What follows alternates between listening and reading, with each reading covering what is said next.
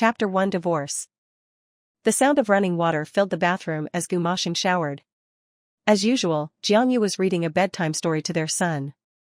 Once upon a time, there was a little girl in a red dress and a red hat. Gu Yanjun suddenly covered his ears, pouting. Junjun doesn't want to hear mommy's stories. Junjun wants to hear pretty mommy's stories. Jiang Yu was taken aback. What pretty mommy? Be good, Junjun mommy will tell you a different one. No, I don't want to listen. Pretty mommy tells stories better than you. Just as Jiang Yu was about to soothe her precious son, Gu Moshing's phone started ringing incessantly. A series of WeChat notifications went off. Irritated, Jiang Yu picked up the phone and tapped on the flashing profile picture. A woman wearing revealing clothing, with a chest that looked to be at least a C-cup, suddenly appeared on the screen. Honey, the necklace you gave me is so beautiful. Thank you. Looking at the woman posing provocatively on the phone, Jiang Yu felt her stomach churn. Even if she was naive, she could tell that this woman and Gu Moshing had a relationship that was anything but ordinary. And the necklace around her neck looked exactly like the one she had seen a few days ago. The last time she found out about it, Gu Moshing had told her that he had bought it as a gift for his mother-in-law. It turned out he had gifted it to his mistress instead. She and Gu Moshing had grown up together. Their families were well matched. Later, her own father's business had failed and he had been imprisoned.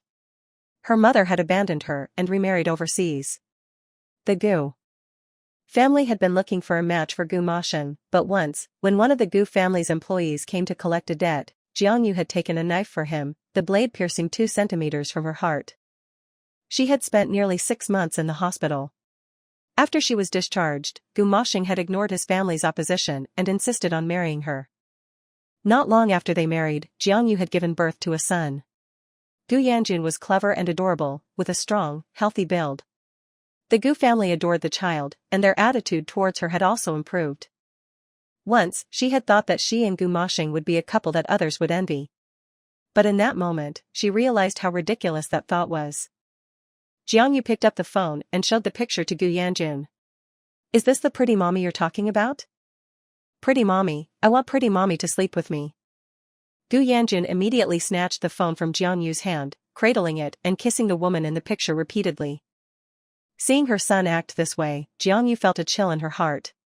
She hadn't expected that this woman had not only seduced her husband, but also somehow charmed her son, who now seemed to love her more than his own mother. Honey, get me a towel. Gu Moshing shouted to Jiang Yu after finishing his shower. Jiang Yu stood up. At home, she would usually cater to Gu Moshing's every need, practically acting as his maid. This time, however, she didn't fetch a towel. Instead, she took the phone from her son's hands and coldly handed it to the man. I said a towel. Gu Moshing looked at Jiang Yu, irritated. Jiang Yu remained silent. Only then did Gu Moshing realize that something was wrong. He opened his phone, saw Ning Yu's message, and then noticed that Jiang Yu was packing her luggage. Jiang Yu, it's not what you think. There's nothing going on between me and Ning Yu. Gu Moshing, let's get a divorce. Jiang Yu's eyes were vacant, her voice echoing in the room like a sound in an empty valley. What did you say? Gu Moshing was in disbelief. Jiang Yu ignored him and continued packing her things. She pulled her suitcase and headed towards the door. She looked at her son one last time with reluctance. The little boy was hugging Gu Moshing's leg, crying and shouting, Daddy, I want pretty mommy. I don't want her. He didn't even try to get her to stay. Gu Moshing was still standing inside, wanting to reach out and grab Jiang Yu. But his crying son clung to him, leaving him no choice but to watch as Jiang Yu opened the door and left without looking back. As she walked out of the Gu family's gate, Jiang Yu felt a sense of relief she had never experienced before. She had never imagined this day would come. When it finally did, she realized how foolish she had been. She had risked her life to save Gu Moshing, a man who didn't love her. For this family, she had been filial to her in-laws and cared for her husband and child. Yet, she had failed to move anyone, and had only received betrayal from her husband and disdain from her son in return. If she wasn't wanted, there was no need for her to remain an eyesore. In recent years, her family had fallen on hard times, and Gu Moshing rarely gave her any allowance. She had been sensible and had diligently saved what little money she had. Clutching the card with 1,000,000 yuan, Jiang Yu decided to relax her tired body. She booked an appointment at a beauty salon she had always wanted to visit, but never had the time or money for because of her son. Arriving at the salon, Jiang Yu decided to have some treatments done and stay overnight, figuring she'd think about things in the morning. "Hello, beautiful lady. I want a complete makeover from head to toe." After she spoke, a pretty attendant led her to a private room. As she lay on the beauty bed, Jiang Yu casually sent a WeChat message to Gu Masheng and turned off her phone. That night, Jiang Yu did not sleep peacefully. The next day, she saw Gu Masheng again at a law firm. Gu Masheng was wearing a black suit, his outstanding appearance always exuding an intangible sense of power. When he saw Jiang Yu, he was baffled why she was acting so impulsively. "Jiang Yu, are you really getting a divorce with me over a single picture? Otherwise what? Do I need to see you in bed with her to finally wake up?" Gu Masheng pursed his lips, tiredly pinching the space between his brows. "Have you really thought this through? What will happen to Jun if you leave?" Jiang Yu's expression was cold. "I will give up custody of Jun.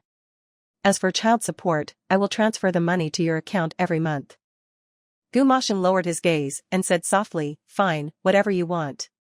But where will you go after the divorce? I have a house in the east of the city, or you can live there for a while." "No need. Thank you." Jiang Yu's sudden politeness made Gu Masheng uneasy. He felt an inexplicable surge of irritation. As she was leaving the building, Gu Masheng stopped Jiang Yu. "Where are you going?" "I'll give you a ride." Jiang Yu refused him and asked, Jun doesn't know you came to see me?" "He knows." Before he could finish, Jiang Yu understood. If he knew, yet didn't try to come with him, it seemed that Jun really didn't want her. "Take good care of Jun." After Jiang Yu spoke, she brushed past Gu Masheng and got into a taxi. The traffic flowed like a river, and Gu Masheng's figure quickly disappeared in the rearview mirror. Sitting in the car, Jiang Yu stared blankly at the passing street scenes outside the window. She pulled out her phone, and a family photo appeared on the screen. All these years, her phone had only contained photos of Gu Masheng and her son. She had hardly any photos of herself. Without realizing it, tears blurred her vision. After a long time, Jiang Yu finally deleted all of her pictures. From now on, she hoped that her life would never intertwine with them again. After leaving the Gu family, Jiang Yu enjoyed a few days of peace, but then Gu Masheng called her again. He seemed very anxious and exhausted. "Jiang Yu, how do you use the washing machine?" "For suits, turn the dial 45 degrees to the right and press the button. For pajamas, turn it 90 degrees, and press the button again." And, Gu Masheng continued. Jiang Yu felt a little annoyed. "If you really don't know, hire a nanny. I don't have the time to teach you how to use this and how to use that." The nanny said the machines at home are too high-end, she doesn't know how to use them.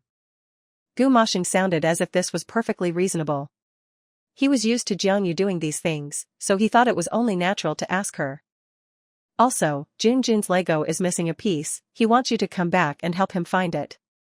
Jiang Yu said, "Let Jun come to the phone." Gu Masheng handed the phone to his son, Gu Yanjun. The little boy shouted into the phone. "Mommy, my Lego is gone. Please come back quickly and help me find it." Jiang Yu took a deep breath and said to her son, Gu Yanjun, "Listen, I will never play with your Lego again, nor will I make you breakfast or take you to school. You can ask your Yu mommy to do these things for you now." With that, she immediately hung up the phone, packed her things, and left the house.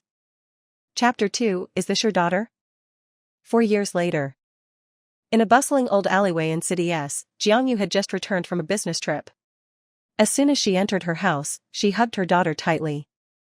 "Baby, did you miss mommy?" Jiang Mianmian stared with her big, grape-like eyes and nodded frantically. Mommy wasn't home, and little Cotton Ball missed mommy so much. Daddy missed you too. Her daughter's small head rubbed against Jiang Yu's body, like a well-behaved kitten. "Little fish, how was your business trip? Was it smooth?" While Jiang Yu was away, Li Zhe had helped to take care of Jiang Mianmian for a few days. Now that she was back, he felt relieved. Jiang Yu said apologetically, "Thank you so much for taking care of little Cotton. I wouldn't be this relaxed if it wasn't for you. I'll treat you to dinner tonight. Lise, wearing a beige sports jacket, smiled, showing a shallow dimple. He looked sunny and handsome. He scratched the back of his head and grinned. You're welcome. This little cotton ball is so well behaved, it's unbelievable. It's more like she takes care of me. Even when I'm having a surgery, this little one gives me shoulder massages. I'm actually a little ashamed. Jiang Yu knew he was being modest. It's me who should be ashamed, Dr. Lee. Why do you keep calling me Dr. Lee? How many times have I told you, just call me Big Brother? Lise teased. He didn't like Jiang Yu being too polite with him. Jiang Yu smiled. But you're clearly younger than me. Lise wrinkled his nose. So what? In my eyes, you're just a young girl. Jiang Yu felt a bit embarrassed, her cheeks flushing. She thought for a moment. Then, I'll call you Xiao Zhe. Little Zhe. As they were talking, Jiang Mianmian wobbled over to Jiang Yu on her little legs. Mommy, someone's here to see you. Lise saw that Jiang Yu was busy, and he had surgery later. He smiled. Okay, you go ahead. I'm not going to be polite tonight when you're treating me, pick a more expensive place this time. No problem. Your choice. Jiang Yu smiled as she saw him to the door, watching the man leave. At the same time, a black Maybach pulled up in front of the clinic. The housekeeper got out of the car. After seeing the small words on the sign outside the clinic, he bent down and spoke to the man in the car. Mr. Gu, this is the place. The website has had the highest rating for the last 5 years, and it's very effective in treating insomnia. The black car window slowly lowered, and Gu Moshing's weary gaze swept over the sign, then froze. Jiang Yu? It had been 4 years since he last saw her. He had asked people to search for news of Jiang Yu, but none had been found. It turned out she had been hiding here. Gu Moshing got out of the car. Jiang Yu's gaze was still on Lise. She had not noticed Gu Moshing, who had just gotten out of the car. The two men brushed past each other. Lise glanced at Gu Moshing, and Gu Moshing also surveyed the man in front of him without changing expression. Soon, after Lise left, Jiang Yu noticed the man standing before her. Senior sleep therapist, Jiang Yu? Gu Moshing approached the woman, his long legs bringing him closer, and looked at the name tag on Jiang Yu's chest. A familiar scent of agave invaded Jiang Yu's nostrils. For years later, she had never imagined that she would meet Gu Moshing again, and that her son, Gu Yanjun, who she hadn't seen for a long time, was following him. Jiang Yu couldn't help but stare at her son. He had grown taller. His features hadn't changed much from when he was little, but he looked thinner. What are you doing here? Jiang Yu turned and went inside. Gu Moshing led his son in after her. After leaving B City, Jiang Yu had opened a private hypnosis clinic, specializing in helping those who had trouble sleeping. Over the years, her unique hypnosis techniques had gained popularity. Many people from other cities came to her hoping she could help solve their insomnia. She had never imagined that Gu Moshing would find her here. Once inside, Gu Moshing's eyes wandered around. Of course, I'm here for treatment. I never knew you could treat insomnia. There are many things you don't know about. Please leave, sir. I won't treat your illness. After not seeing each other for several years, Jiang Yu was still so cold towards him. Gu Moshing saw that Jiang Yu was looking at his son and pulled Gu Yanjun over. Jun, call her mommy. Gu Yanjun hesitated, his expression unwilling. He pouted, and secretly stared at Jiang Yu. He had always called Yu auntie mommy. He had almost forgotten about this woman. Mom, he couldn't say the word. Impatiently, he said, I don't want to. Yu mommy is my mommy. Gu Yanjun's cold expression and demeanor made him look like a miniature version of Gu Moshing. A small head peeked out from behind Jiang Yu, curiously staring at Gu Yanjun. In a childish voice, she walked towards him. Mommy, is this my big brother? Great. I finally have a big brother. She held out her chubby little hands, wanting to hug Gu Yanjun. Who knew that Gu Yanjun would retreat as if he were avoiding a plague, looking very disgusted. I don't want to play with you. Stay away from me. Gu Yanjun, don't be rude. Gu Moshing scolded. Gu Yanjun sulked and said nothing. The man's gaze landed on the little girl. your daughter? Jiang Yu, yes. Gu Mashing ground his molars. Was that man her father? Jiang Yu retorted, at least he's not yours. Gu Mashing looked at her, his cold eyes almost piercing her. She looks like she's about 3 or 4 years old. Jiang Yu, you really can't stay single for a minute, can you? Did you find a man right after the divorce? Gu Mashing's eyes narrowed, and a nameless anger surged up in his heart. He grabbed Jiang Yu's wrist and said through gritted teeth, do you even know anything about other men? You had a child with one. Jiang Yu fiercely shook off Gu Mashing's grasp, her gaze icy. Gu Mashing, you have crossed a line. Jiang Mianmian saw her mother being bullied by a bad uncle. She ran up to Gu Mashing and bit down hard on the back of his hand. Ah! Let go of me. An excruciating pain spread through Gu Mashing's arm. He grabbed Jiang Mianmian and tossed her to Jiang Yu. Is this how you teach your good daughter? Jiang Mianmian roared, bad uncle is bullying mommy. I won't let you see a doctor. Get out of our house. Gu Mashing had a phobia of blood. Looking at the blood on his arm, his legs felt weak. Luckily, it wasn't too serious, but it ruined his mood for the day. Jiang Yu, you're ruthless. He definitely wouldn't get treatment now. Gu Mashing left the hypnosis clinic with Gu Yanjun. After they left, little Cotton Ball hugged her mother, asking confusedly. Mommy, was that really my big brother? And that uncle, he was so scary. Jiang Yu replied, no, little Cotton Ball's brother must be a nice brother who loves his little sister. He doesn't deserve it. Mommy is right. My brother must be willing to play with me and won't bully me.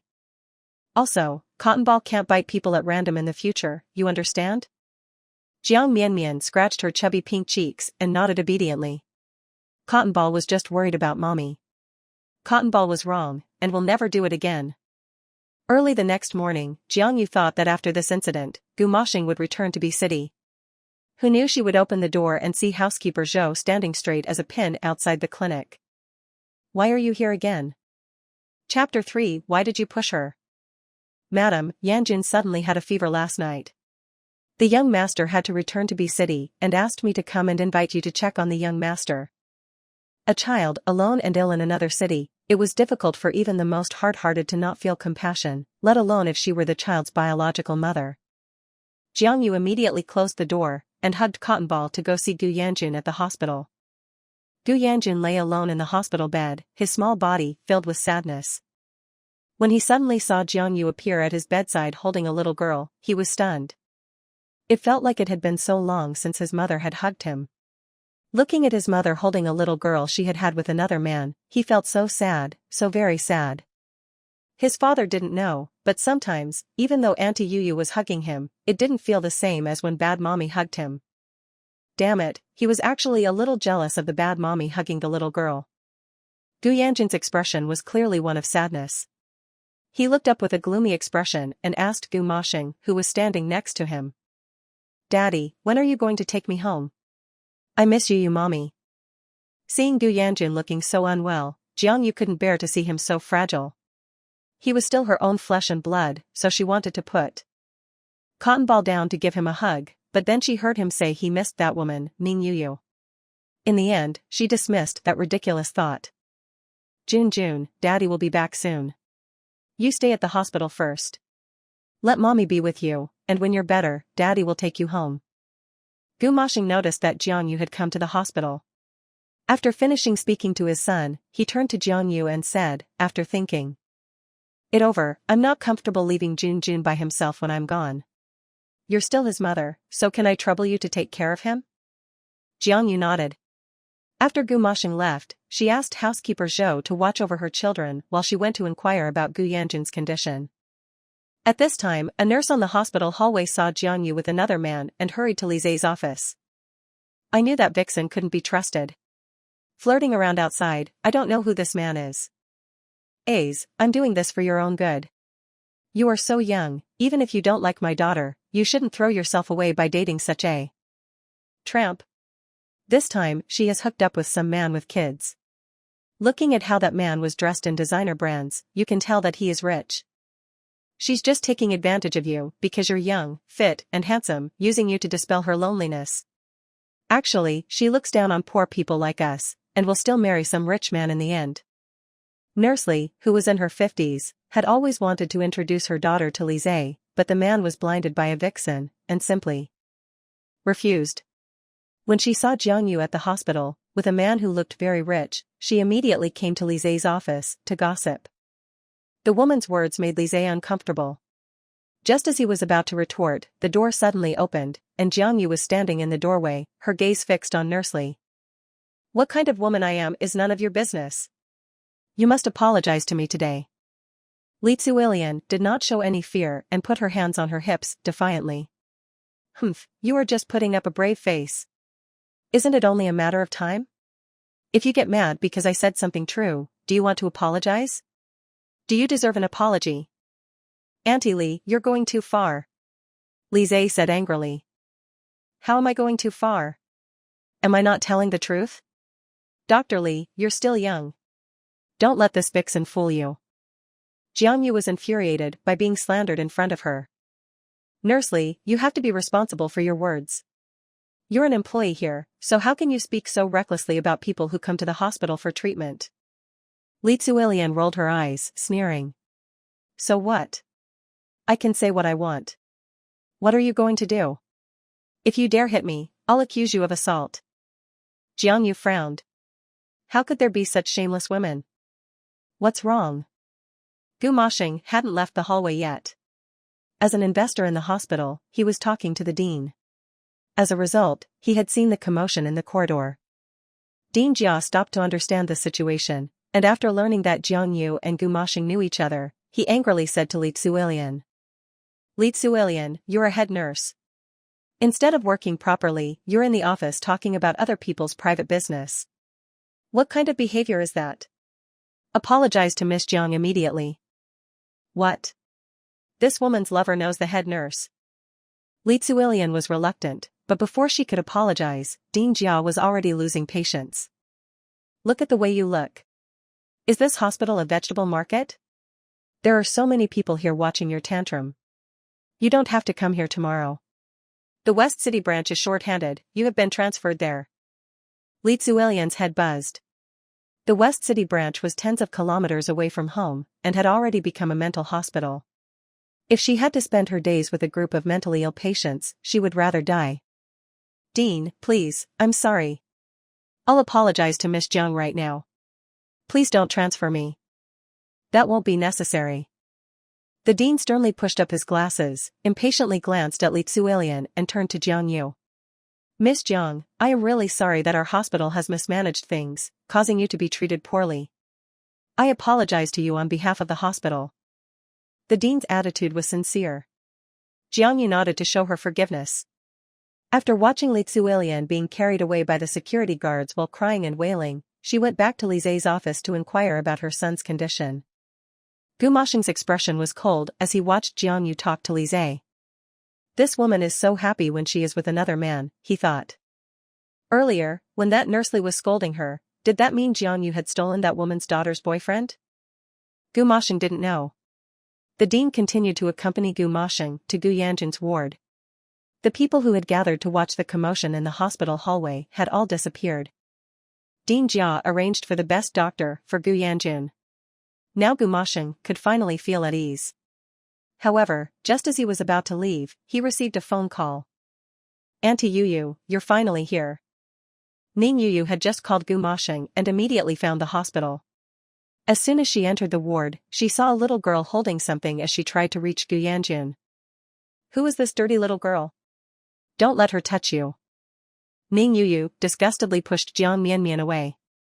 Jiang Mianmian was unable to keep her balance, and fell on her bottom. Even as she fell, she tightly held on to the gacha egg she had bought for her brother. Why, mommy, I want mommy. Jiang Mianmian cried in pain. Jiang Yu immediately rushed over. Along with Ning Yu, she cried. What are you doing? Jiang Yu had just entered and seen Ning Yu pushing Cotton Ball. She would never allow anyone to bully her daughter. She went forward and pushed Song Yu to the side as she scooped her daughter into her arms. Mommy, this is for Big Brother. Jiang Yu saw the gacha egg in her daughter's hands and realized that her daughter had come to give Gu Yanjun a gacha egg, but Ning Yu had heartlessly pushed her down. She couldn't help but want to slap the woman across the face. Gu Mashing, who was outside the door, had received a call. When he heard that Ning Yu had arrived, he went to the doorway. Just then, he saw Jiang Yu push Song Yu as if she was doing it on purpose. He opened the door, his voice suddenly turning icy cold. Jiang Yu, why did you push Yu? Chapter 4 Blinded by Appearances. Gu Mashing knew that Jiang Yu disliked Ning Yu, so he had specifically come back to check on things. He hadn't expected Jiang Yu to be so barbaric, actually pushing Yu.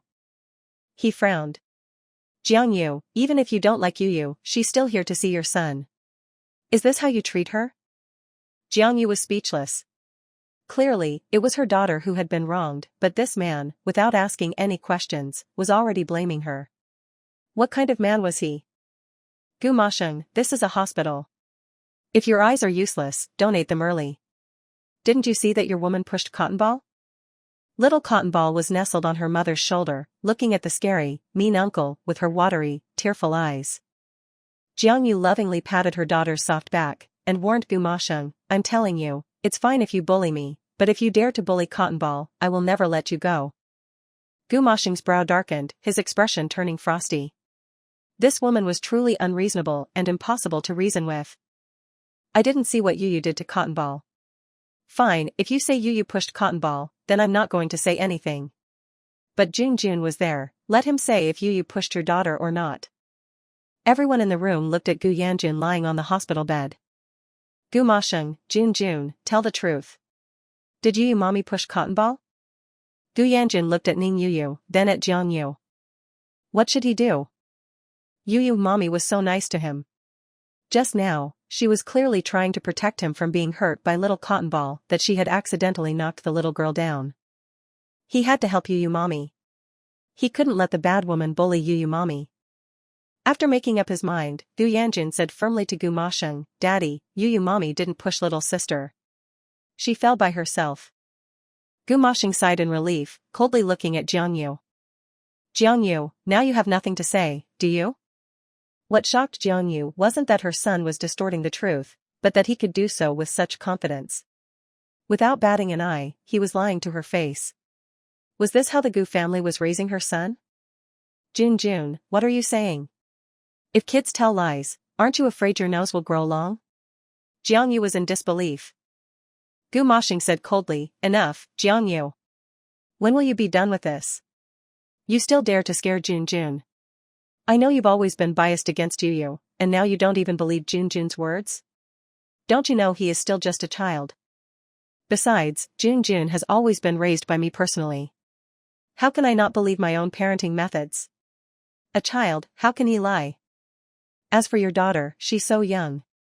Her words don't mean anything.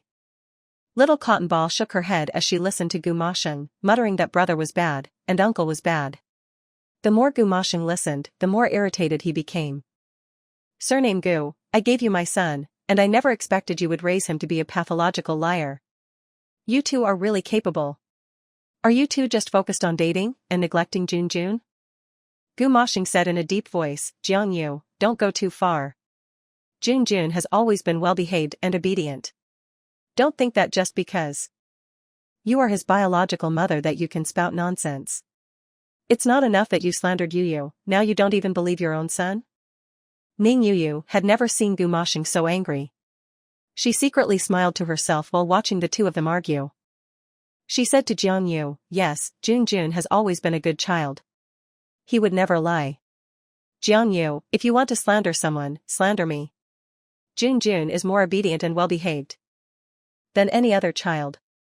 You were the one who didn't want him back then, and now you are slandering him in front of the child. How much will Jun's self-esteem be hurt? Jiang Yu just wanted to laugh when she heard those words. She coldly snorted, did I slander you? Ning Yu, what are you pretending for? Do you dare to swear? Swear on your marriage with Gu Mashing, that if you lie, you will never marry into the Gu family. You. Ning Yu almost cried. Gu Mashing couldn't bear it anymore and stepped in front of Ning Yu. Jiang Yu, this is a hospital. Have you caused enough trouble? Now that Yu is here, you should leave. Jun doesn't need your care.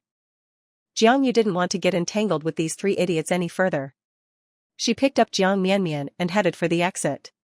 As she passed by Ning Yuyu, she didn't forget to coldly remind her. What's the matter, Ning Yuyu? You don't dare to swear? Remember, even though Jun doesn't like his own mother, you're turning him bad. I will make you pay for that sooner or later. With that, Jiang Yu held her daughter and left without looking back. Mean uncle, mean uncle. Humph. Mommy, don't be sad. We're going home. We don't ever want to see mean uncle again. In the hospital corridor, Cotton Ball hugged her mother's neck tightly, her little voice full of grievance. Jiang Yu's heart broke seeing her own daughter so upset. She kissed her daughter's cheek. Cotton Ball, be good. I'm sorry for making you upset. Mommy will take you home. Jiang Yu passed by Li Zai's office. He stopped her. Seeing that Li Zai had a serious expression, she asked, What's wrong? Boss, that batch of goods you wanted has been intercepted. Jiang Yu frowned. What happened? Li Zai, these herbs are very precious.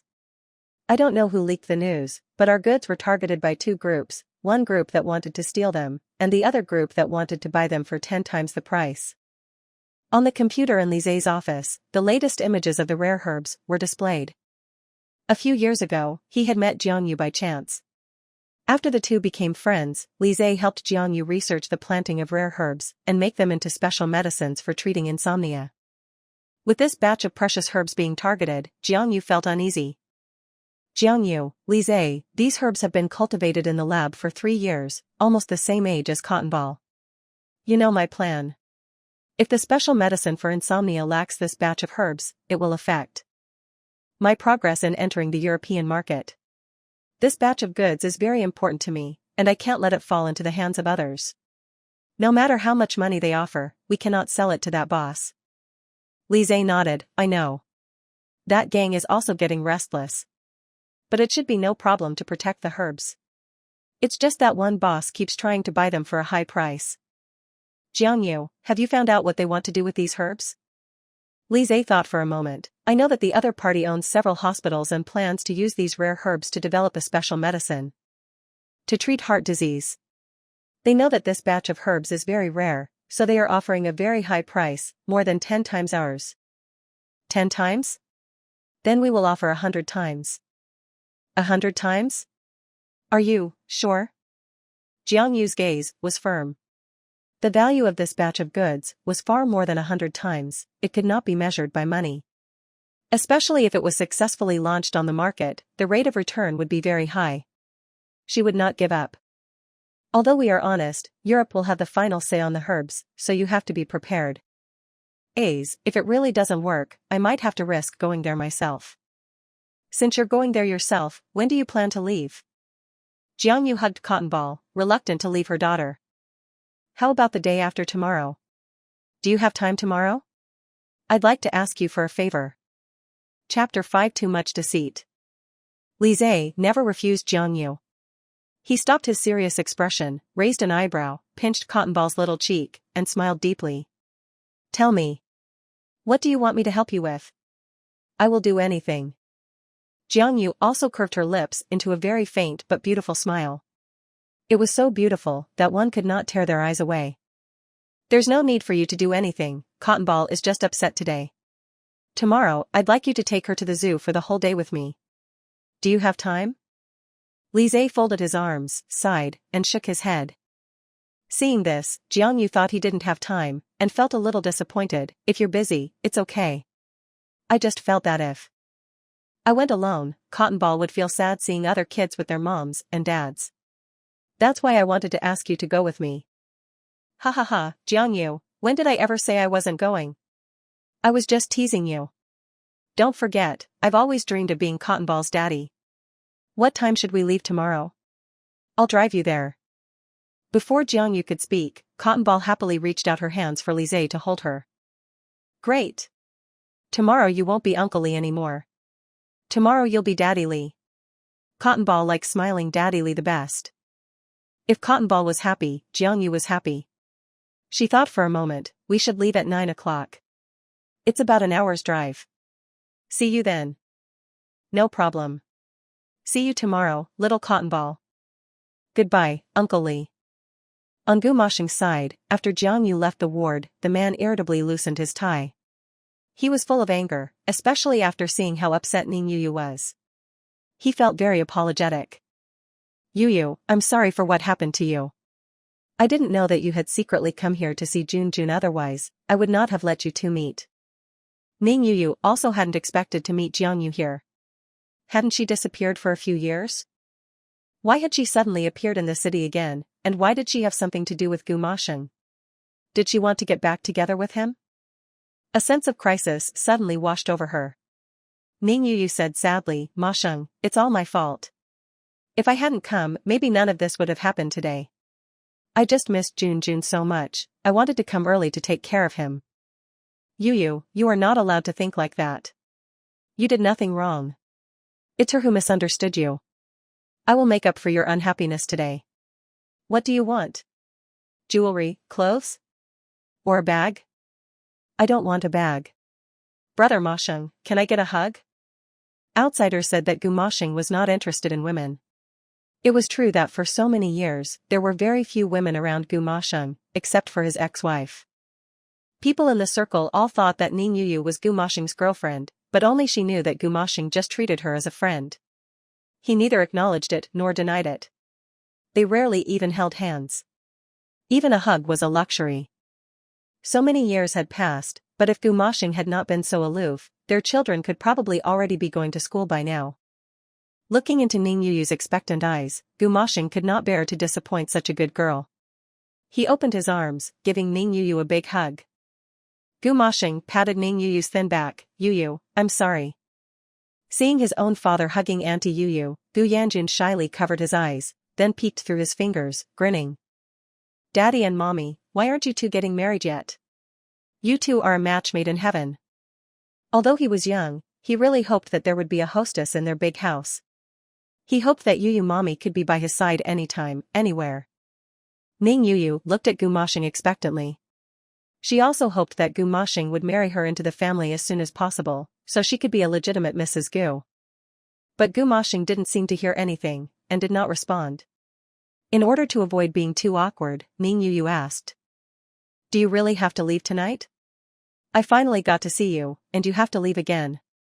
Gu Moshing lowered his eyes, pondered for a moment, and said consolingly, actually, it's not like I absolutely have to leave. How about this, you take care of Jun at the hospital first. I'll finish my business at the hotel, and then I'll come back to be with you. Ning Yu nodded, bit her cherry red lips, and then with a change in expression, said, I think Jun looks much better today. I heard that the zoo here is very famous. How about taking Jun out to play tomorrow? It will lift his mood, and maybe he'll get better faster. Okay, Yu is so thoughtful. After Gu Moshing agreed, he left the hospital and went to the hotel where he was staying. He opened his laptop and began his conference call. Supreme Hotel. Hello? How can this be? The other side won't sell even when we offered 10 times the price? On the other side of the video, Gu Moshing's subordinate replied seriously, yes. Gu Moshing, what about if we offered an even higher price? The other side said they wouldn't sell even for 100 times the price. 100 times? Is she crazy? Gu Moshing extinguished the cigarette in his hand, his tone icy. This batch of goods is related to the progress of the research center. We have to get them. Arrange an elite team for me. I want to see who is standing in my way. Yes. Gu Moshing hung up the phone, and silence returned to the large hotel suite. The next day. At 10 o'clock in the morning, Jiang Yu arrived at the zoo and immediately saw 3 familiar and annoying faces. Coincidentally, Gu Moshing turned his head and saw Jiang Yu with a strange man, a family of 3 standing in line to buy tickets at the entrance. Gu Moshing couldn't help but walk over, saying rudely, Jiang Yu, you really are like a ghost that won't go away. Why are you stalking us? How can your face be so thick? Who's stalking you? Can't we come here to have fun? Gu Moshing, holding Ning Yu and Gu Yanjun, sneered, the whole of City S is so big. Why don't you go somewhere else to play? Why did you have to come here? Jiang Yu was simply speechless. Rolling her eyes, Gu Moshing's narcissism was just appalling. Since it's so big, then why don't you go somewhere else? Do you own this zoo? We can go wherever we want. Gu Moshing didn't want to argue with Jiang Yu anymore. Instead, he coldly sized up Lise, and said casually with a sneer, a family of 3 here? You are really lovey-dovey. Lise knew that this was Jiang Yu's ex-husband whom she disliked very much. He always smiled when he met patients. But today, when he saw Gu Moshing's face that was as cold as a piece of wood, he deliberately took Jiang Yu's hand and said with a gentle smile, "Baby, there's no one over there. Let's go over there." The word baby made Gu Moshing's face turn darker than the color of pig liver. Jiang Yu also smiled at Lise to play along. Yes, there are dogs here. Let's go over there instead. The 3 of them got in another line. Cotton Ball, who was being held by Lise, widened her big eyes, covered her mouth, and secretly asked Jiang Yu with a giggle. Dogs? Does mommy mean the mean uncle? Cotton Ball thought Gu Moshing was a mean uncle because Gu Moshing was always very serious and never smiled. He also always argued with her mother, so he was a mean uncle. But Jiang Yu was very satisfied with the name that Cotton Ball called Gu Moshing. If she didn't like someone, Cotton Ball wouldn't like them either. After being forced to eat this loss, Ning Yu stamped her feet as she watched the 3 of them walk away triumphantly. Moshing, look at them. They're being too much. Gu Moshing's eyes were fixed on Jiang Yu not far away. Looking at their clasped hands, his eyes were dark and unreadable. Chapter 6 Blame. Don't mind them, let's enjoy ourselves. Inside the zoo, there were lions, tigers, giraffes, and all sorts of animals. Little Cotton Ball was always excited to see them, watching with rapt attention at the cute or majestic animals.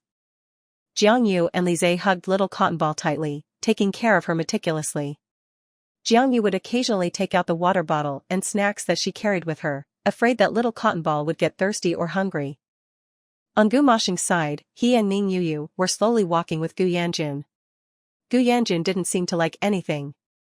He only stopped when they reached the lion enclosure. When Gu Yanjun stopped, Ning Yu stopped with Gu Moshing to watch the lions. Ning Yu remembered hearing that Gu Moshing had really liked lions as a child. The first thing he wanted to see when going to the zoo was the lions. Wasn't this a ready-made topic of conversation? Ning Yu went from Gu Yanjun's left side to his right side, standing next to Gu Moshing, and began enthusiastically discussing lions with Gu Moshing. Unconsciously, her hand was already on Gu Moshing's arm. Gu Moshing did not move away. Ning Yu was ecstatic, and became even bolder. Her warm hand slid down the man's arm, trying to grasp Gu Moshing's palm. But the quick-thinking Gu Moshing moved away. Gu Moshing put his hand in his pocket. Ning Yu awkwardly hooked her arm into the man's arm. She didn't know whether to proceed or retreat. She could only pretend that nothing had happened and continue talking about lions with Gu Moshing. Gu Yanjun, who was standing beside the 2 of them, was feeling tired. He had been walking ever since entering the zoo. Although he was already 7 years old, he felt that his body was so heavy, he really wanted to lie down, and his body felt very uncomfortable. He was so thirsty, and also a little hungry. Gu Yanjun weakly raised his head and said to the 2 adults, "Daddy, Yu Mommy, I'm so thirsty." No one paid any attention. Ning Yu was pointing at a lion for Gu Moshing to look at. She didn't even hear Gu Yanjun's voice. The hot sun was blazing overhead. Gu Yanjun felt so hot and uncomfortable. Gu Yanjun, with a pale face, turned his head and saw the bad woman and her family of 3 smiling sweetly. The little sister was eating bear cookies that the bad woman was feeding her. She'd even feed her a mouthful of water after each cookie, afraid that she would choke. He was so envious. They looked so happy. Gu Yanjun was so aggrieved. He suddenly remembered how, before the bad woman had left, he had also been so well taken care of by her. Later, after the bad woman left, Yu Mommy came to tell him stories. But Yu Mommy had only told them once or twice. After that, she always said she was busy. Especially when his father wasn't at home, she rarely came to be with him. Yu Mommy would only come to play with him when his father was home. And even when she was with him, her eyes would always be glued to his father, and she would be distracted when playing with him. Gu Yanjun would sometimes wonder, Did Yu mommy have him in her heart at all? The little boy's gaze was blurred. Today, even though both his father and Yu mommy were by his side, he wasn't very happy. He looked up and saw Yu mommy and his father talking happily. The intense sun had made his throat dry and his skin burn. He was so thirsty, but no one asked him if he wanted to drink water. No one even heard him. Water. Suddenly, Gu Yanjun's vision went black, his head spun, and then he passed out. A woman next to Gu Yanjun was the first to notice, and immediately exclaimed in shock, "Oh my God, whose child is this? Why did he fall on the ground? Is it heat stroke?" Jiang Yu was next to little Cotton Ball when she heard the shout. Her instinct was to look over.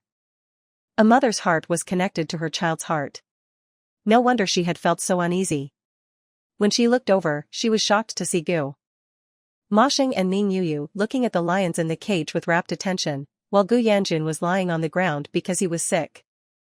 Although Junjun didn't like her, a child was still a child, and he was still her biological son. She couldn't just stand by and watch. Jiang Yu quickly rushed over, saying anxiously, excuse me. I'm the child's mother."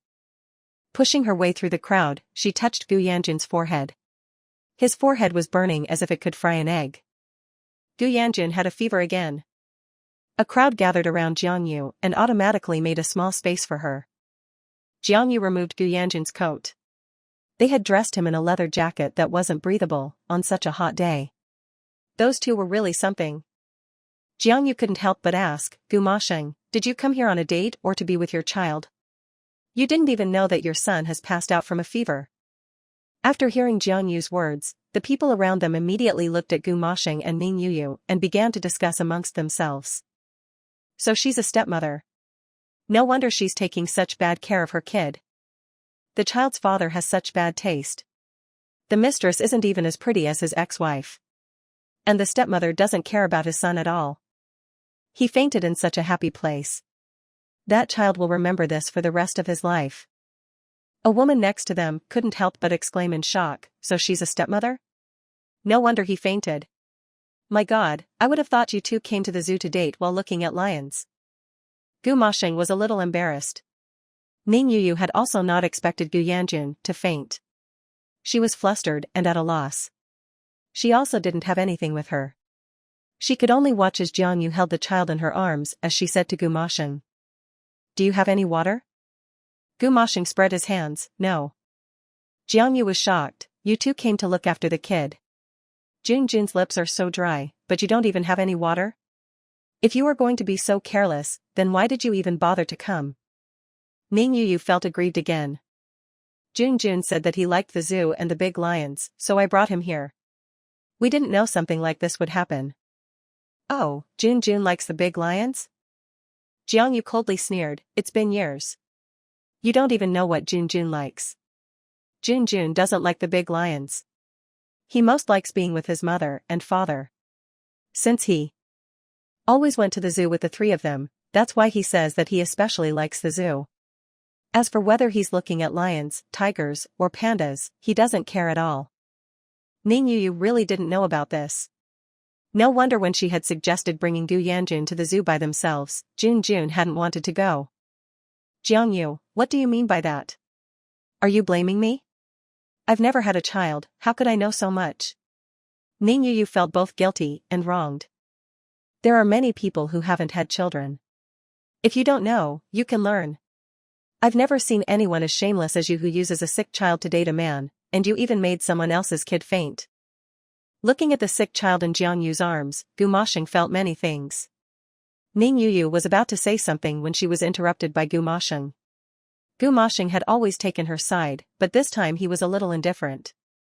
"Okay, now is not the time to argue. You go buy some water and food for Junjun. I'll leave it to Jiang Yu and me here." What bad luck. Who knew that this kid would lose it at such a critical moment? She had planned to use this time to strengthen her relationship with Gu Mosheng. Now, everything was ruined. Ning Yu pouted, and reluctantly left, stomping away in her high heels. Looking at Gu Mosheng, Jiang Yu was even angrier. "What are you standing around for? Hurry up and call an ambulance." Chapter 7 Leaving the country. The ambulance sped along the road. Inside the vehicle, four adults looked at each other, unsure what to do. Gu Yanjun, who had been given a fever reducer, was lying on the mobile stretcher, his eyes tightly closed. It was rare that Gu Moshing didn't argue with Jiang Yu this time. However, the man's face was heavy, and it was clear he was lost in thought. Ning Yu looked at Gu Moshing's expression, and her heart tightened. She opened her mouth, trying to explain. Brother Moshing, it's all my fault. I shouldn't have taken Jun out to play at a time like this. Okay. Gu Moshing interrupted her again, and looked at Jiang Yu. Yu, she really didn't do it on purpose. Gu Moshing? Are you defending your woman now? Jiang Yu's eyes were cold. It's a pity I'm not interested in whether it was intentional or not. Every time there was a problem, the first thing Gu Moshing thought of was to defend Ning Yu. Jiang Yu had gotten used to it. Now, she didn't even want to hear Gu Moshing's voice. Jiang Yu, although I'm not Jun's biological mother, my feelings for Jun are in no way lesser than yours. Jun has been separated from you since he was a child, and I've always treated him as my own son. The more Ning Yu spoke, the more aggrieved she became, and she even began to cry softly. Gu Moshing tenderly handed her a tissue, and comforted her as she rested her head on his shoulder. It's not your fault, don't cry. Jiang Yu looked at the two of them. They really were a match made in heaven. At this moment, she should be underneath the car, not inside it. It was an eyesore. The hospital wasn't far away. Gu Moshing was the first to get out of the car. He followed the doctor as they led his son into a designated hospital room. Jiang Yu followed, and once she confirmed that her son was okay, she finally sighed in relief. Gu Moshing and Ning Yu stood in front of Gu Yanjun's hospital bed. Jiang Yu stood beside the two of them, seeing no one but her son. Over the years, she could clearly feel Jun's dependence on Ning Yu. Perhaps because of the lack of maternal love, he was particularly attached to that emotion. But a child was still a child. Ning Yu could coax him, but Jun had not seen through that. Ning Yu's love for him was filled with desire. She only wanted to be Gu Moshing's woman. Once she had Gu Moshing, and they had their own children, Gu Yanjun would have completely lost everything. Thinking of this, Jiang Yu couldn't help but sigh. What a silly child, how long would it take for him to grow up? That light sigh entered Gu Moshing's ears. He turned and looked at Jiang Yu, displeased. Jun is fine, why are you sighing? In Gu Moshing's opinion, that was somewhat unlucky. Gu Moshing, since we're already at the hospital, then I'll leave. You take good care of Jun. Gu Moshing looked at Jiang Yu coldly. Jun is my son. I will take good care of him. I am sorry for ruining your family trip today. Jiang Yu didn't want to say another word to Gu Moshing. She left the room to find Li Zhe and her daughter, Cotton Ball. You're out? How is your son? Jiang Yu reached out and took Cotton Ball into her arms. Jun is fine. The doctors are there, so you can rest assured. I have to go on a business trip tomorrow, so let's go back first. Li Zhe had already booked Jiang Yu's plane tickets abroad, and brought them back to Jiang Yu's clinic. In the hospital, after entrusting his son to the doctor, Gu Moshing went to the hallway to call his subordinate. I need to take a helicopter abroad tomorrow, prepare everything tonight. Yes. He was going on a business trip? Ning Yu, who was in the hospital room, heard Gu Moshing's words and was dissatisfied. It seemed that she still couldn't avoid having to be separated from Gu Moshing even after he came here. She didn't want to stay behind all alone to take care of Jiang Yu's son. Yu, I have to leave for 2 days. I'm going to have to trouble you to take care of Jun these next few days. Ning Yu asked, where are you going? Overseas. Ning Yu complained, why are you going so far again? I'll miss you. Gu Moshing swallowed hard, silently glancing at Ning Yu. His son was sick, and he didn't want to leave at a time like this, but work could not be delayed. He had to go. I owe you and Jun trust me, I'll be back soon. He turned to leave the hospital. Ning Yu suddenly stepped forward and hugged Gu Moshing from behind. Can I come to the hotel with you?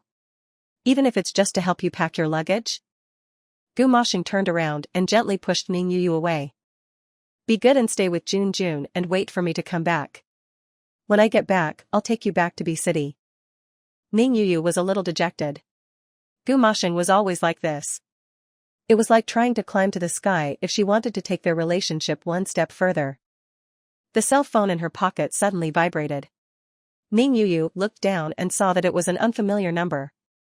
Gu Mashing looked down and reminded her, "Your phone is ringing. Answer it. I'm going back now." After he left, Ning Yu looked at Gu Mashing's back, extremely lonely. She picked up the phone, and a familiar voice came over. "Baby, where are you?" "I'm back in the country. How about we get back together?" Upon hearing that voice, Ning Yu hastily picked up her phone and looked at the number again. She smacked her head. Why hadn't she realized? This number was her ex-boyfriend's number that she had deleted. "Du Haiyang, we already broke up a long time ago. Please don't bother me again. We're never getting back together." With that, Ning Yu slammed her phone down and hung up. Who knew the other party wouldn't give up and kept calling? Ning Yu decided to turn off her phone, but then the other party sent a message. Ning Yu opened the message, and her eyes widened. "Du Haiyang, Ning Yu, long time no see. You're living the high life. Is the man in the picture your new love? Was that the reason you rejected me? Let me tell you, you can forget about getting rid of me. I will never let you be with anyone else." After reading the message, Ning Yu was almost petrified. Du Haiyang was her friend from when she was studying abroad, and they later developed into a romantic relationship. It wasn't until Ning Yu returned home that the two of them lost contact. Du Haiyang was nothing like Gu Masheng. The surname Du was a typical playboy who could do anything. Now that he was back in the country, Ning Yu was worried that he would become a stumbling block on her path to marrying Gu Masheng. Damn it. As if one Jiang Yu wasn't enough, now Du Haiyang is also causing trouble. Ning Yu's eyes glowed menacingly. It seemed she really needed to meet with Du Haiyang. Otherwise, if he came looking for her, Gu Masheng would become suspicious. "Where are you?" Ning Yu sent a message back. But then the other party suddenly became silent. She received no reply. Ning Yu couldn't wait any longer and called, but no one answered. She was exasperated and kicked the wall, cursing. "Surname Du, if you dare to not answer my phone, I won't let any of you ruin my dream of becoming Mrs. Gu." "Mommy." Inside the hospital room, Gu Yanjun woke up to find no one there. Hearing Ning Yu's voice outside, he called out hesitantly. Ning Yu heard the noise and went into the hospital room. Seeing that Jun had woken up, she forced a smile. "You're awake? How are you feeling? Are you still uncomfortable? Mommy will call the doctor." "Yu mommy, where's my father?" "Your father had something to do and won't be back for a few days."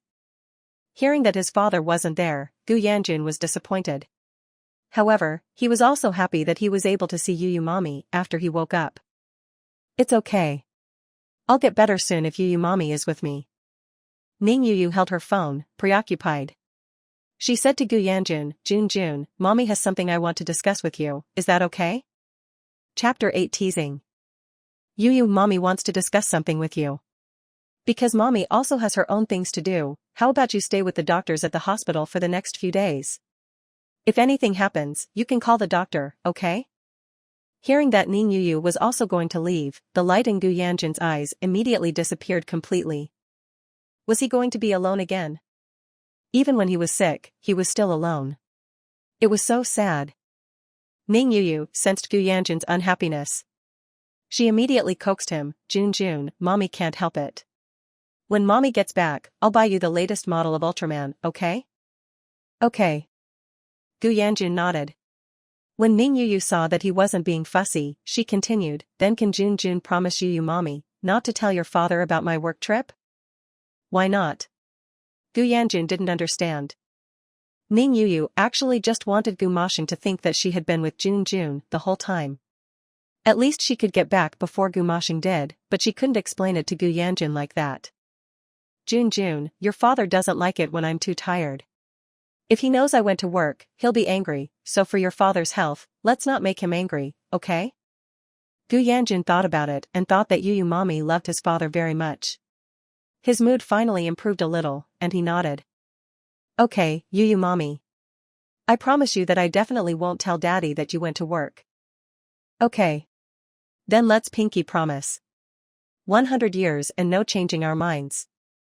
Ning Yu smiled and hooked her finger with Gu Yanjun, and after instructing the doctor, she rushed back to B City to talk to Du Haiyang.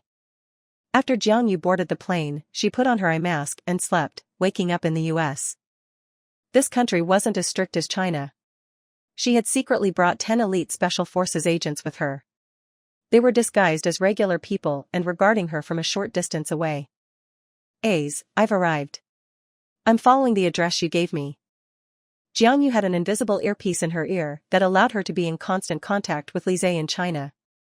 Li Zhe was mainly responsible for sitting at the computer, searching for the cargo address and contact information of the contact person, making it easier for Jiang Yu to move around. Sister Yu, please be careful.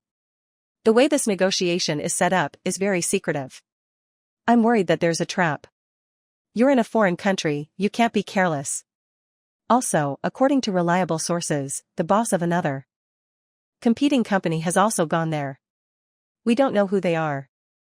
If you run into trouble, immediately have the bodyguards escort you out of there. Your life is the most important. Understand? Cotton Ball and I are waiting for you. Cotton Ball. When Jiang Yu heard her daughter's name, her heart was suddenly filled with warmth and fighting spirit. Okay, I will protect myself. You take care of Cotton Ball. Li Zhe hung up the phone and did not reply, concentrating on searching for useful information for Jiang Yu.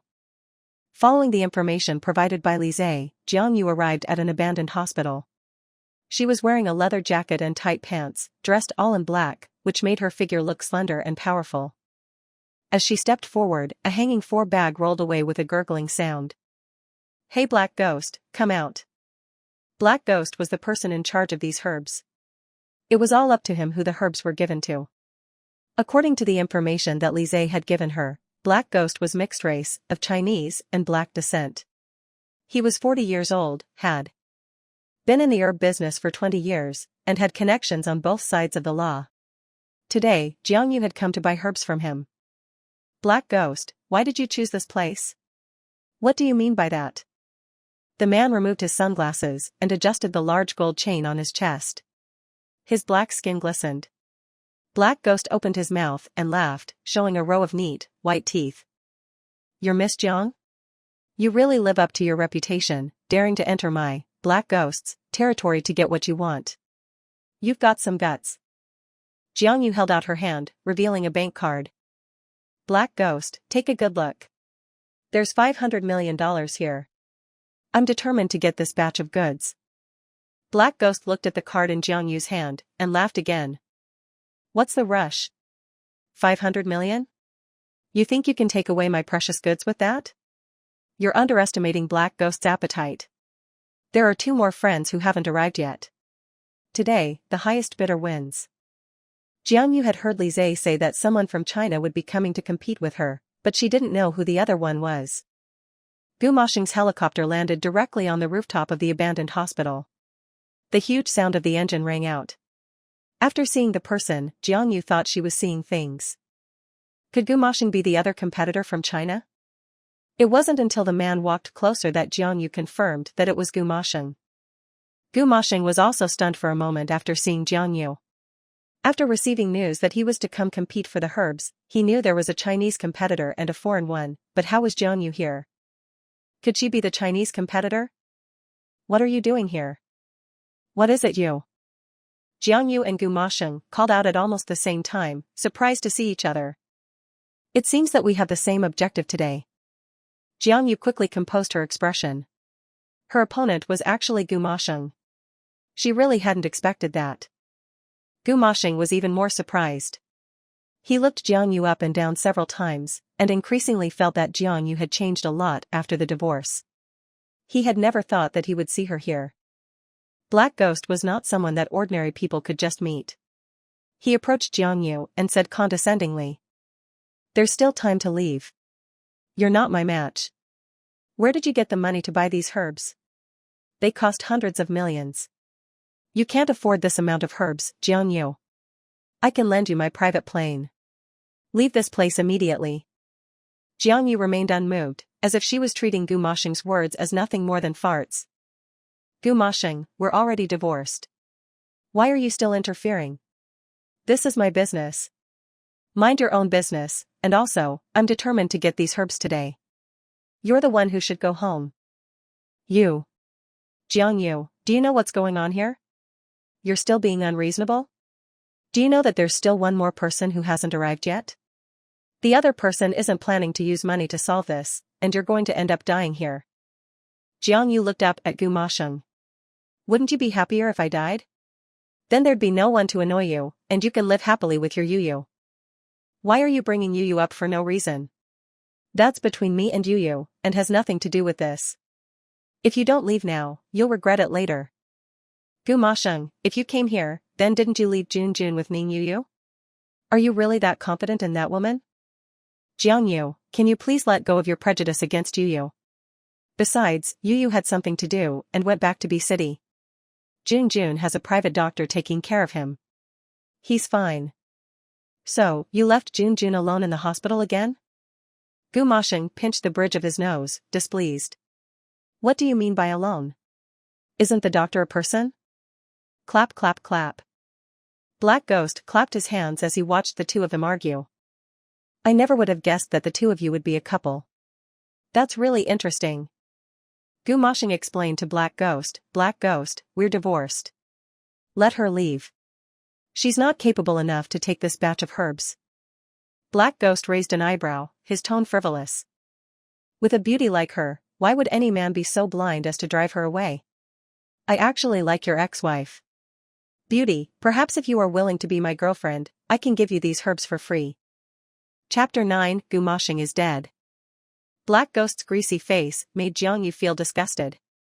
If not for the herbs, she would have already thrown a medicine bottle at him. Just then, a black sedan came from afar. It drove through the abandoned floor and stopped in front of the three of them.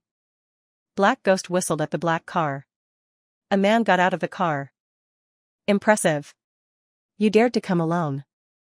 The man who got out of the car was 6 feet and 2 inches tall, with bulging muscles that looked like they would burst out of his black shirt. Old Ghost, enough with the nonsense. Where are the goods? Hand them over now, and I might consider letting you three live. The man spoke arrogantly. Black Ghost clapped his hands, and a dozen burly bodyguards appeared behind him. The goods today are very important. I can't just do this alone. Old rules, highest bidder wins. Starting bid is 500 million. 1 billion. Gu Masheng was the first to call out a price. Jiang Yu immediately followed, 1.5 billion. The man did not speak. Black Ghost pointed at him. What about you? How much are you offering? The man folded his arms and curled his lips. If I take care of these two people, will I not need to pay any more? Black Ghost was intrigued. He put a cigarette in his mouth and narrowed his eyes. Then I'll sell it to you for 1 billion. Deal.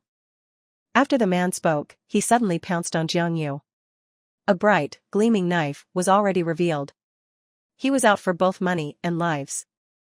Jiang Yu was about to dodge, but Gu Masheng pulled her into his arms, his long legs kicking the man who was pouncing towards them in the abdomen. At this time, Jiang Yu's bodyguards and Gu Masheng's men rushed forward. Only then could the two of them catch their breath. You go first. I don't want Jun to lose his biological mother. Gu Masheng pushed Jiang Yu away, letting her leave first. But Jiang Yu pushed Gu Masheng away. You go first. I don't want Jun to lose his father either. Gu Masheng also didn't want to leave first. The two of them were arguing back and forth. Jiang Yu was finally impatient and pulled Gu Masheng forward. Enough with the dilly-dallying. Let's go together. Gu Masheng's hand was in Jiang Yu's. He was stunned for a moment. It had been years. This was the first time they had made physical contact since the divorce. Jiang Yu's hand was still cold as ice, as if it could never be warmed. But at that moment, Gu Masheng's face looked icy, but his heart suddenly felt hot. Everything was chaos around them, but at this moment, Jiang Yu was firmly pulling him out of the place. He suddenly remembered the time when he had just proposed. Jiang Yu had been running ahead, pulling him as they ran through a field of flowers toward the bright sun. Jiang Yu! Gu Masheng's roar ripped through the air. He did not know when, but that man had suddenly appeared in front of Jiang Yu. The blade in the man's hand was piercing towards Jiang Yu's chest. Gu Moshing abruptly surged forward, taking the blade that was meant to pierce Jiang Yu's heart. Jiang Yu couldn't believe that Gu Moshing had been stabbed right in front of her. So many bodyguards, and they still failed to stop this man from harming them. Jiang Yu's men opened the car doors and escorted them into the car. "Why did you take that knife for me?" Gu Moshing covered his chest, and blood flowed from his fingertips. Jiang Yu was at a loss, tears welling up in her eyes. "I said, I don't want Jun to lose his mother." Gasp. Gu Moshing, upon seeing the large patch of blood on his body, immediately became unwell because of his phobia of blood, and fainted into Jiang Yu's arms. "Quick, take us to the hospital." The car sped away through the ruins, heading outside. Jiang Yu's body was covered in Gu Moshing's blood. She had never seen Gu Moshing like this before. "Jiang Yu, am I going to die?" Gu Moshing woke up from the pain, and thought of Jun. "If I die, can you please stop targeting Yu? Her feelings for Jun are genuine. She's very simple. She's not as complicated as you think." "Gu Moshing, can you shut up? Don't force me to argue with you right now." Jiang Yu was in a terrible mood. Why was this man still thinking about her mistakes even as he was dying? Gu Moshing continued, Jun is your child after all. I just want him to be happy. After all, he likes Yu very much. Gu Moshing, I'm telling you, if you die, I will definitely get custody of Jun back. I'll never let him go to someone he isn't related to. You. Gu Moshing could no longer speak, and fainted again. The hospital's doctors quickly rushed Gu Moshing into the operating room. Jiang Yu anxiously waited outside. She called Li Zhe. There was a small accident here. It turns out my opponent was Gu Moshing. What accident? What happened to you? Gu Moshing was the person who wanted to buy the herbs? Jiang Yu said, yes. He took a knife for me. He's in the operating room right now.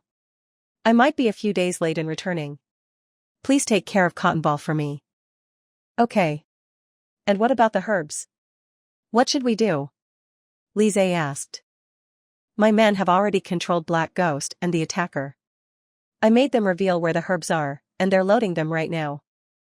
Li Zhe sighed in relief. That's good, but what about your ex-husband? Is he okay? Is he going to die? Jiang Yu looked at the closed operating room door, and shook her head. I don't know. A doctor came to ask Jiang Yu to sign some forms. She hung up the phone and sat on a chair, quietly waiting. 5 hours later, Gu Moshing was finally wheeled out. The doctor told Jiang Yu in fluent English that Gu Moshing was fine, he just needed some time to rest. Jiang Yu followed the doctor as they wheeled Gu Moshing to a hospital room. She stayed with him until late at night. When Gu Moshing's anesthetic wore off, he slowly woke up. Are you hungry? The doctor said you can't eat random things. I bought you some porridge. Thank you. Gu Moshing was about to sit up, but he pulled at his wound. Jiang Yu quickly made him lie down. No matter what, you took this knife for me. Let me feed you. Jiang Yu picked up a spoon, blew on the porridge, and held it up to Gu Moshing's lips. The man opened his mouth, his eyes downcast. He tried to avoid making eye contact with Jiang Yu. Although he was uncomfortable right now, the intimacy of this action made him uneasy. What are you looking at? Just eat properly. Jiang Yu noticed that Gu Moshing was secretly looking at her. She interrupted his gaze, and continued. You will probably have to stay in the US for a few more days. I have things to do in China, and can only stay with you for 2 days. Jiang Yu was going to leave Gu Moshing alone overseas. It wasn't as if she was not worried, but since Gu Moshing was so rich, hiring a nurse would not be a problem. Are you in such a rush? Are you missing your daughter and your husband?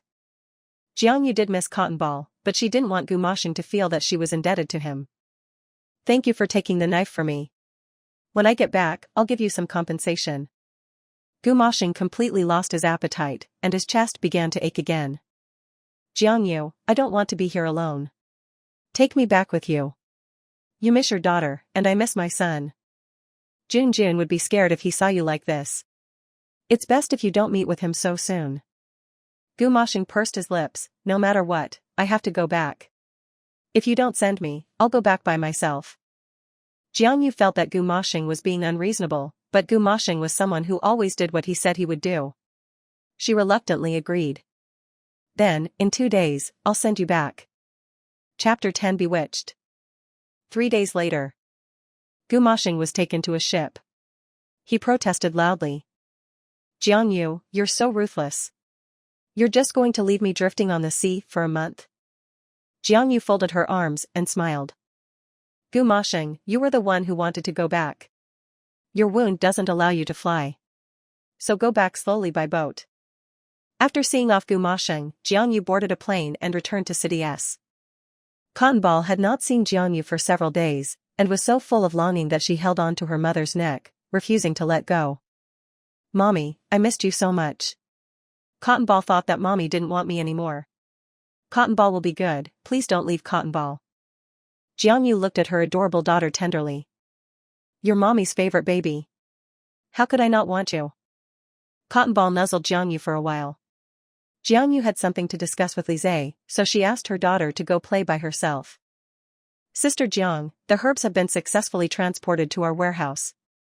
This time, we managed to pull through. Jiang Yu finally sighed in relief when she heard that the herbs were in the warehouse. In the past few years since her divorce, in order to give Cotton Ball the best life, she had tried her best to make money, doing business, and meeting all sorts of people. She had become much bolder, and also much more careful. Immediately get these herbs into the lab. Let's not make things complicated. Don't affect the company's plans to enter the international market. Yes. Lise made a call to the people at the warehouse, telling them to send the herbs to the laboratory. Jiang Yu held Cotton Ball in her arms and said to Lise, I still need to go to the hospital. Since Gu Mashing won't be back for a while, I don't trust putting Jun Jun in that woman's care. Lise jingled his car keys. Then I'll drive you. No need. I'll just take Cotton Ball by myself. When she arrived at the hospital, Jiang Yu only saw Gu Yanjun lying alone on the hospital bed. Ning Yuyu was nowhere to be seen. Are you here all by yourself? Jiang Yu was surprised. When Gu Yanjun saw his mother holding his little sister, he was speechless for a moment. Gu Yanjun disliked this little sister and disliked Jiang Yu. He turned his head, not wanting to look at Jiang Yu. Yu mommy is just busy, she's not going to be with me. Jiang Yu never expected that Ning Yuyu could be so shameless, leaving a sick child all alone in the hospital. And Jun Jun was still talking up for her. She really didn't know what kind of magic that woman had used to bewitch them, father and son. Gu Yanjun, I know you don't want to see me, but your Yuyu mommy isn't here. I must call your father and have him find someone to care for you. Don't call him. Yuyu mommy said not to tell my father that she wasn't here. Otherwise, she won't buy me the latest Ultraman model. Jiang Yu's eyes darkened. So Ning Yuyu was using Ultraman, which Gu Yanjun liked the most, to coax him. No wonder Jun Jun was so loyal to that woman. Gu Yanjun, then what do you say we should do? You don't want me here, but I have to tell your father about this. Gu Yanjun was anxious. I promise you, that you can stay here and look after me, okay? As long as you keep my secret, I'll let you stay here until Yuyu mommy comes back. Her son was willing to let her stay by his side. Jiang Yu could finally relax a little. Children don't know any better, but she still had to think about her son's safety. Okay. Then for the next few days, your little sister will stay here with you and me. As long as you don't bully your sister, I will keep your secret. Gu Yanjun nodded, okay, I promise you, I definitely won't bully your daughter. Jiang Yu finally felt reassured. However, she didn't know what kind of important matter Ning Yuyu had, that she would risk leaving Gu Yanjun alone in a strange city. If Gu Mashing knew that Ning Yuyu had left Gu Yanjun to run off by herself, he would not be very happy. B City. As soon as Ning Yuyu got off the plane, she went to see her ex-boyfriend, Du Haiyang. Yuyu, you really haven't changed. You still have such an amazing body. Did you miss me? The two of them had met at Du Haiyang's mansion.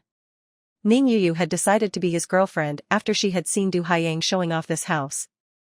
Du Haiyang's fingers touched Ning Yuyu's cheek, which made the woman feel disgusted. Ning Yuyu turned her head and smacked away Du Haiyang's hand, which was trying to touch her. She frowned, disgusted. Get your dirty hands away from me. Du Haiyang was shocked by her words. He spread his hands, looking incredulous. Are you disgusted by me? Ning Yu, don't forget who saved you back in school when you were being forced to serve those black thugs. It was me. Was it me? Have you forgotten everything? Du Haiyang sat down on the sofa, legs spread out, and stared at Ning Yu's dark face as he licked his teeth. Break up with that man. My mom is pressuring me to get married. I want you to marry me. You can dream on, Ning Yu refused immediately. Du Haiyang's character was known to be wealthy, but his reputation was terrible. Not one socialite was willing to marry a man like him. And the Du family wouldn't allow Du Haiyang to marry a woman from an ordinary family. A marriage that would not benefit the family business would be pointless. However, Ning Yu had a good family background, was educated, had the looks, and most importantly, her reputation in China was actually quite good. Du Haiyang was determined to marry Ning Yu, but Ning Yu refused. Yu, who is this man who made you so determined to stay with him? Let me tell you, I, Du Haiyang, will marry you in this lifetime. Whoever dares to stand in my way, I'll cripple him. Ning Yu's heart skipped a beat. Du Haiyang's personality was more volatile than most. She didn't dare to go head-to-head with him, and decided to appease him and calm him down first. Haiyang, you're mistaken. My parents chose him for me. I don't have any feelings for him. Wait for me for a bit. When I break up with him, I'll be with you, okay? Du Haiyang impatiently lit a cigarette. Why wait? Call him right now and tell him that you're breaking up and tell him that you're going to marry me. Make him stay away from you in the future. Ning Yu held her cell phone, reluctant to call. Du Haiyang was irritated. You're lying to me, aren't you? Do you love him more than you love me? Ning Yu, since that's the case, I guess I'll have to have a good look at him. What are you doing? You're not allowed to hurt Brother Ma Sheng. That name sounded familiar. Du Haiyang thought about it. Ma Sheng? Could that be Gu Ma Sheng, the powerful figure in B City? No wonder you're so unwilling to break up. You've actually managed to get in with the big shots. Ning Yu's face turned pale. Du Haiyang was definitely no match for Gu Ma Sheng. Any woman would choose Gu Ma Sheng. I'm begging you. Please let me go. I can introduce you to another girlfriend. As long as you don't ruin things between me and Brother Ma Sheng, I'll agree to do anything. You can agree to anything for him. Can you do that for me? Du Haiyang felt as though he had been force-fed a mouthful of vinegar, his chest heavy. Ning Yu really couldn't do anything for Du Haiyang, but she still didn't give up. We are getting married soon. You can't do this. Du Haiyang was like he had been struck by lightning. He stared at Ning Yu. What did you say? Say it again. Ning Yu opened her mouth and repeated. Gu Ma Sheng and I are going to get married soon. Why don't you just let us be happy? Du Haiyang took a harsh drag of his cigarette and blew the smoke into Ning Yu's face. Dream on. If I let you be happy, who's going to make me happy? Chapter 11, The Dirty Woman. Du Haiyang, just what do you want from me to let me go? Ning Yu, stop dreaming.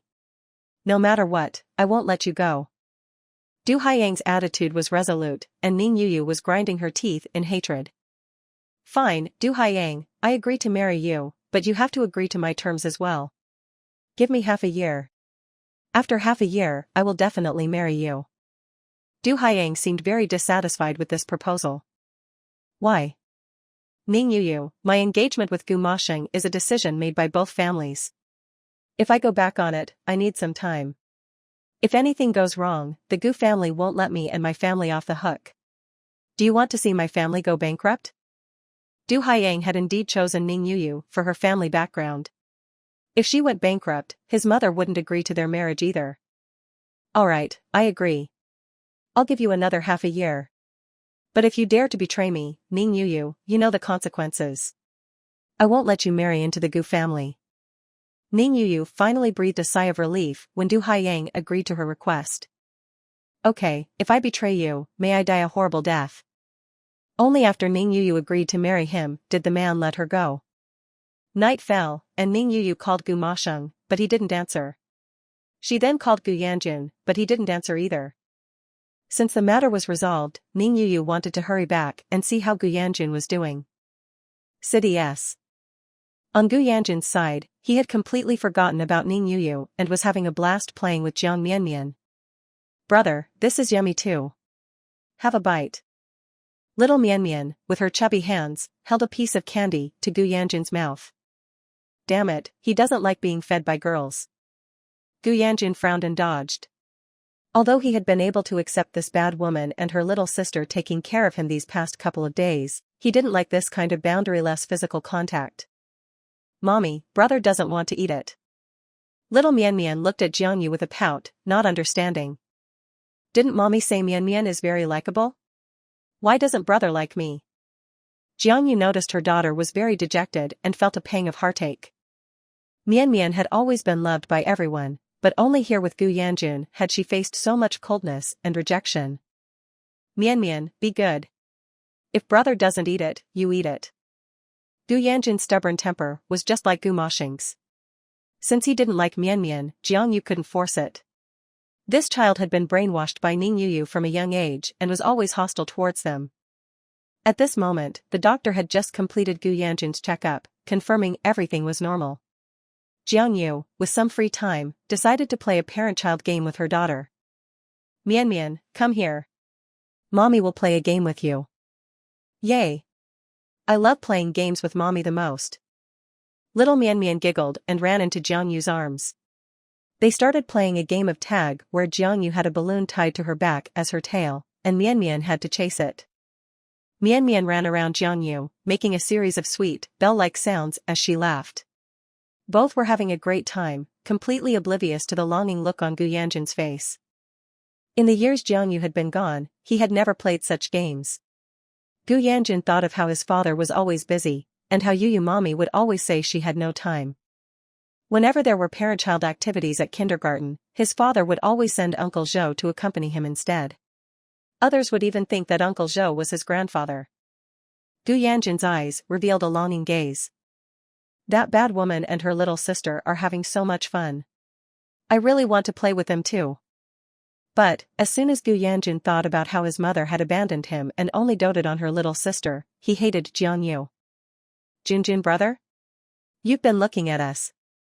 Do you want to play with us too? Come over here. The three of us can play together." Mianmian saw her big brother staring at them and invited him to play. But who knew he would just harumph and turn his head away. "Humph. Who wants to? I don't want to play with you at all." Gu Yanjin lay on the hospital bed playing with his phone, pretending to be indifferent and not to care. The sweeter the laughter of Jiang Yu and Jiang Mianmian, the more lonely he felt. He missed his dad so much. Gu Yanjin wanted to call Gu Mosheng, but he was afraid that his father would find out that Yu mommy wasn't around. So, he held himself back from calling. Jiang Yu, who had played to exhaustion, noticed that Mianmian was hungry. She was planning to prepare dinner for the children and told Gu Yanjin to watch over his sister. Gu Yanjin's room was a suite with a private bathroom and kitchen. Because Mianmian loved her cooking, Jiang Yu would make food for her precious daughter herself every day. "Mianmian, what do you want to eat?" Little Mianmian held her small head, unable to think of anything since all the food her mommy made was so delicious. She ran in front of Gu Yanjin, wanting to ask if he wanted anything to eat. Gu Yanjin's stomach was a little hungry, but he wanted to eat the delicious food that Yu mommy made. "I'm not eating." Gu Yanjin shook his head. He didn't want to eat the bad woman's cooking. Jiang Yu ignored the children. She made some of Mianmian's favorite foods, carrots, vegetables, and chicken legs. Jiang Yu would rack her brain to make even simple vegetables delicious. In these years for Mianmian, she had honed her culinary skills for many years, making food that was visually appealing, fragrant, and tasted great. "Mianmian, come eat." Little Mianmian happily ran to Jiang Yu and, looking at the delicious meal on the table, instantly forgot all her unhappiness and began eating heartily.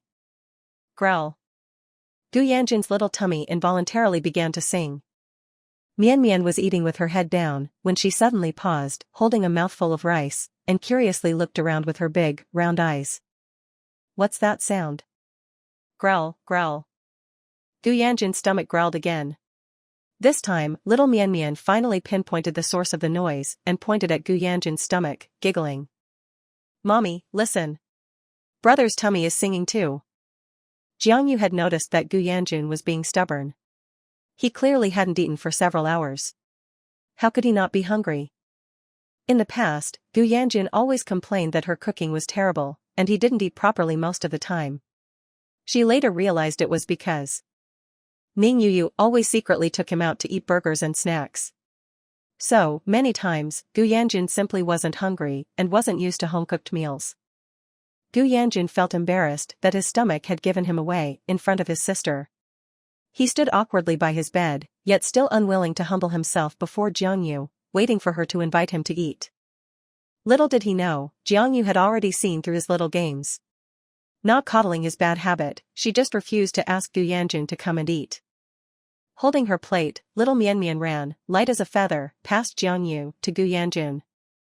With an innocent expression, she lifted her face. Junjun brother, mommy's food is very delicious. Why don't you try a bite? With that, little Mian Mian picked up a piece of carrot and stuffed it in Gu Yanjun's mouth. Oh no. The little sister had actually fed him his least favorite food, carrots. Gu Yanjun scrunched up his face and looked down at little Mian Mian. What's wrong, Junjun brother? Is it not good? Chapter 12, Sleeping Together. The taste of the carrot quickly spread through Gu Yanjun's mouth. He carefully moved his jaw, letting the flavors bloom on his tongue. After savoring the taste, his tight frown suddenly relaxed. His dark eyes, so similar to Gu Moshing's, widened and sparkled.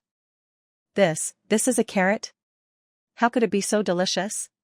Could a food as awful as carrots be made to taste this incredible? This was so tasty, he wanted another bite, to see what was wrong, how it could taste so different from the carrots he ate at home. Gu Yanjun's eyes looked at his little sister's hands, then at the food in Mian Mian's plate, making sure it was a carrot.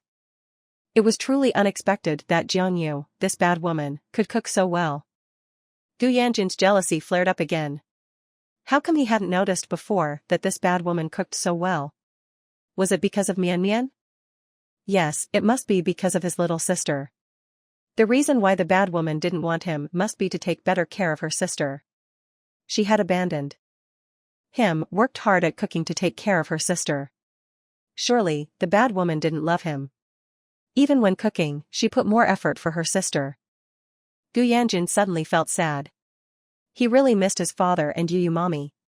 If Yu mommy was around, she would definitely make carrots this delicious for him too. As he thought, Gu Yanjun's tears unexpectedly welled up. Little Mian Mian was startled. Looking surprised, she said to Jiang Yu, "Mommy, is big brother crying because your cooking is so delicious?" For no reason, Jiang Yu couldn't figure out why Gu Yanjun was crying. Was it really because her food was too delicious? Gu Yanjun, if you want to eat, then just eat. Your father isn't here. If you don't eat the food I make, you can only eat hospital food. Hospital food? No. Gu Yanjun blurted out. Hospital food was too awful. He would rather starve than eat hospital food. But his stomach was too hungry. Gu Yanjun's willpower was completely defeated.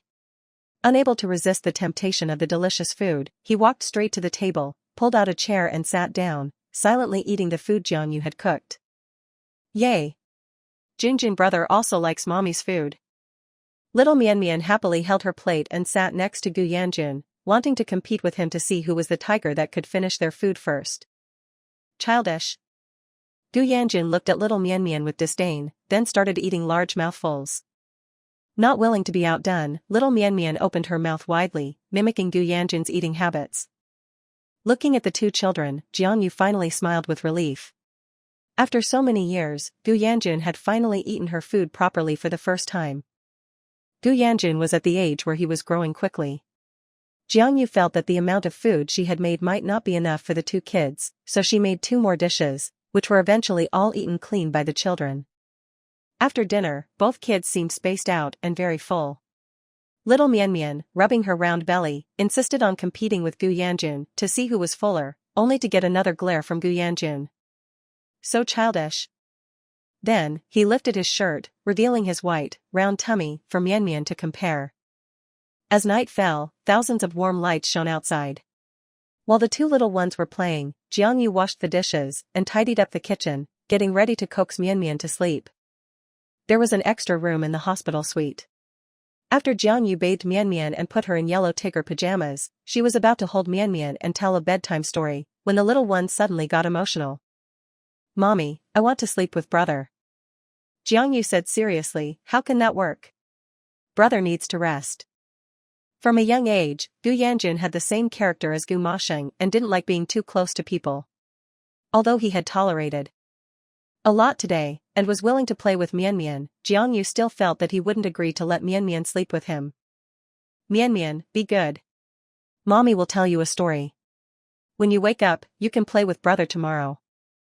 Little Mian Mian twisted her chubby body, rolling around like a little worm on the bed. "No, no, no. I want to sleep with brother, I want to play with Junjun brother." As she spoke, she flipped off the bed and went running out of the room, heading straight for Gu Yanjun's room. This child. Jiang Yu had never seen her precious daughter so quick, slipping out of her hands like an eel.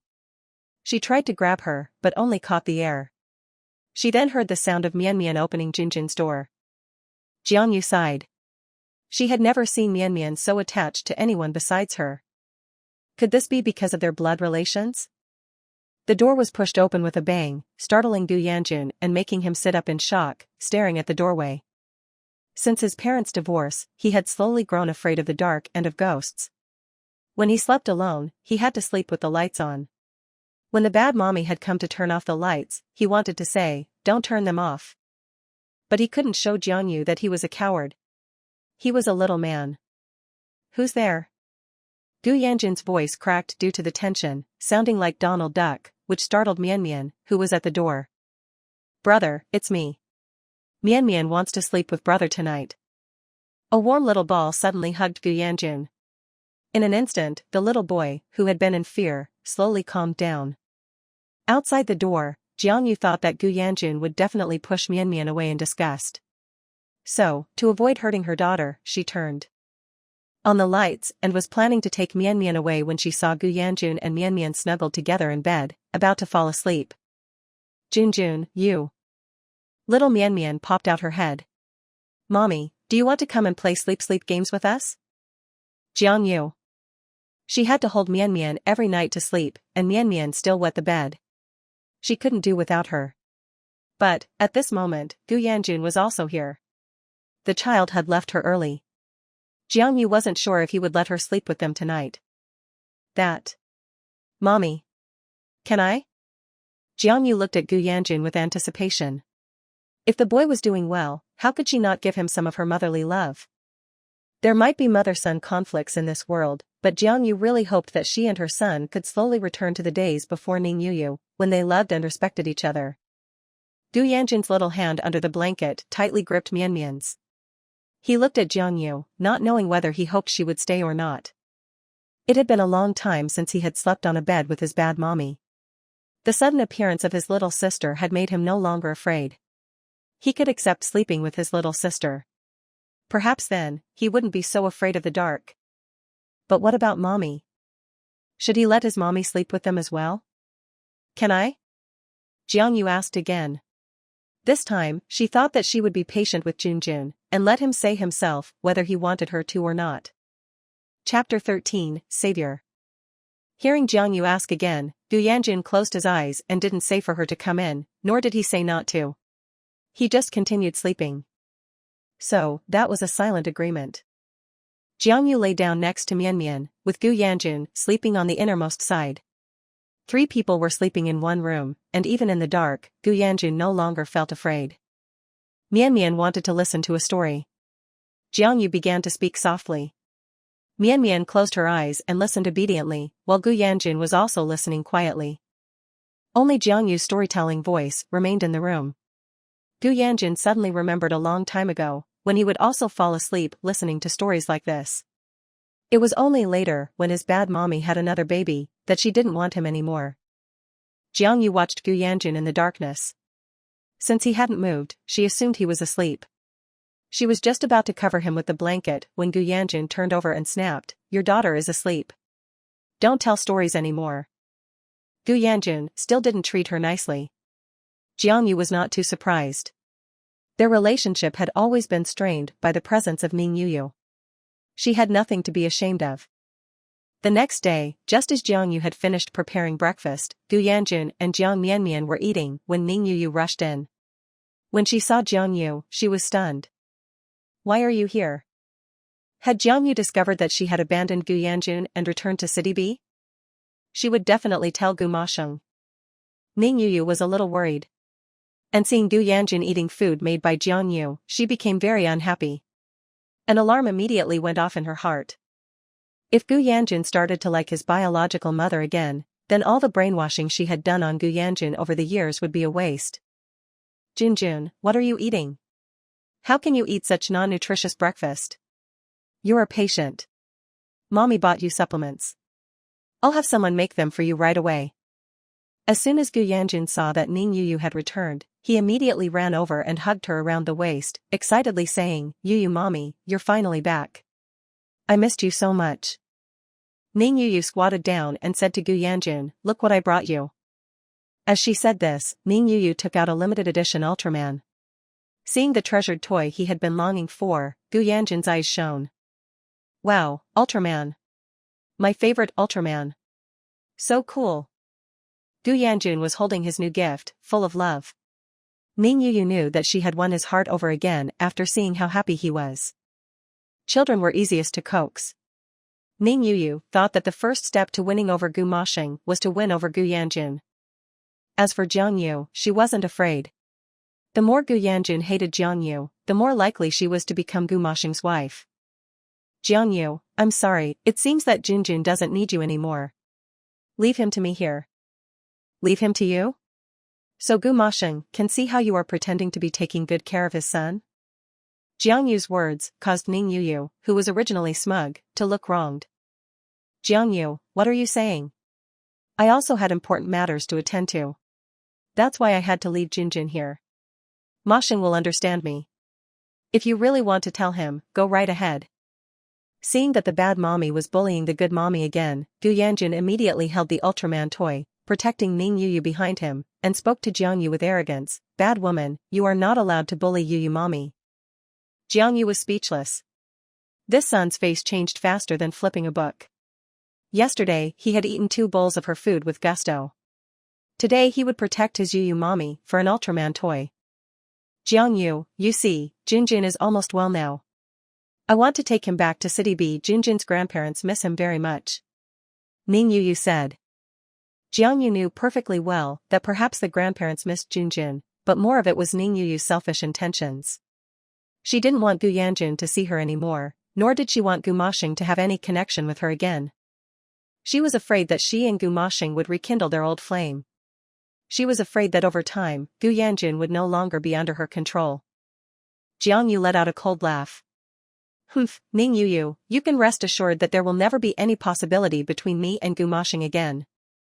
Of course, Ning Yuyu hoped that Jiang Yu was telling the truth, and would give back Gu Masheng to her. However, a woman's heart was as deep as the ocean. How would she know if Jiang Yu's words were sincere? Gu Masheng was rich and handsome. Which woman could resist his charm? There were countless people who wanted to marry into the Gu family. Jiang Yu had been single till now. Did she not want to go back to the Gu family again? "Jiang Yu, things between you and Masheng are already over. I will definitely bring Junjun back this time." Ning Yuyu pulled Gu Yanjun, about to leave, when they were stopped. "Miss Ning, sorry, but before the boss returns, the young master cannot go anywhere." It was Gu Yanjun's butler, Uncle Zhou. Ning Yuyu didn't understand. "Uncle Zhou, what do you mean by this?" "I just want to send Junjun back to the Gu family." "Wouldn't that be better than him being sick here?" Uncle Zhou still had a look of apology, yet also firmness. He respectfully said to Ning Yuyu, "Miss Ning, the president ordered that no one is allowed to take the young master away. He must stay at this hospital." Uncle Zhou insisted on not letting Ning Yuyu take Gu Yanjun. Ning Yuyu then pointed a finger at him and said, "Uncle Zhou? Are you going to side with this woman too?" "Miss Ning, she is the young master's mother, my former mistress. I'm just following the boss's orders and am not favoring anyone." Uncle Zhou's words were flawless, but Ning Yuyu knew perfectly well that Uncle Zhou was on Jiang Yu's side. She had noticed from the beginning that this butler didn't like her. "What's all the noise?" A familiar male voice came from the door. Gu Masheng, sitting in a wheelchair, was pushed in by someone. Gu Masheng? Masheng brother. Upon seeing Gu Masheng, Jiang Yu was still in shock, while Ning Yu had immediately ran over to him. Looking at Gu Masheng's legs, she asked anxiously, Masheng brother, what happened to your legs? What exactly happened? I'm fine. Gu Masheng answered Ning Yu's question. Seeing Jiang Yu, he raised an eyebrow and said, Are you surprised how I came back so quickly? Jiang Yu, shouldn't you still be drifting at sea? Gu Masheng gritted his teeth. Sorry to disappoint you. The waves were too big, so I took a helicopter back early. Jiang Yu thought he wouldn't be back for a few days, but didn't expect him to be so anxious. Perfect, now that you are back, your woman wants to take your son back to City B. You should go back with them too. Being here was stressful. Gu Masheng's eyes had become soft when he looked at Ning Yu. Gu Yanjun was even worse. Ning Yu could coax him so easily with just an Ultraman toy. These father and son were hopeless. Jiang Yu didn't want to have any more entanglement with Gu Masheng. As she was about to leave with Mian Mian, Gu Masheng stopped her. You're just going to leave like that? Jiang Yu turned back. What else? Are you going to send us back? If you're going to send us back in your Rolls-Royce Phantom, then I might agree. TSK. Gu Masheng chuckled and looked up. Jiang Yu, is this how you treat your savior? I can't walk because of you. Are you going to chase me away? Are you afraid that I will take advantage of you? Chapter 14, You're pretty good at this. What savior? What were these two talking about? It felt like there was something else going on between Gu Masheng and Jiang Yu. Gu Masheng, what exactly do you want? You're saying you saved me? Then what else do you want me to do? Gu Masheng patted his leg, his earlier mood suddenly dissipating. It's nothing. Just saying that we can't leave for a while. Thank you for taking care of Junjun these past few days. Jiang Yu picked up Mian Mian and walked past Gu Masheng. Okay, anyway, we won't see each other again. After Jiang Yu left, Gu Yanjun was still making a fuss.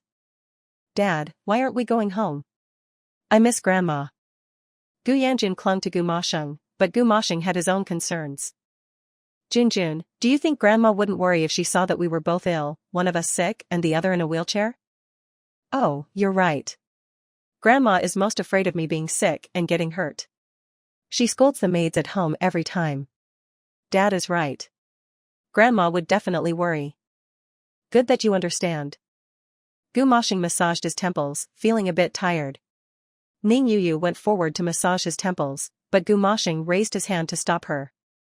Yu, I'm tired. I want to rest first. Ning Yu now knew that Gu Masheng had discovered that she had left Gu Yanjun behind and ran home alone. She took the initiative to apologize. Masheng brother, I really had an emergency. I didn't mean to leave Junjun here alone. I know. Yu, I don't mean to blame you. If there's an emergency, isn't Junjun's mother here? Anyway, Jiang Yu is fine. There's no harm in her looking after Junjun for a day or two. Ning Yu was surprised that Gu Masheng wasn't blaming her. She immediately squatted down and hugged Gu Masheng's arm, shaking it playfully. I knew it. My Masheng brother knows how to dote on me. Okay, go take Junjun to play for a bit. I want to rest. Ning Yu obediently took Gu Yanjun to walk around downstairs in the hospital, leaving only Gu Masheng alone. Because of his physical condition, Gu Masheng had accumulated several days of work. After everyone left, the first thing he did was to finish the unfinished work and then close his eyes to try to sleep. The doctor had advised him to sleep more, as it would help with wound recovery. Gu Masheng also didn't want his health to delay his work. But lying on the bed, he tossed and turned and couldn't fall asleep. Gu Masheng had been having trouble sleeping these past few days, and had dark circles under his eyes. President, do you need my help? Uncle Zhou, who was outside, couldn't help but ask after hearing Gu Masheng tossing and turning. Gu Masheng said impatiently, what can you do? Go keep an eye on Yu and Junjun. Uncle Zhou said respectfully, although I can't personally coax you to sleep, boss, I have a way to make you fall asleep quickly. Gu Masheng, what way? Uncle Zhou smiled slyly. Boss, have you forgotten what the madam does? Uncle Zhou, let me repeat, I'm single now. Where did the madam come from? Pay attention to your words. Uncle Zhou understood, but he didn't change his ways. The madam is good at hypnotism. Have you forgotten? Why don't I invite her to come and treat you, so that you can rest better? Gu Moshing had indeed forgotten that Jiang Yu possessed this unique skill.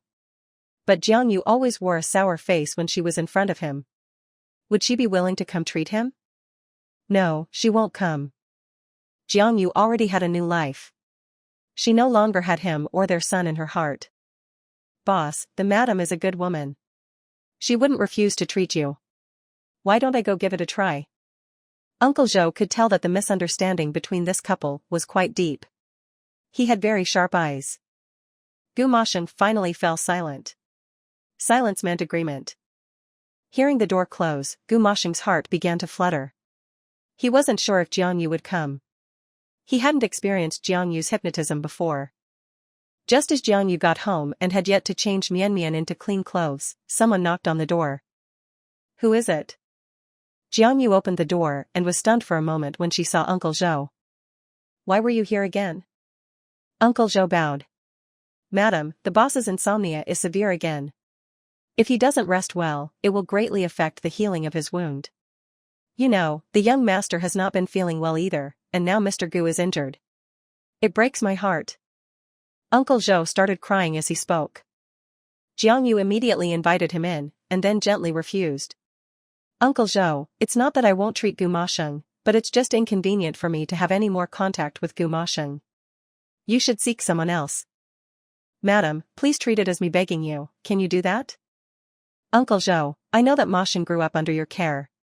You don't want him to suffer, but Moshing and I have grown apart. Please don't make things difficult for me. I really don't want him to suffer, but I also don't want to see you two torturing each other like this. Moshing was wrong to you. I don't ask for your forgiveness, but can you just treat him, just a simple checkup? Jiang Yu was at a loss. She really didn't plan on seeing Gu Moshing again. But Uncle Zhou had always been more like a parent to her than her own parents. She didn't want to reject an old man. Uncle Zhou, I promise you just this once. All right, as long as the madam agrees. I'll pack your things now, and we'll go to the hospital. Jiang Yu got into the car with Mian Mian and returned to the hospital. Gu Moshing was stunned for a moment when he saw Jiang Yu. He hadn't expected Uncle Zhou to be so capable, and actually invited Jiang Yu here. Don't overthink it. I'm just here because of Uncle Zhou. Gu Moshing curled his lips. It seemed that Uncle Zhou had more influence over him. Jiang Yu, this is what you should be doing. Don't forget that I was injured because of whom. After Gu Moshing spoke, Uncle Zhou glared at Gu Moshing. Why did this child have such a sharp tongue? It was his destiny to chase after his wife in a burning inferno of his own making. Jiang Yu ignored Gu Moshing. She just wanted to quickly start treating his insomnia. She used her slender, jade-like fingers to lightly massage Gu Moshing's temples, gently working each pressure point. Gu Moshing closed his eyes in comfort, enjoying it immensely. Before, he never knew that Jiang Yu could also massage and treat insomnia. Before their divorce, he had slept very well every night. He didn't know why he had been suffering from insomnia ever since their divorce, severely affecting his life and work. Jiang Yu was skillful. In just a minute, Gu Moshing felt that his whole body was very relaxed. Although he didn't feel sleepy, Jiang Yu's massage made him enjoy his current state. You're pretty good at this. Gu Moshing's tone was flat. Jiang Yu had already noticed that his body was relaxing, so this was just a simple compliment, even if the tone sounded unpleasant. Or did you think that my title as an international hypnotist was just for show? Jiang Yu was one of the leading hypnotists, both domestically and internationally. The clients who sought her for insomnia were all wealthy and powerful. It was just that Gu Moshing had never cared about what she was good at. Chapter 15, Are you teaching me how to do things? Just as Jiang Yu was massaging Gu Moshing, Ning Yu suddenly returned. As expected, she had just seen Jiang Yu's figure downstairs. She didn't expect that the fox spirit, Jiang Yu, had actually come back. Moshing brother, why is she here? What are you doing? Looking at Ning Yu's hysterical appearance, Jiang Yu felt inexplicably great. She said seriously, what can we be doing? Just giving Moshing a massage. Moshing brother, I can give you a massage too. Why did you have to make her come? Ning Yu pointed at Jiang Yu, stamping her foot. Gu Moshing's relaxed mood became irritable again due to Ning Yu's shouting. Yu, don't be ridiculous. Jiang Yu is just my insomnia doctor, here to treat me. You go keep Jinjin company.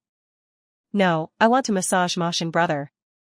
Ning Yu stubbornly refused to let Jiang Yu massage Gu Moshing anymore. Jiang Yu gave in and gestured with her hand to let her try. Come, since you want to massage so badly, go and massage your Moshing brother. I will. Ning Yu went forward unceremoniously and pressed on Gu Moshing's forehead. Ah! Gu Moshing cried out in pain. He opened his eyes and said to Ning Yu, are you massaging or trying to kill me? Why does it hurt so much? Jiang Yu couldn't help but smile. There were many acupoints around the temples. Pressing certain acupoints would have corresponding effects. If you press the wrong point, it would only cause more pain and would not do the body any good.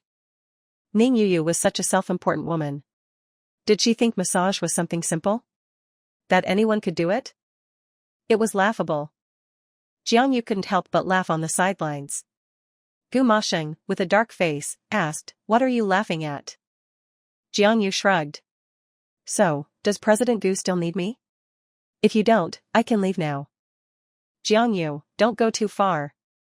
Gu Moshing didn't want to blame Ning Yu, yet he wanted Jiang Yu to keep massaging him, not letting her leave. Alright, I'm going too far, then I'll leave. As Jiang Yu was about to leave, Gu Moshing suddenly stood up and blocked her way, his dark shadow looming over Jiang Yu's head. Did I say you could leave? She can leave, you continue. Seeing that Gu Moshing was telling her to leave, Ning Yu's nose became sour, and she ran out. Jiang Yu folded her arms and watched as Gu Moshing lay down indifferently. Not going to go and coax her?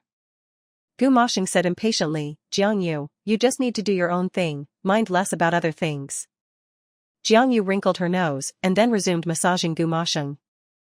This time, she was in a much better mood after seeing how Gu Yanjun didn't favor that woman. So, she put her all into massaging Gu Moshing. An hour later, Jiang Yu stopped, because Gu Moshing had fallen asleep. Jiang Yu carefully went out. Uncle Zhou was waiting outside the door, very emotional, and full of gratitude for Jiang Yu. Madam, you are really skilled. The young master hasn't had a good sleep for a long time. Will you come tomorrow? Jiang Yu shook her head.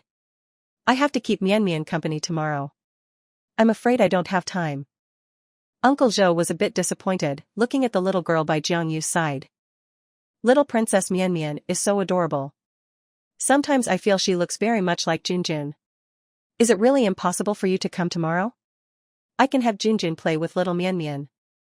Uncle Zhou, no need, they don't want to see us anyway. Goodbye. Jiang Yu was about to leave when she saw that Mian had run to Gu Moshing's bedside without anyone noticing. Mian, what are you doing? Come out quickly.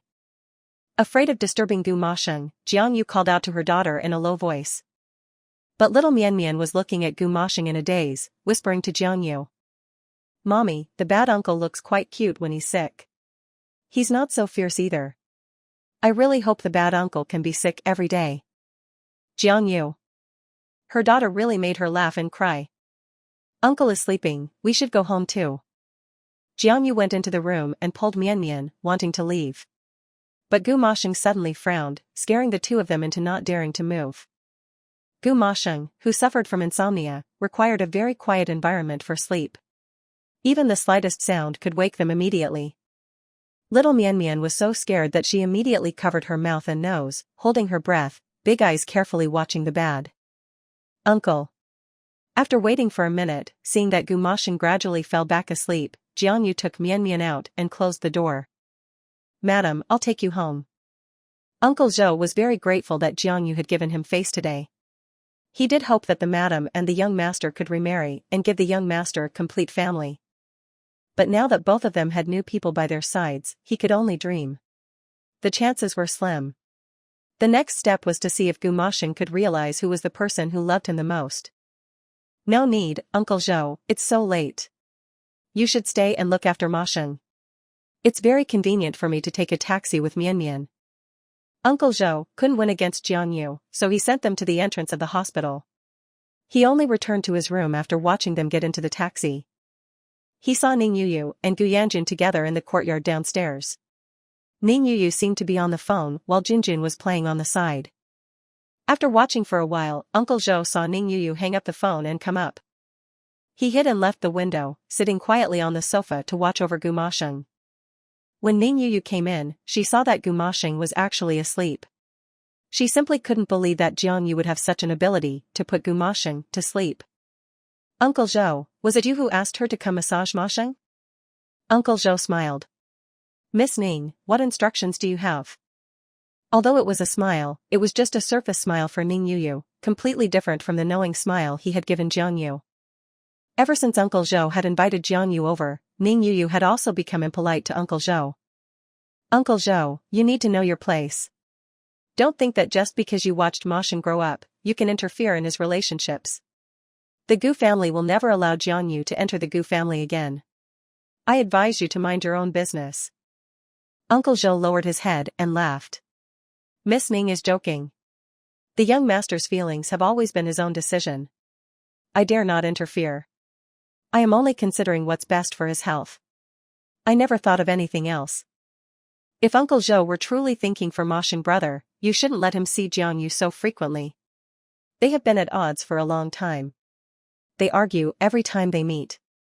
For Masheng's health, please don't make decisions without permission. I am a member of the Gu family, and who I listen to is clearer to me than you. Please don't interfere here. If you wake up the young master, that would be bad. Although Uncle Zhou was already old, his body was still strong. His back was straight and he looked straight at Ning Yuyu until Ning Yuyu gave in. He then went to do his own things. Gu Yanjun was very angry at Gu Masheng today.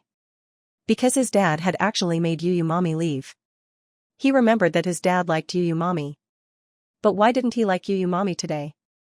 Why did he make Yuyu mommy leave? This Gu Masheng was not a man at all. Chapter 16, Give You a Kiss. However, when Gu Masheng was sleeping, even Gu Yanjun didn't dare to disturb him. It was because he knew how hard it was for his dad to fall asleep. Gu Yanjun wanted to continue playing with Yuyu mommy, but seeing that Gu Masheng had already fallen asleep, Ning Yuyu wasn't in the mood to play either. After thinking it over, she said to Gu Yanjun. Junjun, how about we take a break? Auntie is a bit tired. No, I want Yuyu mommy to play with me. This new Ultraman is very fun. Why don't we play Ultraman vs. the monster game? These past 2 days at the hospital, after being with Jiang Yu and Mian Mian, Gu Yanjun had fallen in love with this type of parent-child game. He dreamed that someone could play games with him, especially his mother. The bad mother, Jiang Yu, already had her own precious child. He thought that Yuyu mommy was his mother, the mommy he liked the most. Gu Yanjun was being persistent, insisting that Ning Yuyu play with him. Ning Yuyu gradually became annoyed. Play, play, play, all she knew how to do was play all day. She couldn't do anything right. Even until now, she hadn't been able to smoothly marry into the Gu family. She felt that Gu Yanjun, despite his young age, was all about causing trouble and being playful. She could no longer rely on him at all. She didn't want to waste any more time with this troublesome child. Ouch. Ning Yuyu hunched over, holding her hands to her stomach, suddenly shouting in pain. This shocked Gu Yanjun and he immediately asked. Yuyu mommy, what's wrong? Is your stomach hurting? I'll go call a doctor. Ning Yuyu waved her hands with a very pained expression. No, no. Junjun, don't worry. I'm just feeling a little uncomfortable. I'll be fine after a while. Can you sit quietly with me for a bit? Okay. Gu Yanjun was afraid that Yuyu mommy would get sick too. Then, there would be no one to accompany him. The air suddenly became quiet. But what he didn't see was that Ning Yuyu was not having a stomachache at all. Seeing that Gu Yanjun was finally being obedient, Ning Yuyu secretly curled her lips. She had only pretended to have a stomachache because she didn't want to play with Gu Yanjun anymore. Hypocrite, if the Gu family can marry such a woman, I'll eat poop on live stream. Uncle Zhou looked at Ning Yuyu with disdain. He had never seen such an annoying girl in his life. The madam was so much better. He thought. It was a pity that the young master and the young master were both blinded and protecting that woman. Gu Moshing slept for a very long time, only waking up the next day. When he woke up, he saw that Junjun was the only one beside him. "Where's Yu?" Seeing that his dad was awake, Junjun said angrily, "It's all your fault, Dad, that you made Yu mommy sick. She's lying in bed." Gu Moshing was confused. What happened to her? Wasn't she fine yesterday? Yesterday, Yu mommy suddenly had a stomachache. "Dad, go and check up on mommy." Gu Yanjun pulled Gu Moshing, wanting him to see Yu mommy. After Gu Moshing went in, he saw Ning Yu's face was pale and her lips as white as paper. "What happened to you? Did you call a doctor?" Ning Yu gave him a look towards the table. They came. "The medicine is on the table." Gu Moshing followed her gaze and saw a box of ibuprofen. "Are you getting your period?" Ning Yu nodded. Had Gu Moshing memorized her menstrual cycle? The woman felt a hint of joy in her heart. Gu Moshing knew that this was the most vulnerable day for a woman each month. Before, when Jiang Yu was on her period, he would prepare some brown sugar water, a heat pack, and some painkillers to help Jiang Yu get through this painful day. Ning Yu said to Gu Moshing, "Moshing brother, can you pour me a glass of warm water?" Gu Moshing had met Ning Yu during her period before, but this was the first time that she asked him to pour her a glass of warm water. "Be careful, it's hot." There was a thermos in the room. It was just a simple matter for Gu Moshing to pour a glass of warm water for Ning Yu. He sat down next to Ning Yu, just about to put the water on the table, when Ning Yu grabbed his arm. "Moshing brother, can you rub my stomach? Rubbing it will make it feel better." Ning Yu stared at Gu Moshing, looking at him with great anticipation. If he rejected, she would definitely cry. Gu Moshing put his hand on Ning Yu's stomach. Uncle Zhou suddenly appeared and said to Gu Moshing, "The madam is here." Jiang Yu was here? Gu Moshing didn't expect Jiang Yu to come today. He thought that she would only come once and not come again. Why is she here? Gu Moshing got up to see why Jiang Yu had come again. After he got up, Ning Yu was looking at Gu Moshing's back with resentment and hatred. "Jiang Yu, I want you dead." She was about to get Moshing brother to rub her stomach.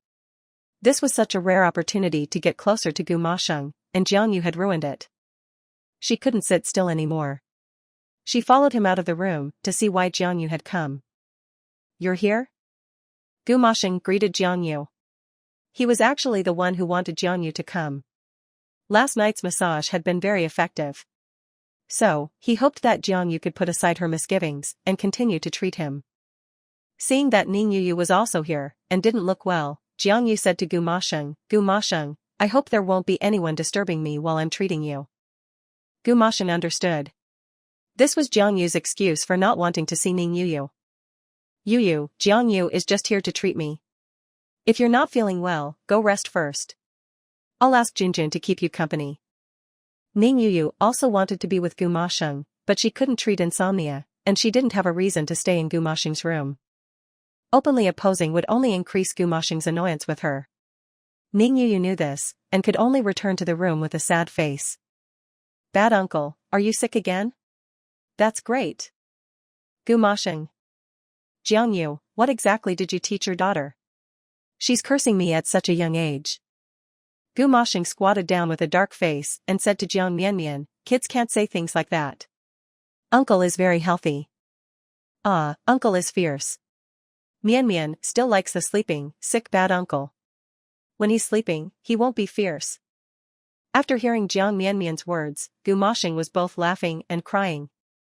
So, Jiang Yu's daughter wanted him to get sick because he wouldn't be fierce when he was sleeping. "Is uncle's face very stinky?" Jiang Mianmian nodded. "Uncle's face is even stinkier than a latrine stone." Pfft. Jiang Yu couldn't help but laugh again. Her daughter was truly a treasure. Who else would dare to say such a thing to Gu Moshing? They would probably die without knowing how they had died. As expected, hearing the laughter, Gu Moshing gritted his teeth with a dark face. "Jiang Yu." Little Mianmian immediately hugged Gu Moshing and kissed the man's face. "Uncle is more handsome when he's not angry. You're not allowed to be angry at mommy."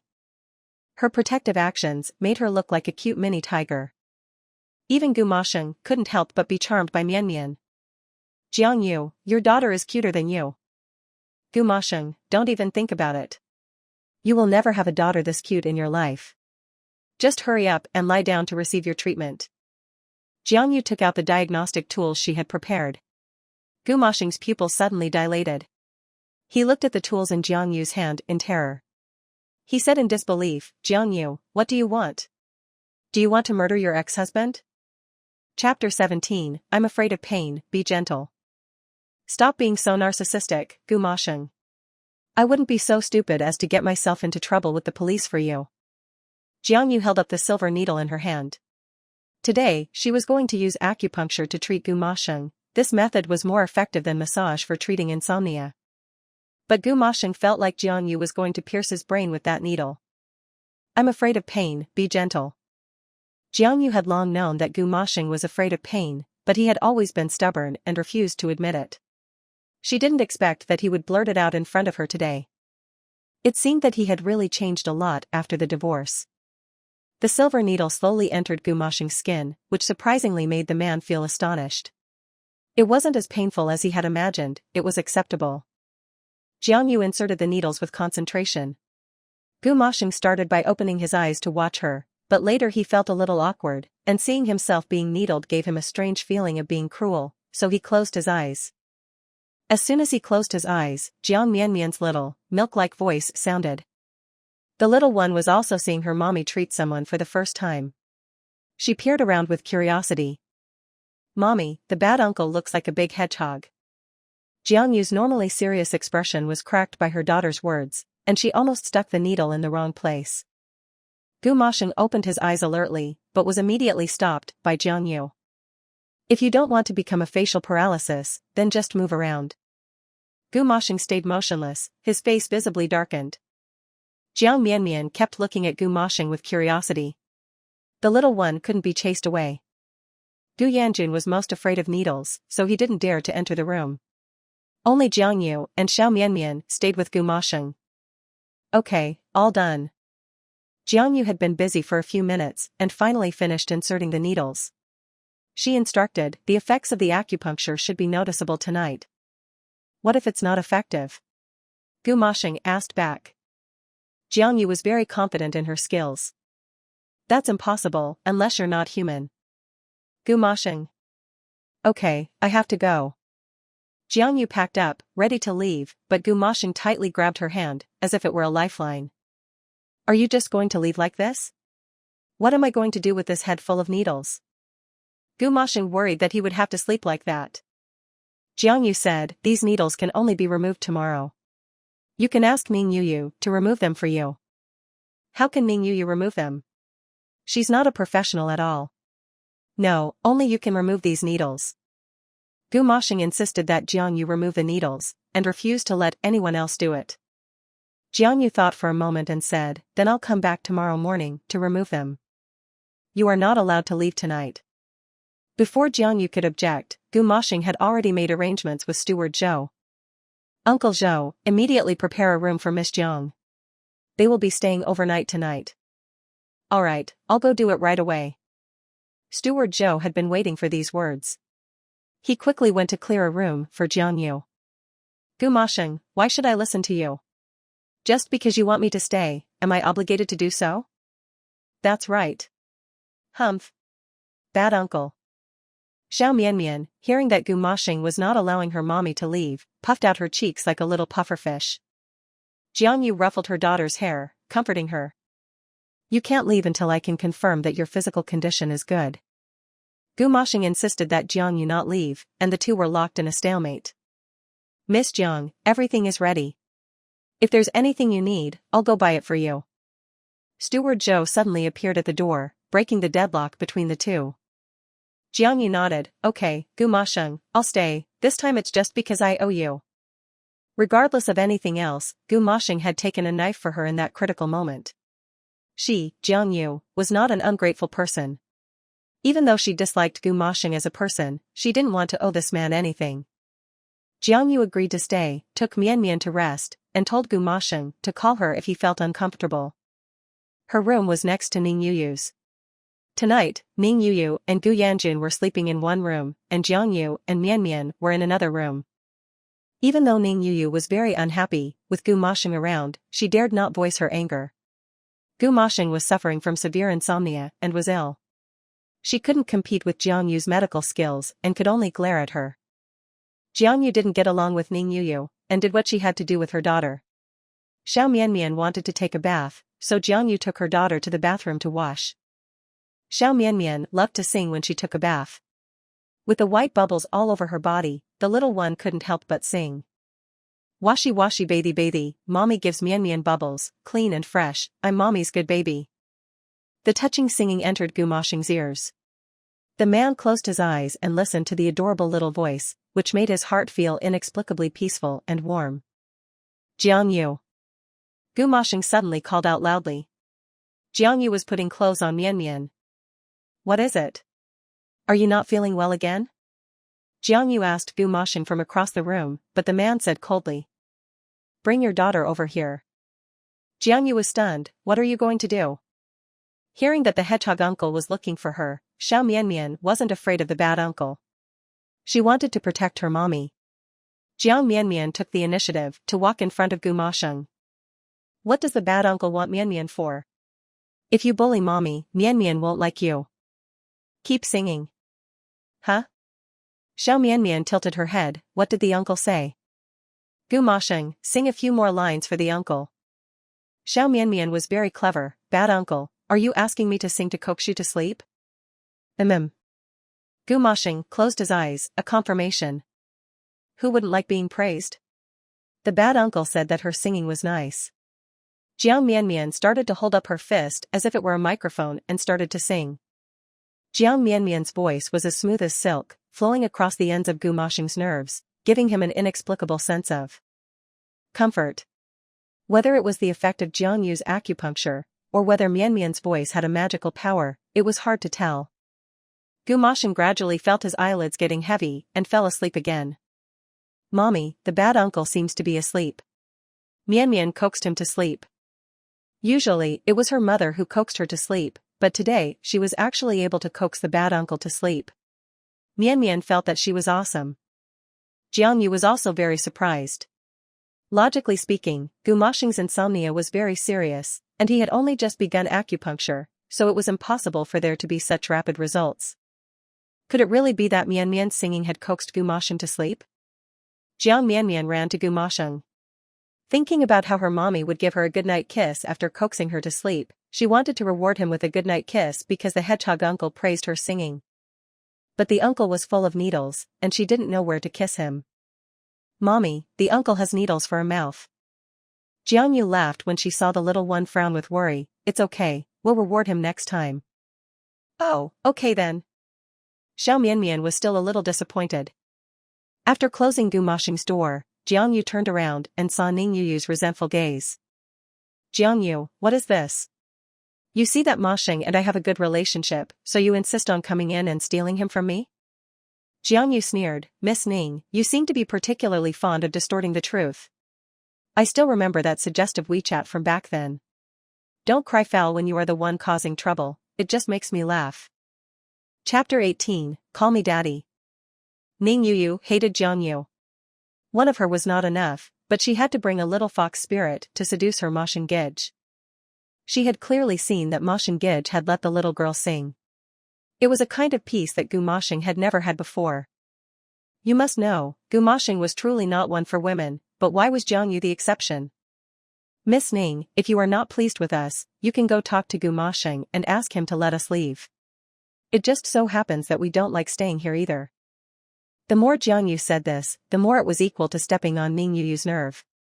She knew that Gu Moshing was the one who requested that she stay, and Ning Yu could not do anything about it. Jiang Yu, you're ruthless. No wonder Moshing said you were heartless. It seems that what he said is not false. Gu Moshing had said that she was heartless? A trace of indifference flashed across Jiang Yu's eyes. After the divorce, when Gu Moshing was frustrated with taking care of the child alone, he must have scolded her quite a bit. Maybe even worse than Ning Yu had said. But so what? Gu Moshing himself chose Ning Yu, she did not force him to cheat on her. Jiang Yu was tired and didn't want to waste any more words with Ning Yu. She took Mian Mian back to her room, planning to remove the needles for Gumashing tomorrow and take them back to City B, and not bother herself here. The next time Jiang Yu woke up, she woke up in fright. Mian Mian? She usually woke up early, and Mian Mian was still fast asleep, but this morning, she still woke up early, but her side of the bed was empty. Mian Mian was gone. Jiang Yu immediately got up to find her daughter. As soon as she went out of the door, she saw Xiao Mian Mian sleeping next to Gumasheng. How did this happen? How did Mian Mian end up sleeping next to Gumasheng? Although the two were sleeping soundly, Jiang Yu knew that Mian Mian did not have a habit of sleepwalking. Steward Zhou, this. Jiang Yu saw Steward Zhou guarding the door, and wanted to ask him if he knew what was happening. Steward Zhou smiled at Jiang Yu and said, "Little miss came to lie down on her own. I asked her why, and she said that if Ma Sheng woke up, she could sing to coax him back to sleep." Jiang Yu held her forehead. Mian Mian, since she was young, was easily praised. After singing once, she had really become attached to Gumasheng. Mian Mian was sleeping soundly at the moment, so she didn't disturb her, and quietly went over to remove the needles for Gumasheng. Because she usually had to work and meet with business partners, Gumasheng was strict with his facial management, so Jiang Yu's needling did not leave any obvious needle marks. Because he was sleeping so soundly, Gumasheng did not feel any pain. But when he woke up, there was a chubby little dumpling next to him. Mian Mian's little hand was around Gumasheng's neck, her chubby little leg over Gumasheng's waist, and her sleeping face was adorable. Gumasheng thought that it was his son. But after he saw that it was Mian Mian, he frowned and looked at the little dumpling strangely. Why was she sleeping with him? Could Jiang Yu have carried her over? Gumasheng had just wanted to pull Mian Mian's hand away from his neck when the little one suddenly drooled and mumbled in her sleep. "Daddy. Dad." Gumasheng's outstretched hand suddenly paused in midair. His eyes carefully examined Mian Mian's eyebrows and eyes. That small nose, big eyes, and long fluttering eyelashes, why did they feel so similar to his? Impossible, absolutely impossible. Gumasheng withdrew his hand, trying to clear his head. "Don't just think you're his father, just because you call him daddy." Jiang Yu's voice came. She looked at Gumasheng indifferently. Her eyes clearly said that Mian Mian had nothing to do with you. Gumasheng heard the sound and saw Jiang Yu appear in his room, her face dark. "Why is your daughter sleeping next to me? Why are you looking at me?" "I don't know either." "You're not so stupid to think that I carried her over, are you?" Jiang Yu shrugged in the room. Gumasheng could do nothing about it, it was Mian Mian who had proactively sought out Gumasheng. Gumasheng dared not move while being hugged by Mian Mian. Jiang Yu reminded him, "You better bear with it. Mian Mian has a bad temper when she wakes up, and if she is woken up, she'll cry loudly. No one can coax her, so don't move, let her sleep until she is full, and then get up." Gumasheng did not look very happy, but his heart did not reject Mian Mian, and he did not know why. However, while they were talking, he realized that all his needles were gone. He didn't know when Jiang Yu had removed them. "Don't worry, there won't be any needle marks on your face, it won't affect your handsome image in Ning Yu's heart," Jiang Yu kindly reminded him. Gumasheng opened his mouth. "Do you think everyone is as shallow as you are and only sees my appearance?" Jiang Yu pursed her lips, "Since it wasn't for your face, then it must be for the money. After all, your body is just SOSO. You." Gumasheng was choked again. Jiang Yu didn't think it was enough. "That sentence you said just now was wrong." Gumasheng, which sentence? Jiang Yu, the sentence when you said I was shallow. Did you think that I married you because of your appearance? Gumasheng raised an eyebrow, otherwise? Did you forget that at the beginning, you praised me for being handsome every day? Jiang Yu lightly tugged the corners of her lips, as if mocking him. Because back then, your heart hadn't been placed on someone else's heart. You were focused, so you looked handsome. Later, your heart changed. How could a person still look good? The room suddenly fell silent, with only Mian Mian's even breathing. Jiang Yu and Gumasheng looked at each other, neither of them able to guess what the other was thinking. After a while, Jiang Yu was the first to withdraw her gaze. She said, "For your illness, you only need to find a Chinese medicine practitioner to continue the acupuncture treatment based on my methods. There is no need to have me specifically stay." Here. We are already divorced, and your girlfriend would not want us to continue to appear in front of you. So, Gu Masheng, when Mian Mian wakes up, please don't bother us anymore. After speaking, Jiang Yu went to make some breakfast for her daughter, planning to leave after they ate. She would also make some for Junjun as well. After the past few days, Junjun seemed to have developed a liking for her food. Your eyes are only focused on your daughter. Did you forget that you have a son as well? Gu Masheng suddenly said. Jiang Yu paused in her tracks. Gu Masheng continued, Junjun is also your son. Don't you want to spend more time with him? How could Yu possibly hate you? She is always reasonable. Even if she wants to marry me, it's to give Junjun a childhood with true maternal love. She's not the kind of person you think she is. Jiang Yu was speechless when she saw Ning Yu walk out of the room, heading towards Gu Masheng's room. Masheng, are you feeling better? Ning Yu came to see Gu Masheng. When she saw Jiang Yu there, with Mian Mian still sleeping in Gu Masheng's arms, she tried to suppress the anger in her heart and said to Gu Masheng with an innocent look. I just heard you say you were leaving. Who is leaving?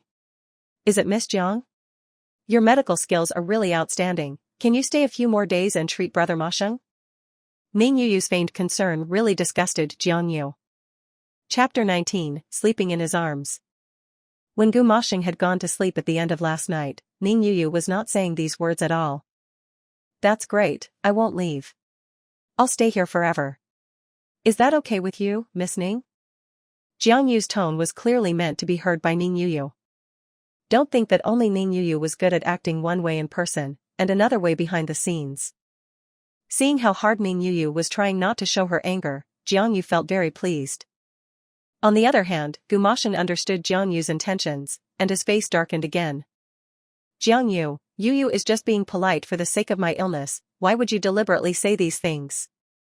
As soon as Gu Masheng spoke, the little Mian Mian in his arms moved again. Afraid of waking Mian Mian, Gu Masheng was lying down with extreme caution. Seeing that Gu Masheng was so nervous about the little dumpling, Ning Yu gritted her teeth. How could this little thing have run into Gu Masheng's bed? Mother and daughter were truly of the same nature. Thinking about Gu Masheng being ruined by Jiang Yu for so many years, and also having a child with Gu Masheng, Ning Yu wished that she could strangle Jiang Yu to death. And strangle that little fox spirit as well. She even suspected that it was Jiang Yu who had deliberately let her daughter run around Gu Masheng, to try to use her daughter to salvage the marriage. Shameless. After Gu Masheng waited for Mian Mian to settle down and go back to sleep, he said to the two women, alright, you guys go out first. Jiang Yu went straight to the kitchen to prepare food. Seeing that she was preparing the food, Ning Yu grinded her teeth. What was she up to now? It would have been fine for Steward Zhou to go out and buy something. Was she still trying to show off to Gu Masheng about how exquisite and excellent her cooking was, and what a good wife and mother she was? Ning Yu was conjuring up a scheming plan in her mind, but in reality, Jiang Yu wasn't thinking that much. She just wanted to make a simple meal. This meal was mainly for herself and Mian Mian. If Junjun wanted to eat it, he could. Jiang Yu prepared the food in an orderly way. Ning Yu, not willing to be outdone, thought, so what if she was making food? Who didn't know how to cook? Either way, she definitely couldn't lose to Jiang Yu. She immediately searched online for tutorials, and tried to cook a meal for Gu Masheng with the spatula in her hand. Jiang Yu was frying eggs, so she tried to fry them as well. Jiang Yu had a beautiful egg on the plate, while Ning Yu was in a flurry of activity. As soon as she cracked the egg, it slipped onto the floor. She cracked another egg. This time it didn't fall on the floor, but she burned it. Steward Zhou smelled the burning smell and thought that Ning Yu was about to blow up the kitchen. He immediately ran over to take a look. As soon as he saw what Ning Yu had made, his eyes rolled and his mouth twitched. He said, Miss Ning, how about, I go out and buy some breakfast for you all? This time, Ning Yu really had to give up. As an elegant lady, she really couldn't do these things. Steward Zhou went out to buy breakfast, without saying another word. Ning Yu put down the spatula and raised an eyebrow as she watched Jiang Yu's busy figure. So what if she could cook? Junjun had been raised with a love of takeout since he was a child. He would not like anything that Jiang Yu had cooked. Humph. Just you wait and see. Ning Yu went to the living room to keep Gu Yanjun company. When Steward Zhou returned with 3 large bags of breakfast, Jiang Yu had finished cooking as well. When she smelled the aroma of the food, Jiang Mianmian wrinkled her little nose and slowly opened her eyes. The first thing she saw was the bad uncle, not mommy. Jiang Mianmian was stunned, and then she remembered that she was the one who wanted to sleep with the bad uncle last night. Bad uncle, are you awake? Did you sleep well last night? Shall I sing for you again tonight? Gu Moshing's mouth twitched as he looked at Mianmian's rosy face. Was it possible that the little one liked him because of the singing yesterday? Your mommy has finished cooking. How about the uncle helps you get out of bed and get dressed? Mianmian nodded, and Gu Moshing breathed a sigh of relief. He had long wanted to get out of bed, this was the longest time that he had slept. Helping Xiao Mianmian put on her pretty flower dress, Gu Moshing felt a flutter in his heart. This feeling of looking after a girl and dressing up his own son felt completely different. Girls really could melt his heart, Gu Moshing thought. No wonder his mother was always urging him and Ning Yu to have a girl quickly. Uncle, am I pretty? Jiang Mianmian sincerely asked, but Gu Moshing thought that Mianmian was so cute that he couldn't help but want to kiss her. Gu Moshing shook his head and tried his best to restrain his thoughts. He couldn't. Mianmian was not his child, she was born to Jiang Yu and another man. He hadn't even kissed Junjun, and if Junjun saw him kissing someone else's child, he would definitely be sad. The uncle will take you to find mommy. Gu Moshing reverted back to his usual wooden face, and took Jiang Mianmian to the living room. A fragrant smell of food wafted into Gu Moshing's nose. It was a very good smell. It had been a long time since he had felt the aroma of food as soon as he left his room. Looking at the pile of food on the table, Gu Moshing quickly identified the source of the aroma. It was the dishes in front of Jiang Yu. They were presented in cute little plates, and one could tell at a glance that they were for Mianmian. He didn't expect that not only was she skilled at medicine, but she was also so skilled at cooking. Gu Moshing was really impressed with Jiang Yu. Jiang Yu saw the two of them come out, and called her daughter. Mianmian, did you brush your teeth? Come and eat.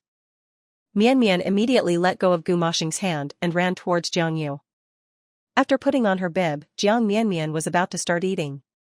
Ning Yu also said to Gu Yanjun, who had just finished brushing his teeth. Junjun, don't you love to eat pan-fried buns? This place has the best pan-fried buns, and your favorite milk, come and eat. Ning Yu had a smug expression on her face. No matter how delicious the food that Jiang Yu made was, Gu Yanjun was Gu Moshing's son. As long as Junjun ate the breakfast that she had prepared, Gu Moshing would be very satisfied with her. Gu Yanjun usually ate pan-fried buns, but since he had eaten Jiang Yu's cooking last time, he no longer wanted to eat pan-fried buns. Looking at the pan-fried buns in front of him, Gu Yanjun really felt nauseous and didn't want to eat them. It's too greasy, I don't want to eat it. And there's milk every day, I've had enough. Gu Yanjun's complaints shocked Ning Yu to the core. How could this be possible? Gu Yanjun usually liked these things the most. Why did he no longer like them today? Then, Mommy Yu will buy you something new. What do you want to eat? Gu Yanjun looked at the food in Mianmian's little bowl and pointed, Mommy Yu, can you make those? I want to eat them. What? Ning Yu looked at the food that Jiang Yu had made. How could she make that? She had almost blown up the kitchen earlier. The woman was at a loss for the first time. She blurted out, Junjun, how about Mommy brings over a 5-star chef to cook for you at home? You can order whatever you want. Either way, she was not short on money.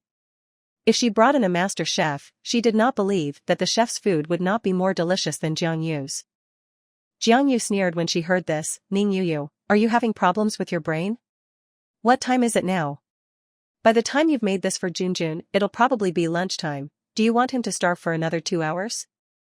Gu Yanjun shook his head. Mommy Yu, no need to bother, I don't want to eat food made by a master chef. I just want to eat this. After saying this, he swallowed saliva with a hungry look. Xiao Mianmian, clutching her plate, was eating with great relish and there were rice grains on her mouth. Jiang Yu carefully wiped her mouth and smiled. Xiao Mianmian, shall we give some to your brother? Chapter 20, A Virgin Man. Does brother want to eat? Mommy had made a lot today. Xiao Mianmian guessed that there would be some for her brother as well. She had specifically not touched the other half, leaving it for her brother. Gu Yanjun was not polite. Although he still felt that Jiang Yu loved Mian Mian a little more, he really did not want to eat the food that Mommy Yu Yu had prepared. Faced with the delicious food, Gu Yanjun could no longer resist and began eating. Jiang Yu watched and smiled in relief. She wasn't sure if Gu Yanjun would eat the food that she had made again today. After all, with Ning Yu Yu around, she was best at grasping Junjun's thoughts and not letting their mother and son be close. Jiang Yu had already decided after making the food that if Junjun didn't eat it, she would help Mian Mian finish the rest so that it wouldn't be wasted. Looking at the two children eating slowly without fighting, Jiang Yu felt that all of her hard work was worth it. She didn't notice that Gu Moshing's eyes also reflected a trace of tenderness. What a warm scene, what a wonderful morning. It had been a long time since he had felt this feeling. The man's gaze couldn't help but turn towards Jiang Yu. For some reason, he felt that Jiang Yu had become more charming. Compared to before, her charm was still so alluring. But, as soon as he thought that this was due to the nourishment of another man, he started to feel hatred again. Jiang Yu, why can't you be single like me? Can you just not be without a man? Gu Moshing suppressed these words in his heart. Now that they were divorced, he knew that he had no right to ask about Jiang Yu's private life, and had no reason to say these things. The tightly tied tie felt so suffocating that his chest was about to explode. Gu Moshing pulled on his tie in frustration and sat down. Ning Yu Yu, who had lost Gu Yanjun at the table, immediately drew closer to Gu Moshing. Brother Moshing, you slept so well last night. After eating breakfast, can we go back to City B? Gu Moshing was planning to go back too. His business from last time had been essentially snatched away by Jiang Yu. He had also been cut with a knife. It was a complete loss. Yes, we'll go back. Gu Moshing ate a bun slowly and deliberately, and drank the milk that Junjun didn't drink. Seeing that Gu Moshing did not pick and choose her breakfast like Junjun did, Ning Yu Yu's mood improved a little. Brother Moshing, have you forgotten? In a few days, it's my father's birthday. He said that this time you are coming back, 1 is for us to celebrate his birthday, and 2 is to discuss the matters between us. Hearing this, Gu Moshing's chewing slowed a little. He did not say anything, but just nodded slightly, and picked up a pan-fried bun for Ning Yu Yu. Eat your food. Ning Yu Yu looked excitedly at the bun that Gu Moshing had picked for her. She was a little reluctant to eat it. In her memory, this was the first time that Gu Moshing had picked up food for her. Jiang Yu, who was on the side, couldn't help but mutter to herself. I was wondering why she was in such a hurry to go back. Turns out, she was in a hurry to take care of her life's important matters and go back to celebrate her future father-in-law's birthday. Marriage was good. She hoped they would get married soon. Maybe, after the two of them had their own biological child, Junjun would be able to see the true nature of his stepmother. Then, she might have a chance to see Junjun return to her side. Jiang Yu ate her food with large mouthfuls, looking like she was in a great mood. Gu Moshing saw this clearly. Why was this woman so happy? Was it that she was hoping that he would get married quickly and live with another woman? I'm full. Gu Moshing put down his chopsticks. He suddenly had no appetite. How can you eat so little? Are you feeling unwell again? Do you want to find a proper doctor to check you out? Jiang Yu immediately felt annoyed after hearing Ning Yu Yu's words. Ning Yu Yu, who are you calling improper? Ning Yu Yu frowned innocently. Jiang Yu, although I speak directly and what I say might be unpleasant, this acupuncture of yours is not recognized by the international medical community, and you do not have a high academic medical degree. I am doing this for Brother Moshing's health. Ning Yu Yu, are you looking down on Chinese medicine? Jiang Yu, I'm not. I just don't have a lot of faith in it. The two of them argued about medical techniques, which irritated Gu Moshing greatly. He rubbed his temples. Yu Yu, don't worry, I'm fine. Go pack up, we'll return to City B soon. They were finally leaving this place. Ning Yu Yu had been waiting for this day for a long time. She immediately smiled at Jiang Yu happily. Finally, Moshing Gij would not have to see this fox spirit again. And that little fox, after they returned to City B, she would have a lot of opportunities to force Gu Moshing to marry her. Ning Yu Yu packed up her things. Gu Moshing was wearing clothes that were irritating his wound today, so he went back to his room to change into casual clothes. Gu Yanjun and Jiang Mianmian had finished eating and were watching cartoons on the sofa. Jiang Yu was also preparing to leave. With Gu Masheng returning to City B, they would at least not have to see each other. Gu Masheng. Jiang Yu knocked on the door. Gu Masheng did not reply, so she went in to take her acupuncture kit. However, she saw Gu Masheng taking off his pants, and his underwear was half off. Seeing someone come in, Gu Masheng, who was trying to put on his pants with one leg in the air, lost his balance and his whole body fell towards Jiang Yu. "Hey, what are you doing?"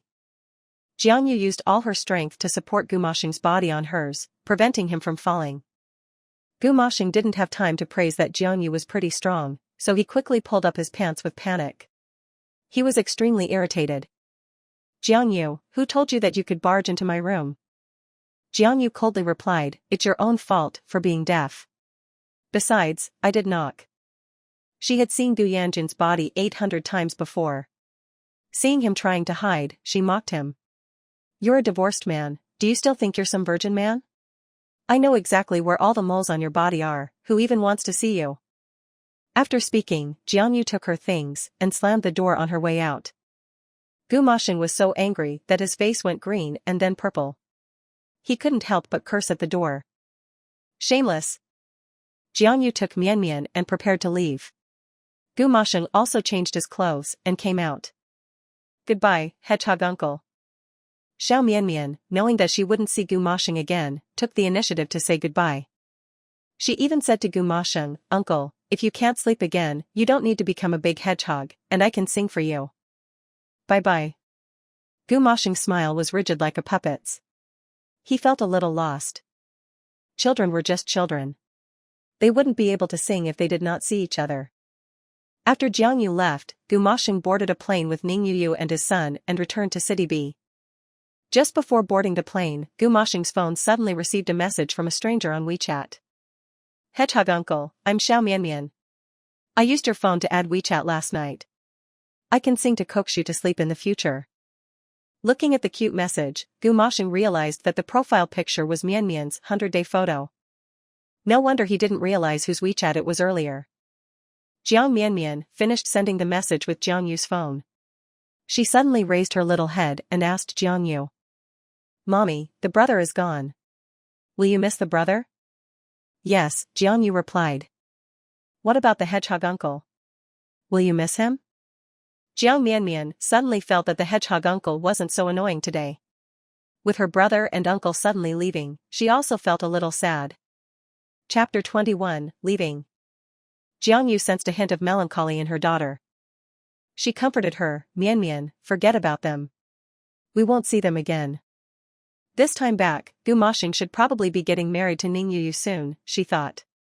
He had been single for so many years, and Ning Yu was the only person who remained by his side. Gu Masheng must be deeply in love with Ning Yu, she mused. Jiang Yu was lost in her thoughts, but little Mianmian didn't see it that way. Who said she wouldn't see Uncle Hedgehog again? Fortunately, she had been quick-witted the night before and had secretly taken her mother's phone, adding the uncle's WeChat. She could sing for Uncle again later. Little Mianmian secretly hid her inner joy, not telling her mother. Jiang Yu's phone rang. It was Lise. Since arranging for the batch of medicinal herbs last time, Lise had been busy with their distribution, and they hadn't been in contact for several days. "What's up?" Jiang Yu's voice sounded slightly tired. "Boss, I'm afraid we have to abandon S City. It's no longer valuable. Our research direction has changed. We can only go back to B City. That's where our resources are, and where we have the most advanced laboratories." Jiang Yu calmly considered it, lowering her gaze to look at her toes. "Okay, do as you think is best. I'll leave the subsequent relocation to you." Lise had been worried that Jiang Yu might abandon him after moving locations, considering all the elites in B City. But it seemed like Jiang Yu was planning to take him with her. "Boss, are you at home? Is Mianmian with you? Can I talk to her?" Jiang Yu, of course. Mianmian perked up as soon as she heard it was Papa Li, getting excited again.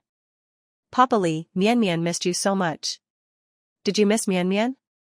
Lise's hearty laughter came over the phone. "Of course, Uncle missed you. I also bought you a new gift. I'll bring it to you when I have time." As soon as Jiang Mianmian heard about the gift, she was overjoyed, hugging the phone and kissing it repeatedly. Papa Lee is the best. I love you, Papa Lee, you're just like my real daddy. Ha ha ha, Mianmian is my favorite little darling too. Be good and listen to your mommy. I'll bring you a gift when I get back. Okay, moi moi. Jiang Mianmian gave Lise a big kiss, before giving the phone back to Jiang Yu. Jiang Yu had been planning to hang up, but Lise still had something to tell her. Sis, I have something else to tell you. Jiang Yu frowned. It was the first time she had heard Lise sound so serious. Go ahead. So. I injected myself with the drug. Now, I just don't know if the effects are good or bad. Lise, who told you to use your body for experiments? What if there's a problem? The rat experiments are over, and it's time for human testing. If I don't use my body, do you want me to use yours? Jiang Yu said without hesitation, Lise, I said before that I could do it. Lise said in a muffled voice, you can, but I can't. I'll never let you put yourself at risk. Jiang Yu, why? Lise said directly, Jiang Yu, listen carefully. First, I can't bear to see anything happen to you. Second, you have Mianmian. I'm just an orphan. No one would care if I died. And lastly, when you saved me and took me in, I said I could do anything for you. Jiang Yu tried hard to calm herself, who said no one would care if you died. I care. And from now on, if you feel uncomfortable, you need to tell me everything, no matter what, understand? Please put yourself first, always, understand? On the phone, Lise's smile returned, as carefree as always. Okay, I promise. But I need to hang up now, the experiment results are almost ready. I need to get back to work. Okay. Jiang Yu hung up, hugging Mianmian tightly, feeling a little sentimental. The world was never short of those with miserable lives. Fortunately, she had Mianmian. And even though Lise was an orphan, she would always treat him like family. Mommy, are we leaving too? Little Mianmian had just heard about going to B-City. B-City, wasn't that where her big brother and Uncle Hedgehog were? Yes, Mianmian, we're leaving here. We've lived here for so long, will you miss it? Mianmian likes it here, but Mianmian likes Mommy more. Wherever Mommy goes, Mianmian will go. Jiang Yu hugged her daughter, her warm little dumpling always being the warmest harbor in her heart. Having you makes me the happiest woman. Jiang Yu played with her daughter for a while, before she started packing for their return to B-City. She packed up all of her daughter's things and her own, making sure everything was neat and tidy. Over the years, she had saved a considerable amount of money, but she had always been frugal. Her clothes were mainly chosen for comfort, and because of her work, she didn't find it convenient to wear jewelry. So, she quickly packed her luggage. After leaving the city, Jiang Yu returned to B-City once more. A strange yet familiar feeling washed over her. In this city, she had happy memories, as well as moments of heartbreak and despair. Fate was like a huge joke, turning and turning, bringing her back here again. But this time, she didn't intend to have any interaction with Gu Masheng. She would do her own thing and not let anyone know she was back. But now that she was back, the first thing she needed to do was find a preschool for Mianmian. Jiang Yu looked at a development and bought a villa as their new home. Mianmian would be going to school here, so she needed a stable place to live. After finalizing the house, Jiang Yu didn't intentionally look for a prestigious school. Instead, she found a regular school near their home. Most of the prestigious schools were full of children from wealthy families, and she didn't want Mianmian to interact with too many of those people. It would be enough for her to grow up as an ordinary, happy girl. Jiang Yu was busy in B-City for a few days, finally getting everything sorted. The house was ready to move into, and she was personally responsible for picking up and dropping off Mianmian at school. When Lise arrived, he was impressed to see that Jiang Yu had already taken care of everything. Xiao Yu, you're amazing. You got everything settled so quickly. Jiang Yu gave a faint smile, you should stay here too. The house is big, and I'd be a little worried without a man around. You can save me the money from hiring a bodyguard. The villa was indeed very large, with 5 floors and a big yard. Jiang Yu planned to get a dog later, so Mianmian would have a playmate. Sure, I couldn't ask for more. Lise really wanted to live with Jiang Yu and Mianmian. In this city, they didn't have any relatives, and they were each other's closest family. This city was huge, so big that one could easily feel lonely. But if among the thousands of homes, there was one light that belonged to you, always waiting for someone to come home to eat, then what more could one ask for? Li Zhe moved in with Jiang Yu and Mian Mian. Ning Yu called, and Gu Mashing realized that her grandfather's birthday was in just 2 days. These past few days, he had spent sleepless nights looking for a substitute for the medicinal herb, but ever since Jiang Yu had taken the last batch, they were nowhere to be found. In his latest project, this herb was listed as a special requirement. If he didn't find it soon, the company would suffer heavy losses. Gu Mashing tried to call Jiang Yu, but forgot that he didn't have her phone number. He couldn't contact anyone on Mian Mian's WeChat either. This time, when he came back to B City, Jiang Yu had once again seemed to disappear. Gu Mashing absent-mindedly listened to Ning Yu's voice over the phone. "Mashing Gij, did you hear what I was saying? Tomorrow, accompany me to buy clothes, and then we'll pick a birthday present for Grandpa, okay?" Chapter 22, Cohabitation. Okay. Gu Mashing rubbed his temples, barely agreeing to Ning Yu.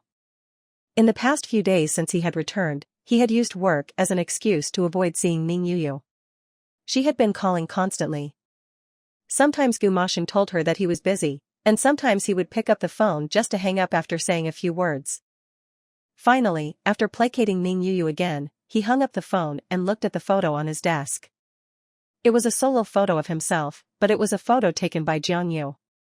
At the time, he had teased Jiang Yu about her poor photography skills. He hadn't expected that after that photo, Jiang Yu would never take any photos of him again. They had very few photos together, and they had no wedding photos. After their divorce, all of Jiang Yu's photos were sealed away by him. The room was dark and quiet. Gu Mashing stared blankly at the computer screen. He hadn't slept well for days, and his head was starting to hurt again. After Jiang Yu's acupuncture, he had felt better for a few days and had slept soundly. Today he started feeling uncomfortable again. Gu Mashing tried to open WeChat to see if Mian Mian was online. "Hello, is this Uncle Hedgehog?" This time, he actually got through, catching Gu Mashing off guard. "Mian Mian, what are you doing?" "Mommy is in the shower." Gu Mashing. He swallowed hard. What are you doing? Why didn't you answer when I tried to video call?" On the video call, little Mian Mian rested her head on her hand and thought about it. Going to school, lots of things to pack, very tired. Looking at her innocent appearance, Gu Mashing didn't realize that he was showing a comforting smile. "So you guys are very busy these past few days, right?" Jiang Mian Mian nodded her head rapidly, like a little chicken pecking at rice. "Yes, uncle, very, very busy." Gu Mashing kept looking at Jiang Mian Mian. The more he looked at the child, the more adorable she became. "What did uncle want to ask me? Do you want Mian Mian to sing for you?" Gu Mashing nodded. "Mian Mian is so smart. Uncle can't sleep again. Can you sing a song for uncle to listen to?" Mian Mian loved to sing. She immediately opened her mouth and sang a song she had just learned for Gu Mashing. Gu Mashing felt much better. Listening to Mian Mian's voice, he felt as if he had been given a sedative. Even without acupuncture today, his eyes started feeling heavy. Mian Mian sang wholeheartedly. Gu Mashing lay on the bed, holding the phone to his ear, listening. His consciousness was slowly fading. Gu Mashing felt like he would fall asleep very soon. "Mian Mian, who are you talking to? It's late, go to sleep." A man's voice came over the video call. Gu Mashing, who had been almost asleep, suddenly opened his eyes. There was a man in Jiang Yu's house, and he could enter Jiang Yu's bedroom at will. Who was it? Could he be Mian Mian's biological father? A series of questions flashed through Gu Mashing's mind. He had been so close to falling asleep, but now his mind was agitated by these thoughts. He picked up the phone to look again, but the call had already been disconnected. He didn't call back, but the man's voice kept echoing in his mind. Gu Mashing quickly zeroed in on the person. The voice sounded like the man from the amusement park the last time. The last time, Jiang Yu had denied any relationship between them. Now the man was at her house. Was she trying to lie to him again?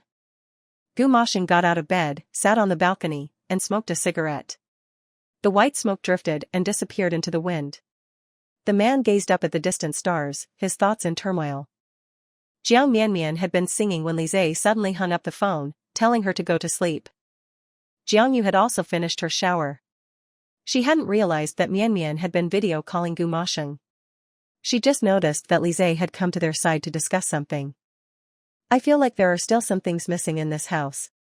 How about I take you guys to the mall to get some stuff tomorrow? Jiang Yu agreed with the suggestion. She had been planning on buying more, but it was inconvenient when she was alone with Mianmian.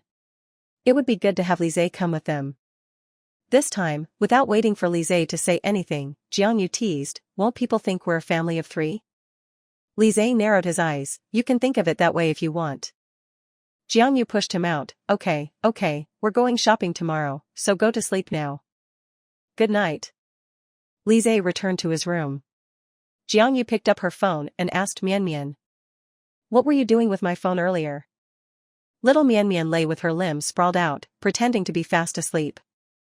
She wasn't going to tell mommy that she had just had a video call with the bad uncle. That was her and the bad uncle's secret. Jiang Yu swiped her phone a couple of times. She didn't notice anything. Seeing that Mianmian didn't want to pay her any attention, she shook her head helplessly and started coaxing Mianmian to sleep.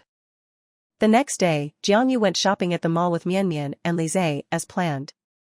There were delicious and fun things everywhere. Li Zhe took Mianmian to eat some good food first, before taking her to continue browsing. Jiang Yu's focus was mainly on home goods. The house was missing quite a few things, so she had to buy them all now that she had the chance. When they passed the toy store, Mianmian was very well behaved and didn't ask to go in. You don't want any toys? Jiang Mianmian shook her head.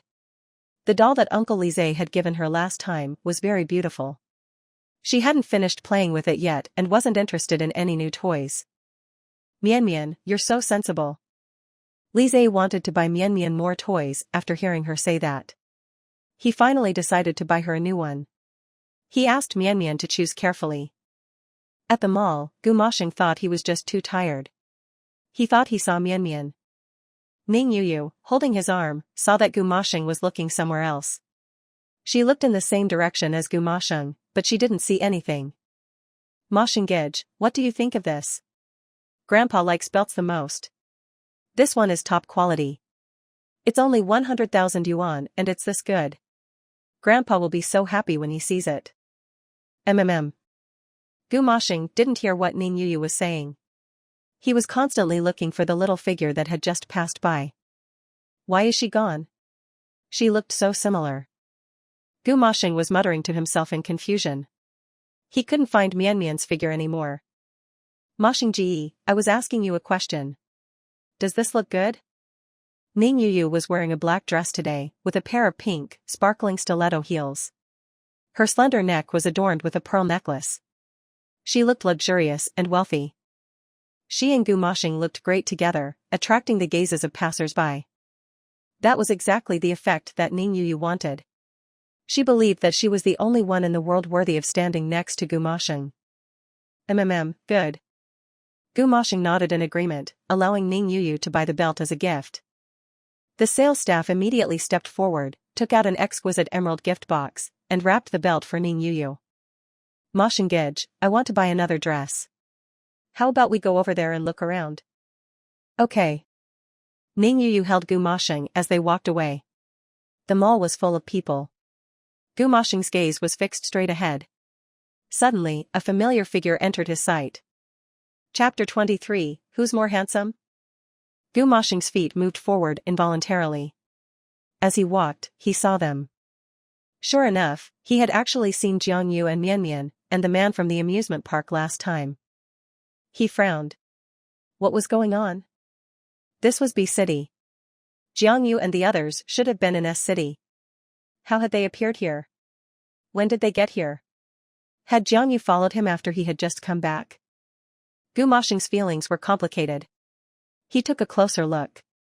Jiang Yu was carrying a 4-piece bedding set, as well as some daily necessities. These were all things used in the house. Were they planning to settle down in B City as a family of 3? If Jiang Yu really did want to live here, was it for work? Would it only be a short stay, or would they be settling here permanently? Gu Moshing was deep in thought, but he had no way of knowing. He unknowingly quickened his pace. Moshing Ge, why are you walking so fast? Wait for me. Ning Yu turned around and found that he was gone. She hurried forward to catch up with Gu Moshing. When she saw the three figures ahead, she suddenly stopped. Jiang Yu? What are they doing here? Ning Yu's gaze was like a sharp blade as she stared at the three people in front of her. They were like sticky plasters, haunting them wherever they went. They had followed her Moshing Ji even to his home. She thought that she could get rid of Jiang Yu and the others when they returned, but she hadn't expected this shameless woman to be so persistent. Jiang Yu had also seen Gu Moshing and Ning Yu. She was just as surprised.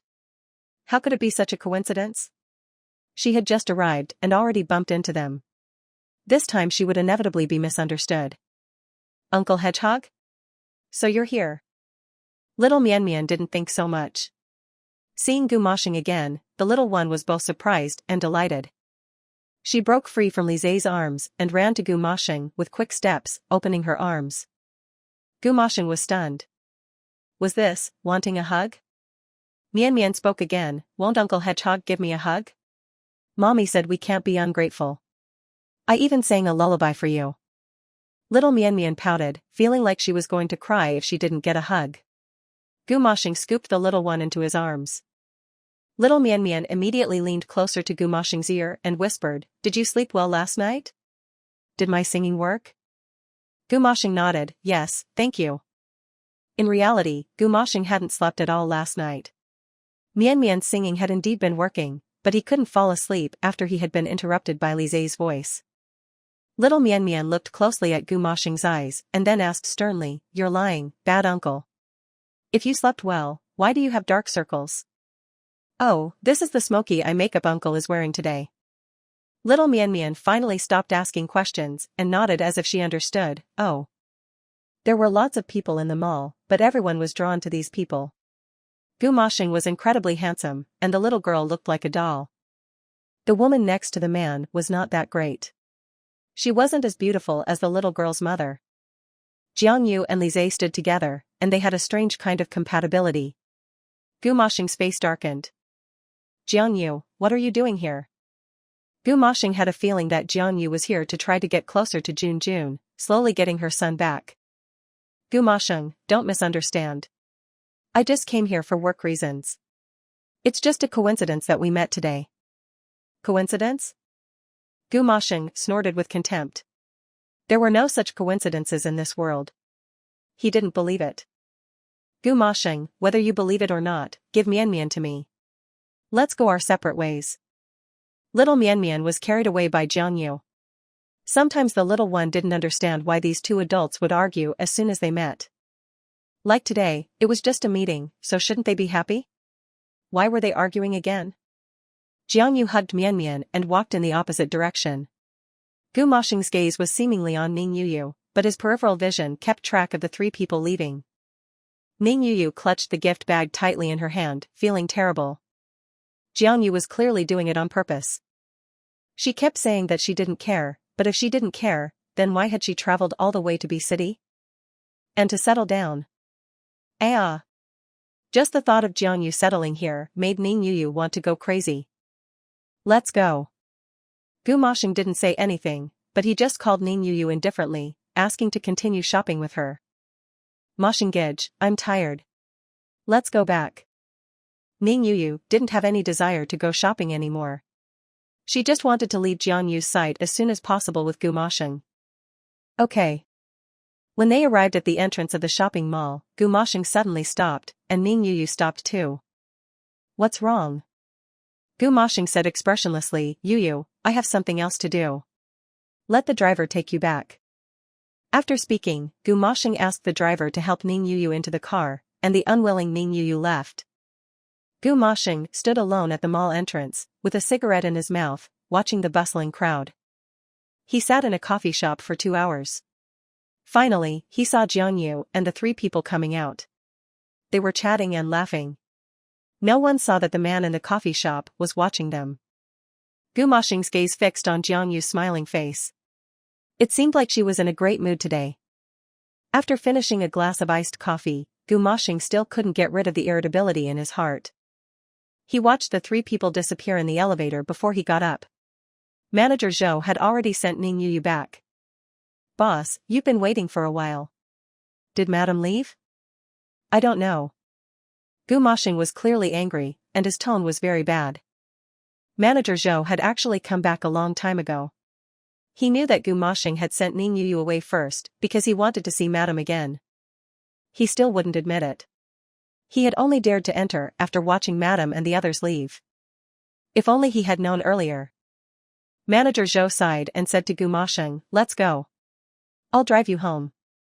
Gu Moshing got up and sat in the car alone. He looked at the street scenes outside the window, not sure what he was thinking. Ning Yu didn't call, she just sent him a WeChat message. "Moshing Gij, don't forget Grandpa's birthday. I will remind you." Gu Moshing simply replied with an okay and then turned off his phone. Over at Jiang Yu's, after leaving the mall, she took Mian Mian to eat at KFC. Little Mian Mian had been muttering 2 words all the way there. "Childish." Jiang Yu was confused. What did Mian Mian say? Who is childish? Mommy and Uncle Hedgehog are childish. Jiang Yu, what? Where is Mommy being childish? Mommy and Uncle arguing is childish. Jiang Yu laughed, adults argue too. It's not childish. It's just that they don't like each other. Mian Mian wouldn't understand. Little Mian Mian chewed on a burger bigger than her face, looking confused. Uncle Hedgehog is so handsome, why does Mommy not like him? I think he's very handsome. Li Zai sat on the side, pouting, and imitated the little one's baby voice. Then, Mian Mian, if you compare Uncle Li and your bad uncle, who is more handsome? Chapter 24, Invitation. Little Mian Mian said without hesitation, of course, Uncle Li is more handsome. Upon hearing Mian Mian praising him, Li Zai happily rewarded her with a sweet kiss, making Mian Mian's face jiggle with delight. The little one's eyes darted around. Mommy had said to praise whoever was in front of her, since the other person wouldn't know. Bad uncle was very handsome, but he wasn't around. I'm sorry, bad uncle. Little Mian Mian stuck out her tongue, secretly apologizing to Gu Moshing in her heart. After they had eaten their fill, Li Zai drove Jiang Yu and Mian Mian home. Mian Mian, you're going to school tomorrow. You need to get along well with your classmates and listen to Mommy, okay? Little Mian Mian nodded obediently. She was the most well-behaved little girl. Jiang Yu bought her a little school bag and some other school supplies. After preparing everything for Mian Mian, it was already evening. After resting for the night, Li Zai and Jiang Yu got up early the next day and took Mian Mian to school together. When it was time to get out of school, Li Zai had some things to do, so Jiang Yu personally drove to school to pick Mian Mian up. When she found the classroom, Jiang Yu saw that most of the children had already been picked up. A young man was standing in front of Mian Mian's class door, seemingly talking to Mian Mian's teacher. Miss Song, what time do you get off work? Let me treat you to dinner? Miss Song was a little embarrassed at the door and quickly refused. No, I have a boyfriend. Please don't come to my work to find me again. Ning Dehua, with his purple hair, stood out like a crane among the group of parents picking up their children. He had been pursuing Miss Song for a week, and she hadn't agreed yet. If it had been someone else, they would have probably lost their patience. Ning Dehua still didn't give up. As Miss Song was getting a little flustered, Jiang Mian Mian suddenly ran over, lifting her head to say to Ning Dehua. Purple-haired uncle, my teacher doesn't like you, shame on you. Mian Mian had been playing with toys on the side, waiting for her mother to pick her up. She had been listening to their conversation ever since Ning Dehua had arrived. Miss Song didn't know whether to laugh or cry. She hadn't expected Jiang Mian Mian to come to her defense. She immediately squatted down to coax Jiang Mian Mian. Mian Mian, why don't you go play first? Your mommy will be here soon. Hey, kid, why are you so nosy? Are you not happy that your teacher has a boyfriend? Mian Mian placed her hands on her hips, looking annoyed, but the teacher doesn't like you being her boyfriend. You child. Ning Dehua was rather annoyed. He was about to try to reason with little Mian Mian when Jiang Yu stepped forward, calling out. Mian Mian. Mommy. Jiang Mian Mian immediately jumped into Jiang Yu's arms, calling out for her mother. Mommy's here, that's right. But even with Mommy here, you can't run away. Ning Dehua spoke to Jiang Mianmian, but then looked up to see Jiang Yu. He was instantly stunned. How could there be such a beautiful woman in this world? Ning Dehua's eyes were glued to her, completely captivated by the beautiful woman in front of him. Sir, what are you doing? Jiang Yu had seen everything clearly. This man wanted to bully Mianmian, but no way. Ah? Nothing. Ning Dehua suddenly became shy, scratching the back of his head. He said to Jiang Yu, "Is that your daughter?" Jiang Yu, what about it? No. Nothing. Your daughter is very cute. Thank you. Jiang Yu was about to leave with her daughter when Ning Dehua blocked her way, pulling out his phone. Beautiful lady, can I add you on WeChat? Add her on WeChat? Since getting married, it was the first time someone had asked for Jiang Yu's WeChat. She knew what that meant. Sorry, it's not convenient. Jiang Yu ignored the man and left the school with Jiang Mianmian, getting into the car and leaving. Mommy, was that purple-haired uncle trying to pursue you? Jiang Yu frowned, telling Mianmian not to talk nonsense. These days, just his outlandish style was too much for her. Moreover, he was pursuing her even though he knew she had a daughter. This man had to be abnormal. Mianmian, in the future, at school, don't ask about grown-ups' affairs, okay? Okay. Jiang Mianmian ate a biscuit and softly replied, sitting quietly in the car. B City was different from S City. Jiang Yu didn't want Mianmian to offend anyone here. It would be a bit troublesome. As she was driving, Jiang Yu felt like there was a car behind her, tailing her. She stepped on the gas and sped away. After going through several red lights, she finally lost the tail. As soon as they got downstairs, Jiang Yu took Mianmian into the house. Not long after, a car parked not too far from their house. So the beauty lives here. Ning Dehua looked at Jiang Yu's door and took out his phone to make a call. Hey. I have my eye on a house. Arrange for one immediately. I want to move in tomorrow. The other party nodded and bowed. Yes, I will take care of the formalities immediately, and you can move in tomorrow. While Jiang Yu was unaware of what was happening outside, she had just told Li Zhe about her encounters that day when she got home. Li Zhe thought about it and said, Xiao Yu, don't worry, you have me. No one in B City dares to provoke you. Jiang Yu wasn't afraid of trouble, but she just didn't want any trouble. She wanted to live a low-profile life here. Li Zhe handed Jiang Yu an invitation and said, look what this is? Jiang Yu took the invitation and looked at it. How do you have an invitation to old Master Ning's birthday? Li Zhe smiled mysteriously. Of course, I bought it for a good price. This was originally an invitation for a reporter. Old Master Ning's birthday party invites people from all walks of life and has long become an important event for the upper class to socialize. Jiang Yu, so, you want me to go? Li Zhe crossed his arms. Yes. Old Master Ning has a wide network of connections in the capital. The sea area for our equipment transportation falls under his jurisdiction, so we must tolerate this old man. Jiang Yu thought for a moment. Okay, I'll go. Li Zhe, no, we'll go together. You can go as my companion. The owner of this invitation can bring a companion. Whenever Li Zhe implied something, Jiang Yu understood, but she only treated Li Zhe as a younger brother, so she pretended not to understand. Okay, we'll go together, but what about Mianmian? If both of us go, what will she do? Li Zhe lowered his head and smiled knowingly. Old Master Ning loves children the most. He dreams of having a grandson, but unfortunately, his son is disappointing. I heard he got him rather late. So, children can go as long as they're accompanied by an adult. Only then did Jiang Yu feel relieved. Before, at the Gu family, she had heard Gu Moshing mention many names of upper-class people, but at that time, she was focused on being a housewife and rarely inquired about anything. So, she had only heard about them but never met them. Now that she was doing things on her own, there were some people that she couldn't avoid seeing. It seemed that this time she would inevitably run into old acquaintances again. Jiang Yu was helpless. This world was so small. After going around in circles, she was back here again.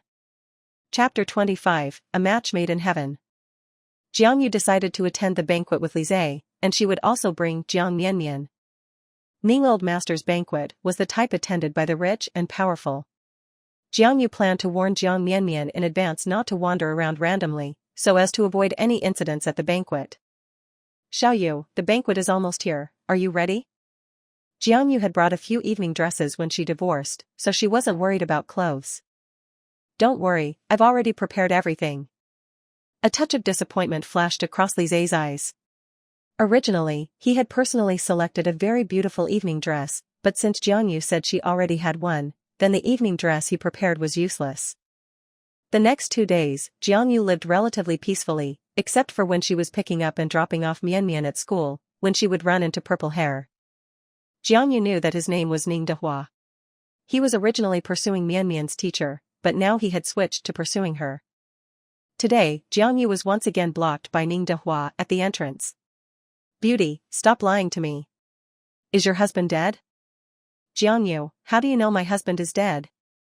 Ning Dehua crossed his arms, looking smugly at Jiang Yu, because you have an aura of a woman whose husband is dead. Jiang Yu was speechless, so, let me tell you a secret.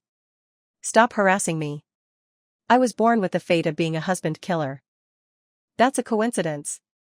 My father said that I was born with a strong fate. We're really a match made in heaven. Weren't you pursuing my teacher? Why do you like my mommy now? Mommy would never like a man like you. Little Mianmian had reached the limit of her tolerance. She angrily said, let us in. We're going to be late. You child, don't you want a father? How about I be your father? Uncle's family is very rich. I'll take you to KFC. Little Mianmian rolled her eyes, who cares? The people pursuing my mommy are all richer and more handsome than you. I don't want you as my daddy. You. Ning Dehua was about to be angered to death by Jiang Mianmian. Jiang Yu ignored Ning Dehua and walked into the school with Jiang Mianmian. When they came out again, Ning Dehua had already left. Jiang Yu quickly got into the car and drove home. Ning Dehua hadn't appeared in the following days. Jiang Yu felt like this person was of unknown origin, a flash in the pan, so she didn't pay it any mind. Old Master Ning's birthday banquet finally arrived. Uncle, why isn't mommy coming down yet? I want to see mommy become a princess. Jiang Yu had gone upstairs to change into her evening dress, and Mianmian was also wearing a white dress, waiting happily for mommy. Mianmian, you're wrong. You are the princess, and your mommy is the queen. In Li Zai's eyes, Jiang Yu was no delicate, pampered princess. Mommy's here. Mommy is so beautiful.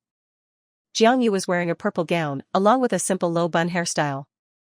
The diamonds on her neck sparkled as she slowly walked down the long staircase, as if a fairy had descended from the heavens. Li Zai was mesmerized. Jiang Yu had never dressed up carefully before, but she had already outshone many people. Today, with her makeup and hair done up like this, she was even more radiant. Does it look good? Jiang Yu walked in front of Li Zai and asked him in Mianmian. Good looking. Li Zai's eyes felt as if they had just received the most sincere cleansing. She was too beautiful, as if she was not of this world. Mommy is beautiful every day, but she's especially beautiful today. Mianmian almost doesn't recognize mommy anymore. You're so sweet. Let's go. Jiang Yu hugged Mianmian and walked in front, with Li Zai following behind. He regretted it a little. He regretted having to bring Jiang Yu to such a banquet today. As a man, if you had such a beautiful woman in your home, no one would be willing to show her off to others. They drove to the restaurant where the banquet was held. As soon as Li Zai and Jiang Yu arrived, the reporters at the door rushed forward with their cameras. Because celebrities and wealthy people were also attending today, the reporters were afraid of missing important guests. In particular, Jiang Yu's beauty had captivated everyone. Many reporters thought she was a big star and kept taking pictures. Jiang Yu simply smiled at the camera and didn't explain much, walking past the red carpet with Mianmian and entering the banquet hall. Mommy, there are so many people here. It was the first time Mianmian had encountered such an occasion, and she looked around with surprise at the adults in front of her and the beautiful venue. Mianmian, you can't run around later, okay? Mommy is here for business today. You must not cause mommy any trouble, okay? Mianmian nodded obediently. She wouldn't run around, but she wanted to look around. Mommy, can I go play over there? There's a ball pit over there. Old Master Ning's venue also had a children's area prepared for children, which was especially attractive to little ones. Okay, don't run around, okay? Mommy will find you later. Jiang Mianmian went to play with her cheeks jiggling. Jiang Yu and Lizzie began to move around the banquet hall. We don't know anyone here. We'll just walk around with our wine glasses. Old Master Ning's reception room is on the second floor. We need to find a way to get up there. Ordinary people could only wait on the first floor for Old Master Ning to speak. Only those with special status could go to Old Master Ning's private room. Got it. Let's take a look around the first floor first. Jiang Yu planned to take it step by step, not rushing anything.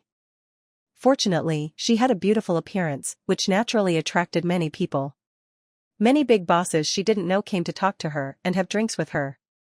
Jiang Yu also handled it with ease.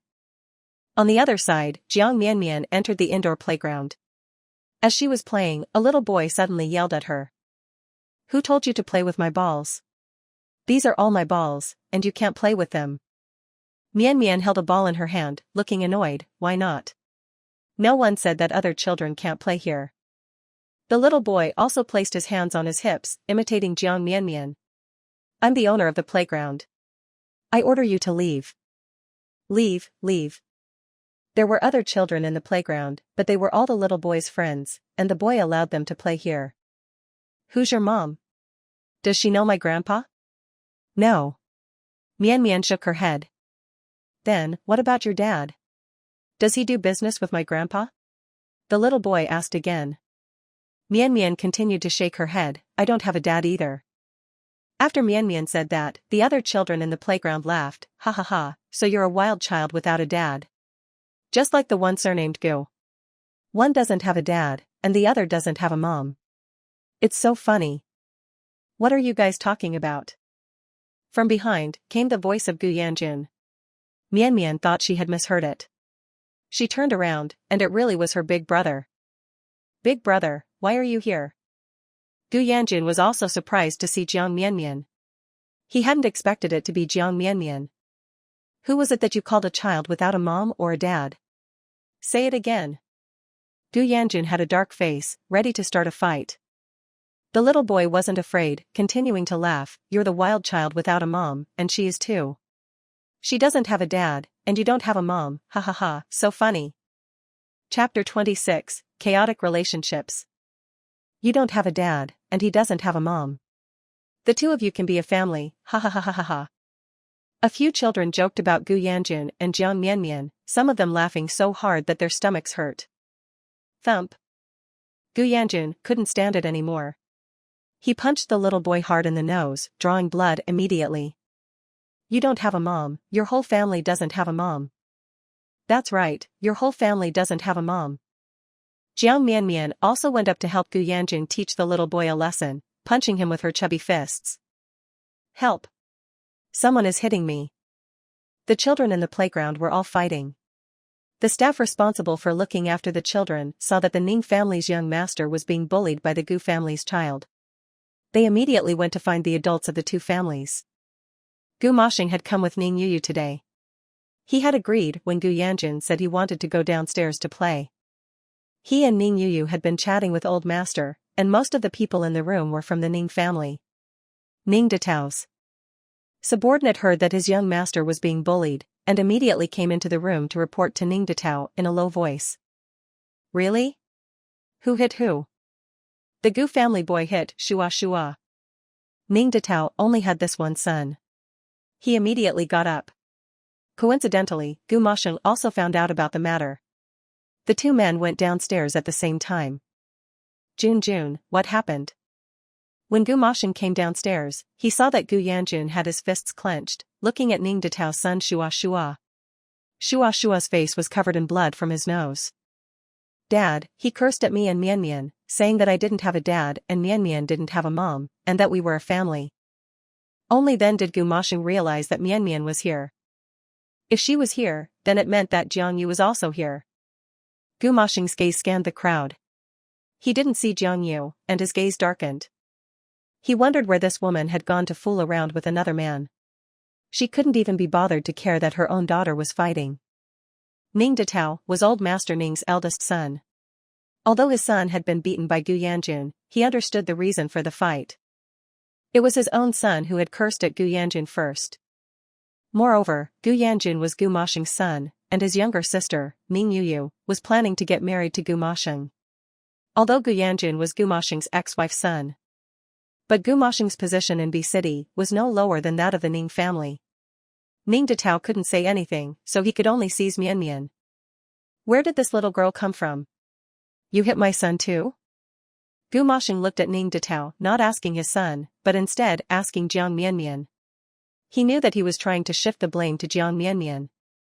After all, Ning Detao wouldn't dare do anything to his own son. For a moment, the adults at the banquet stopped talking and laughing to watch the drama. Jiang Mian was not afraid, standing beside Gu Yanjun, willing to take responsibility. It was your son who cursed at us first, and he wouldn't let us play here. I did nothing wrong. Ning Detao didn't want to say much to a child. He was just a little annoyed. Go call your family's adult. I want to see your family's adult. Gu Moshing thought that Jiang Yu wasn't here. He was about to help Jiang Mian out of this mess when Jiang Yu pushed through the crowd and walked in front of Ning Detao. Mr. Ning, I'm the child's mother. What do you want from me?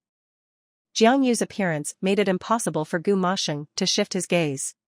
She was dressed very minimally today, and her hair and makeup were unbelievably beautiful.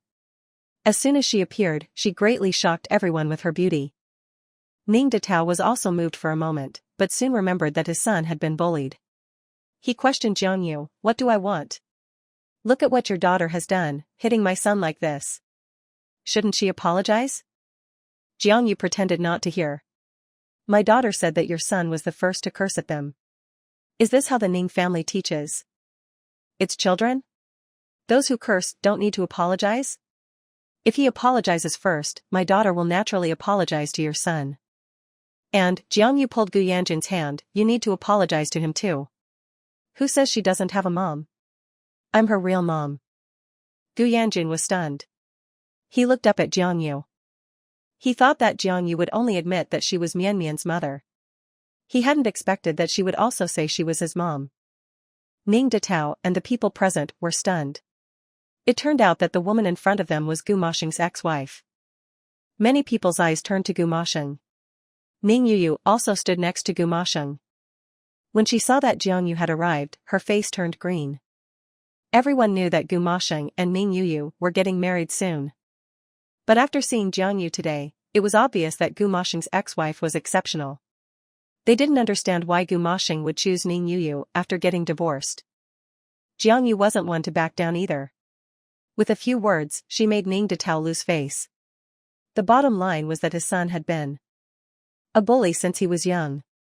He didn't let the little girl play and even led the others in cursing Gu Yanjun and the little girl. If he apologized, Ning Detao felt like he would lose face. Today was his family's banquet. But not apologizing wasn't appropriate either. It would make the Ning family seem very ill-mannered. Ning Yu saw that her big brother was in a difficult position and tried to mediate the situation. Bro, never mind, it's just a matter between children. Why bother about it? Have someone go and wipe Shua's nosebleed. Let everyone continue, don't make old master angry. Ning Detao agreed on the surface, but he was still very upset inside. What if she was Gu Moshing's ex-wife? The guest list today was personally made by him. He hadn't invited this woman in front of him. Miss, I don't remember inviting you. May I ask how you got in? Ning Detao was confident. He hadn't invited this woman at all. This time, he would take the opportunity to embarrass her and get rid of her at the same time. Jiang Yu was a little hesitant. She hadn't been invited, and her invitation had been bought by Lise. This time, she was really exposed. She looked at Gu Moshing. His eyes were full of inquiry. He also seemed curious about how she had managed to sneak into such a venue today. Ning Yu quietly curled the corners of her mouth, waiting to see how Jiang Yu would embarrass herself in front of Gu Moshing and all the big shots in B City. Suddenly, a reckless voice sounded. Everyone looked in the same direction. Miss Jiang, why are you here? I've been looking for you for so long. It was the youngest of the Ning family, Ning Dehua. The moment Jiang Yu saw Ning Dehua, she finally understood why he was here. Ning Dehua, Ning Yu, Old Master Ning. It turned out that this purple hair was a member of the Ning family. Jiang Yu smiled at Ning Dehua. He was already greatly shocked by her outfit today. This smile made him even more captivated. Big brother, Miss Jiang is my honored guest. I invited her to attend Old Master's birthday banquet. Do you have a problem with that? Ning Dehua's face turned purple and green. He hadn't expected the family to be so chaotic right now. Ning Dehua knew Gu Mashing's ex-wife and appeared to be fond of her, while Gu Mashing was with his younger sister, Ning Yu. The world was too crazy. He needed to calm down. Miss Jiang, you are so beautiful today. Ning Dehua's praise fell into Gu Mashing's ears. The man looked gloomy, staring fiercely at Jiang Yu and Ning Dehua. Chapter 27, Disobedient Son. How did those two know each other? A ball of rage ignited in Gu Mashing's chest. The others didn't care how Ning Dehua and Jiang Yu knew each other. As soon as Ning Dehua and Jiang Yu started talking, the others drifted away. Jiang Yu explained to Ning Dehua why she was there, and Ning Dehua was very excited. So you're here to see Old Master? No problem, leave it to me. Jiang Yu hadn't expected this. She had been thinking of how she could meet Old Master to talk about business. Turns out Ning Dehua was Old Master Ning's own son. Ning Yu watched Jiang Yu talking to her younger brother, then she pulled Gu Mashing, saying, Mashing Ji, let's go upstairs too. Grandpa is still waiting to see the birthday present we sent. This time, Gu Mashing kept Gu Yanjun by his side to prevent what had happened earlier from happening again. However, Gu Yanjun shook off Gu Mashing's hand and said in a muffled voice, Dad, I want to play with Mian Mian. When those children were cursing at him earlier, Mian Mian had helped him curse and fight back. This was an experience that Gu Yanjun had never had before. Although he felt that his father was very powerful, he had often heard others curse at him for not having a mother. No one knew that he had hated this for a long time. Jun, there are a lot of good food and fun things upstairs too. Why don't you come upstairs with Yu mommy? Ning Yu didn't want Jun to have too much contact with Jiang Mian. She could see that her wedding with Gu Mashing was about to happen, so she absolutely could not let Jiang Yu come and ruin it again. Gu Yanjun had originally wanted to play with Mian, but when he saw Jiang Yu holding Mian's hand and talking happily with others, he followed Ning Yu upstairs in disappointment.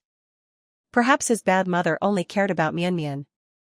Jiang Mian saw her big brother go upstairs and pulled on Jiang Yu, saying, Mommy, can we go upstairs? Big brother went upstairs. I want to go up too. Ning Dehua joked with Jiang Mian, little darling, let me be your mommy's boyfriend, and I'll take you upstairs. Jiang Mian refused. How could I sell out my mommy for myself? You're dreaming, take us or don't, whatever. Ning Dehua had no way to deal with Jiang Mian. The little one acted like she was his enemy. Mr. Ning, my daughter is just like that. Please don't mind her.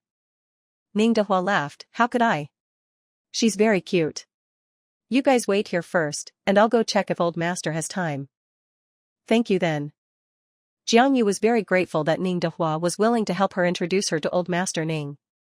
After he went upstairs, Ning Dehua saw all the people in the room. Ning Yu was talking to Old Master Ning. Grandpa, this belt was selected carefully by Mashing and I. It's most suitable for your status. Oh, good. You're so thoughtful. Yu is the one who loves me the most. Ning Yu held Gu Mashing's arm and said coyly, Mashing Gij and I chose this together for you, Dad. As long as you like it. Old Master Ning looked at his precious daughter's happy expression and knew what Yu meant. He then said to Gu Mashing. Mashing, the two of you aren't planning to go on like this forever, are you? When are you going to have your wedding? Gu Mashing didn't say anything. He didn't want to bring up this topic today. Old Master Gu understood his reaction. I know that the last relationship was a big blow to you, and you've always worried about Jun's thoughts, afraid that he wouldn't accept Yu. But look, even Jun likes Yu so much. I'm not against you too, but don't ever let Yu down. Gu Mashing lowered his gaze and just nodded, promising Old Master, I will never let Yu down. Jiang Yu stood by the door, clearly hearing Gu Mashing's words. How ridiculous and ironic. It turned out that Gu Mashing would never let anyone down in this lifetime, only her. Jiang Yu leaned against the wall, waiting for Ning Dehua to go in and introduce her to Old Master Ning. Gu Mashing saw Ning Dehua come in, his face darkening. Old Master Ning mocked, "Who's this? I don't recognize him?" Ning Dehua was the most unruly of the younger generation of the Ning family. He was always a good-for-nothing playboy, often spending months away playing and not coming home. Old Master Ning intentionally said this to embarrass him. But Ning Dehua's face was as thick as a city wall. He sat down on the sofa with a grin. Coincidentally, he sat next to Gu Masheng, since there was only an empty seat next to Gu Masheng. "Dad, what are you talking about? I've been behaving very well lately. If you don't believe me, ask my sister." Ning Yu remembered that Ning Dehua had told her last time that he was pursuing a kindergarten teacher very seriously. This time, he was changing for the better. For this reason, Ning Yu had specifically told Old Master about this good news. Today, Ning Yu didn't want to make Old Master angry. She said in Ning Dehua's defense, "Dad, Ahua is right. He's been good recently. This time, he's not looking for those shallow girls." Ning Dehua said proudly to Old Master Ning, "Dad, what sis said is right.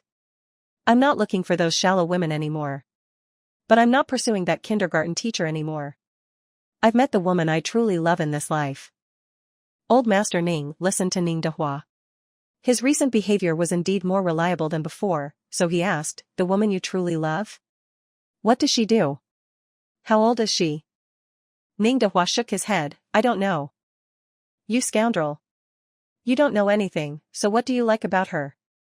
"Dad, what she does and how old she is that important? Isn't it enough that I like her?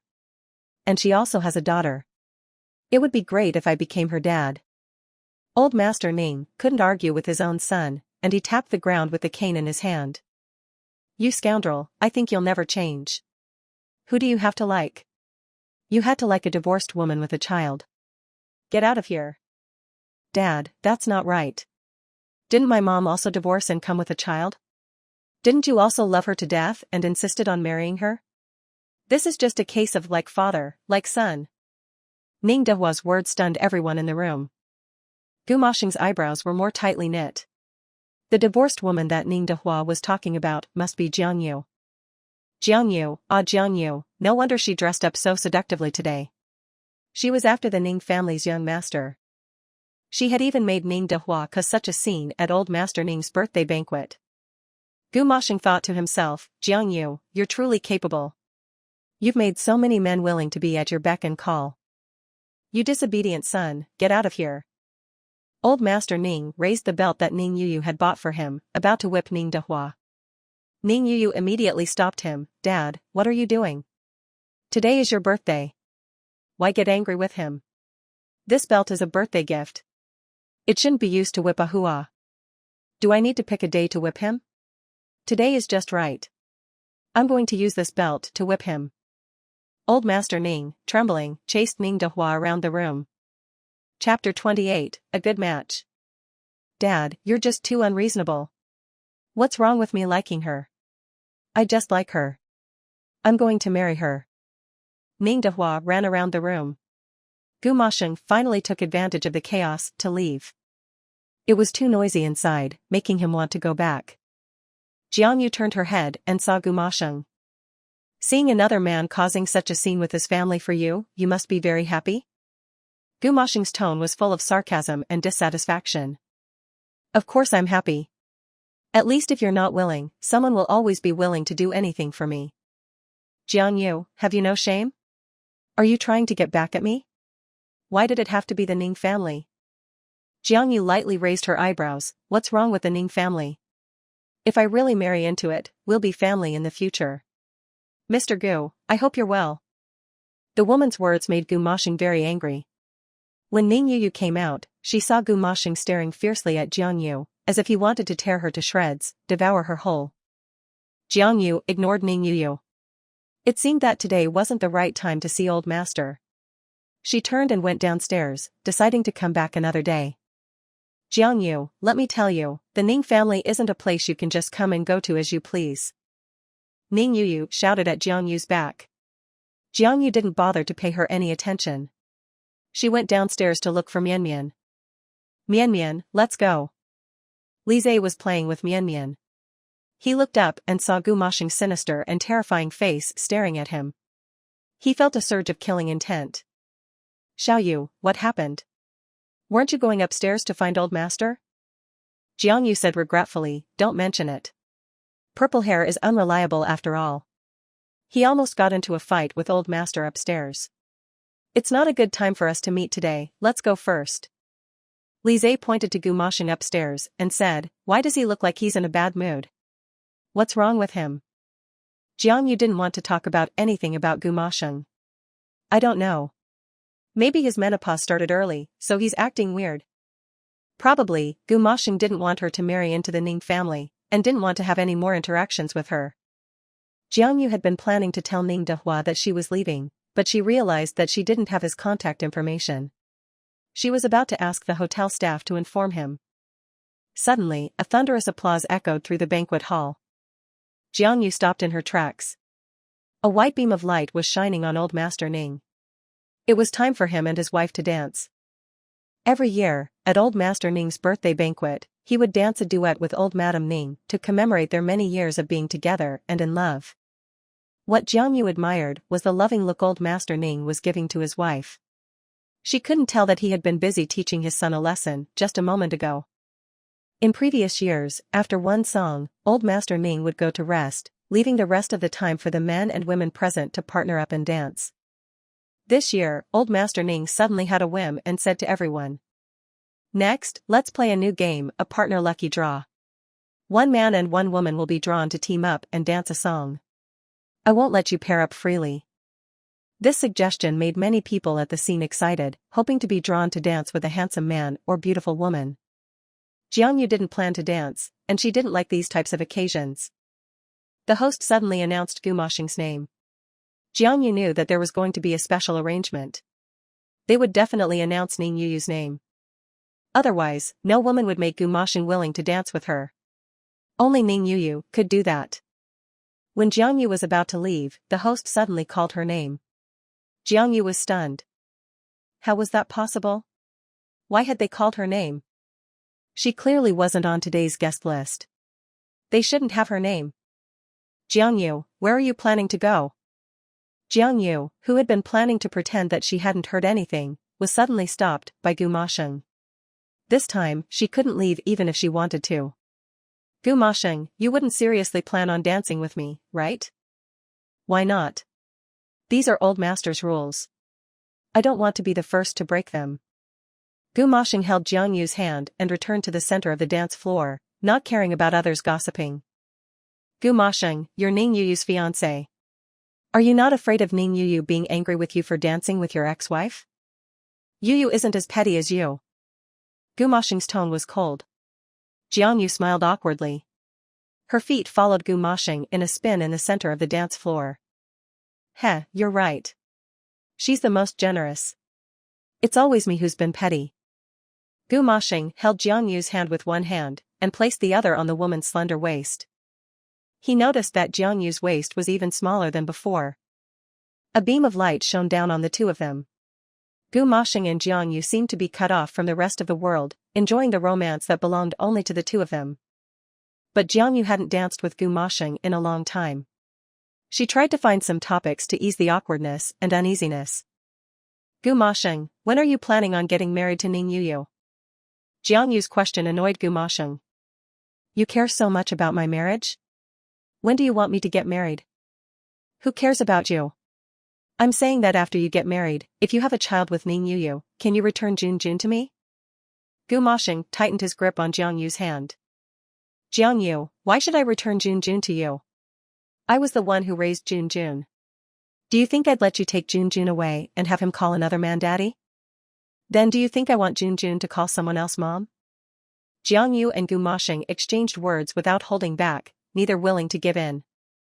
Outside the dance floor, Ning Yuyu's eyes turned green with anger. She had clearly put her name and Gu Moshing's name in the box together. Logically, she should be the one dancing with Gu Moshing, so how did it become Jiang Yu? Across from Ning Yuyu, little Mian Mian was holding Gu Yanjun's hand, smiling happily. Bad uncle and mommy are really well matched. If I hadn't put the names together with bad uncle, they wouldn't be dancing together. Gu Yanjun lowered his head and asked Mian Mian, "Did you do this?" Mian Mian nodded frantically. "Don't you think my mommy and your daddy are the most suitable people to dance together? Everyone else just doesn't look suitable." Gu Yanjun also nodded when he saw his dad and mom dancing together. What Mian Mian said is right. After what had happened today, where Jiang Yu had defended him, Gu Yanjun had warmed up to Jiang Yu a little. Along with Jiang Mian Mian, it made him feel like the people with the surname Jiang were not as annoying as he thought. While Jiang Yu and Gu Moshing were dancing, Jiang Mian Mian was recording the video with her phone, capturing her mommy's most beautiful moments. The song ended. Gu Moshing forgot to release Jiang Yu's hand, and it was pulled away by Jiang Yu. "Gu Moshing, consider yourself lucky tonight. You won't get another chance to dance with me again." Gu Moshing looked at Jiang Yu indifferently. "You won't have a chance to touch me again either. While you were dancing with me, have you thought about how you would coax your many boyfriends?" "Boyfriends?" Jiang Yu felt that Gu Moshing was thinking way too much of her. "What do you mean? In your eyes, am I the kind of woman who attracts all kinds of men?" Gu Moshing tilted his head. "Isn't that the case?" Jiang Yu rolled her eyes at Gu Moshing. "You're unreasonable." Chapter 29, Drunk. After the two separated, Ning Yu immediately went to Gu Moshing's side, as if she was silently declaring who Gu Moshing's lover was. Ning Yu had been with Gu Moshing for so long, but she had never danced with Gu Moshing. Today, the person drawn was actually Jiang Yu. "Moshing ji, I want to dance with you too." Hearing Ning Yu's jealous tone, Jiang Yu no longer paid attention to Gu Moshing. Instead, she went to find Jiang Mian Mian. "Mommy, you're so beautiful today." Jiang Mian Mian happily held Jiang Yu's hand, feeling satisfied. She had seen Mommy dancing with Bad Uncle earlier, and she had really wanted to go up and call out Mama and Papa. Although many men liked Jiang Yu, Jiang Mian Mian still felt that Bad Uncle was the most like family. When Jiang Yu was about to leave, Ning Dehua stopped her. "Don't want to dance one more song with me?" Jiang Yu held out her hand. "Thank you for helping me out today, Mr. Ning." Ning Dehua hadn't been able to persuade Old Master to see Jiang Yu, so he felt like he had wronged Jiang Yu. "Don't worry, I will talk to him properly and get my dad to see you." "Thank you." More and more men and women were dancing on the dance floor. Jiang Yu noticed that Gu Moshing was now holding Ning Yu's hand, dancing with utter infatuation. Gu Moshing hadn't been planning to dance, but seeing that Jiang Yu was there, he held Ning Yu's waist, tightening his grip. Ning Yu was a little shy from being touched by Gu Moshing for the first time. When she saw Jiang Yu dancing with her younger brother, she angrily said to Gu Moshing, "What does Jiang Yu want? Doesn't she know that she and my brother are completely ill-matched?" Gu Moshing agreed with Ning Yu. "I also think they're ill-matched. Your brother is being bewitched by her. Moshing ji, our wedding wasn't discussed properly because of the trouble caused by Dehua today. How about you come with me to talk to Grandpa again later?" "Okay." Gu Moshing replied to Ning Yu absent-mindedly, while his peripheral vision was on the direction where Jiang Yu was. Ning Dehua was a great dancer. Since childhood, he had never dared to pursue anything, and all his skills that he was interested in were skills to get the ladies. After dancing one song with him, Jiang Yu said to Ning Dehua, "In any case, thank you for helping me out today. My intention to see Old Master Ning is a business matter. If it's too difficult for you, then there's no need to force it." Ning Dehua laughed. "Miss Jiang, don't worry, it's just a small matter. Old Master Ning is still my father after all. When he's in a better mood in a few days, I'll talk to him about your matter again." He had already started to draw a big cake. Jiang Yu's gaze looked for Lise, and she suddenly met Gu Moshing's resentful and terrifying gaze. What was wrong with this man again? She had just been dancing a social dance with Ning Dehua out of gratitude, and Gu Moshing was staring at her like that. They were divorced now, he couldn't be looking for a chance to condemn her for being promiscuous again, right? Jiang Yu suddenly wanted to leave this place. Just as she turned, Lise gave her a hand signal in the corner. Jiang Yu excused herself and left the dance floor. "What's wrong?" Lise showed Jiang Yu his phone. "Our machines are being held up at customs. The people over there were originally planning on meeting Old Master Ning to say something about it. Perhaps that would allow the machines to be released. But since we weren't able to see Old Master Ning today, what do we do?" Jiang Yu's batch of machines was strictly managed, so they had a more complicated procedure for entry. what about greasing some palms? Lise shook his head, that won't work. We tried it. We need to find a reliable person to say something to make them listen. Jiang Yu fell into thought, her beautiful eyebrows showing a hint of silence.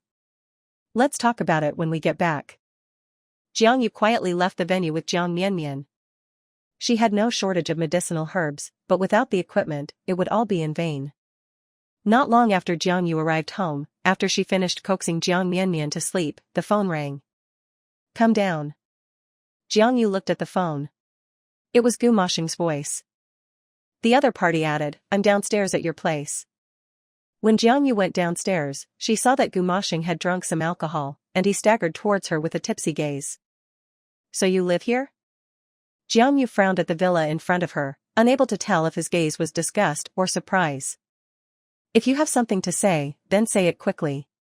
I still have to coax Mianmian to sleep.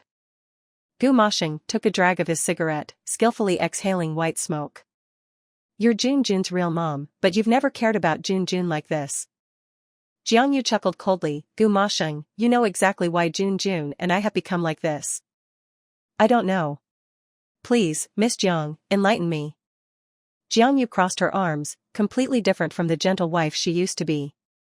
Mianmian is so well-behaved, so sensible, and knows how to care about me. Why would I care about that ungrateful son? Have I ever let Jun Jun down? I have a clear conscience.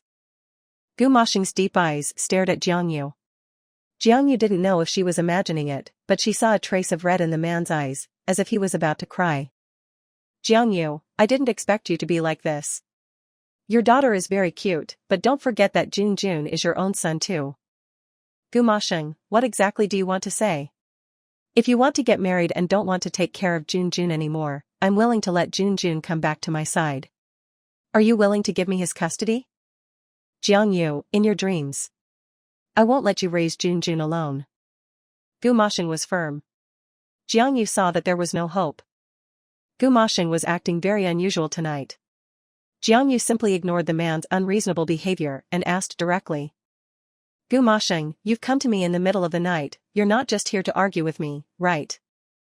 Jiang Yu was getting a little impatient, but Gu Moshing patiently tapped his cigarette ash. Jiang Yu, your stuff got held up at customs, right? You're investigating me? Jiang Yu was puzzled. How would Gu Moshing know that she had encountered difficulties? Gu Moshing, I can resolve it for you. Jiang Yu was no longer the naive flower she used to be. She lifted her eyes, what's the condition? Gu Moshing took another drag of his cigarette, I'll have people let your stuff go, but you have to give me half of your medicinal herbs. Half? Gu Moshing, were you reincarnated from a robber in your past life? No, that's too much. Too much? If you don't agree to my request tonight, then your equipment won't be able to get through customs or get into the lab. Gu Moshing's face disgusted Jiang Yu. Are you threatening me? Jiang Yu said. Jiang Yu, you can't act like that. I saved your life with that batch of goods. But you want to have it all for yourself? Who taught you how to do business? Gu Moshing mentioned the incident where he had taken a knife for her again. Jiang Yu was at a loss for words. She did owe Gu Moshing one favor. Now he was coming to collect his debt. It pained Jiang Yu to give half of her goods to Gu Moshing. Okay, I agree. Jiang Yu didn't want to keep talking to Gu Moshing. For some reason, she always felt that there was a strange hidden meaning in Gu Moshing's eyes when he looked at her in the middle of the night. I heard that you have a lab? Gu Moshing seemed like he wanted to continue talking with her.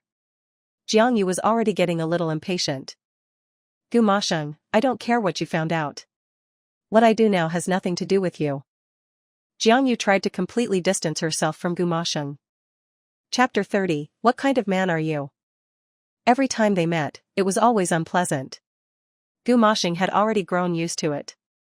Jiang Yu's alienation and weariness of him made Gu Moshing even more irritable. This was his second cigarette, and Jiang Yu frowned in disgust. Gu Moshing, if you want to be a sick man, then go be one, but don't make me inhale your second-hand smoke.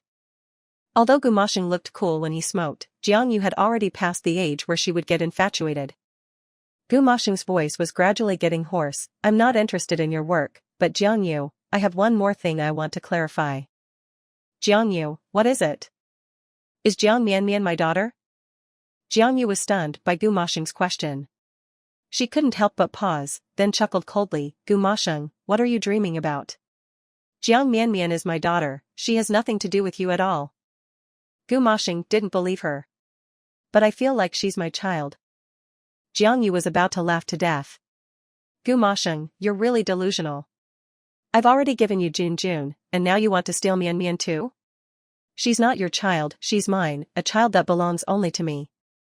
Jiang Yu couldn't imagine what would happen to her if Gu Mosheng were to steal Mian away.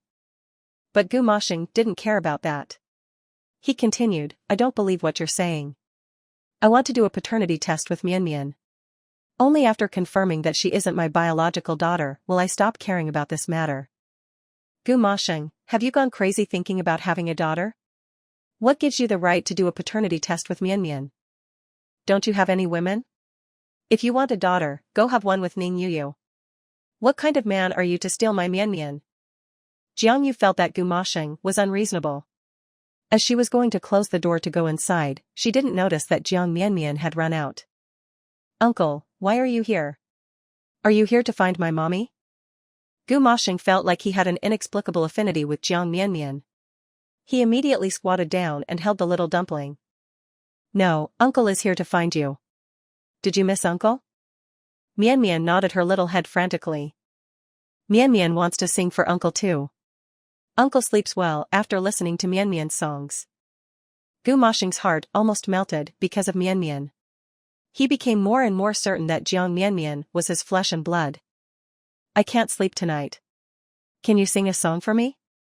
Gu Mosheng said. Jiang Mian was a wise child, then can Uncle sleep with Mommy and me? Mian can sing to coax Uncle to sleep.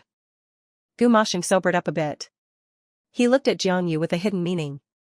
It was clear that Jiang Yu wouldn't give him a good look. Mian, Uncle would like to, but your mommy doesn't agree.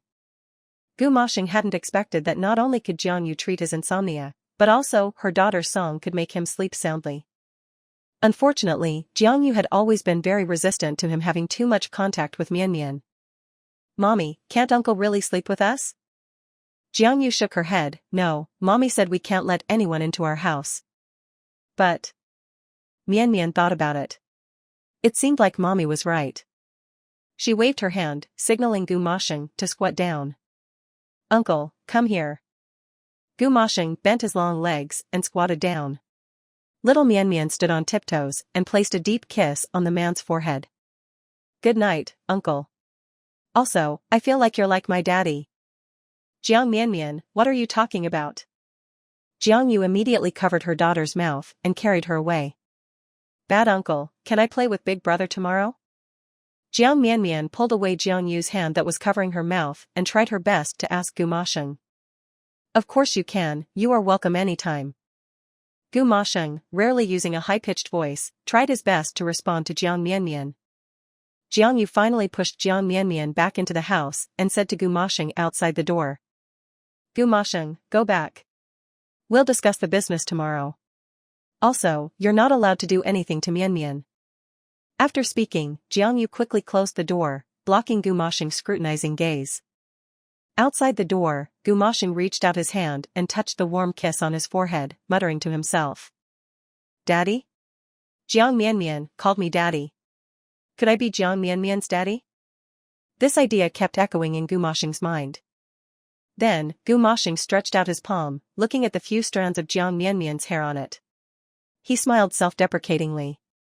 Jiang Yu, do you think I'm stupid? I will definitely find a way to do a paternity test. If Mian is really my child, I will definitely make her acknowledge her ancestors. Gu Mosheng sat alone in the car, looking at Jiang Yu and Mian's room. He smoked 3 more cigarettes before starting his car and leaving Jiang Yu's villa.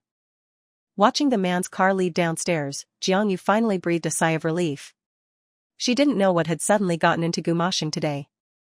Logically, he should be with Ning Yu right now. Who would have thought that he would run over here and say that Mian was his daughter? Jiang Yu was finding it harder and harder to understand Gu Mosheng's behavior.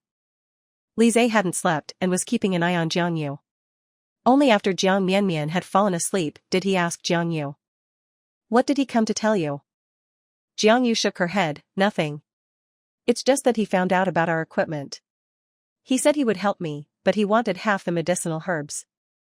Lise was shocked. Half? Why? Jiang Yu helplessly lowered her shoulders. I agreed. Without his connections, we can't get through customs. Sometimes money isn't everything. It's a good thing that Gumashing is willing to help us. Although Lise was hurting over it, he also understood the importance and urgency of this matter. Without the equipment, the medicinal herbs would be useless. Then I'll go send the goods to him tomorrow. Since he had agreed, Lise had to keep his promise and send half of the medicinal herbs to Gumashing. You'll have a hard time tomorrow. Jiang Yu was a little tired. She wanted to rest, but Lise continued to ask, he asked you about Mian Mian, right? You didn't tell him, did you? How could I? He asked, but Mian Mian can only be my child, she has nothing to do with him. Lise nodded, that's good. Mian Mian is my precious baby too. She will only be the happiest when she is by our side. The thing that Jiang Yu admired the most about Lise was that he was able to endure hardship and was considerate to them. He also treated Mian Mian like his own child.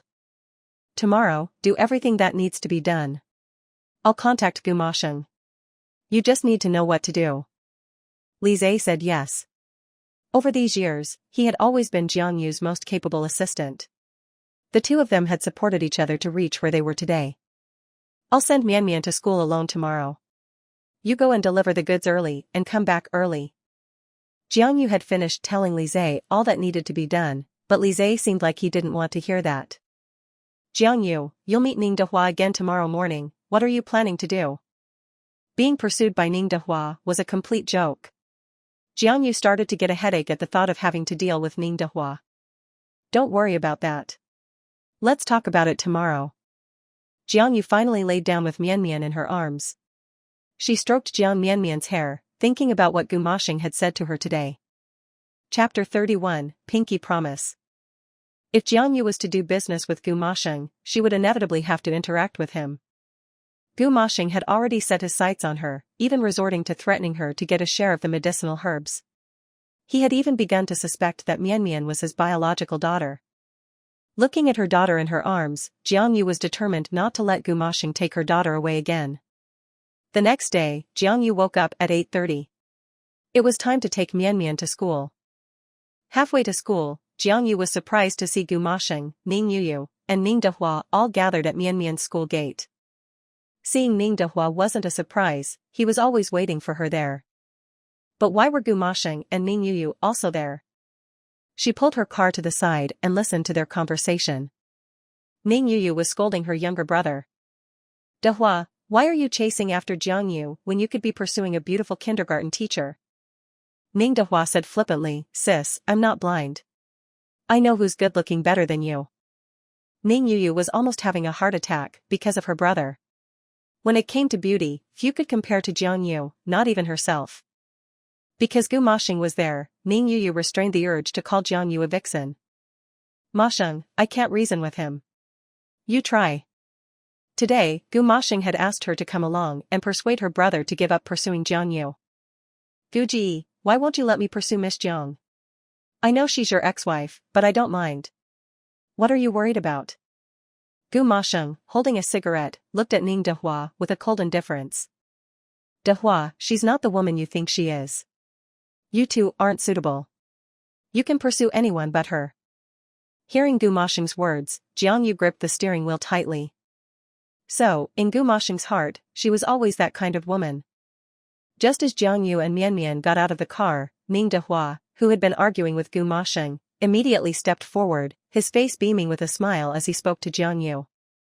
Jiang Yu, why are you so late today? I've been waiting for you for ages. Mr. Ning, why are you waiting here again? If there's anything in the future, you can just call me. Here's my card. Jiang Yu gave Ning Dehua her contact information in front of Gumashing. Gumashing's gaze was fixed on the white card, his aura growing colder. Giving Ning Dehua her card was something Jiang Yu had decided on the previous night. The constant presence at the school gate was having a negative impact. Miss Jiang, I'll keep this card safe.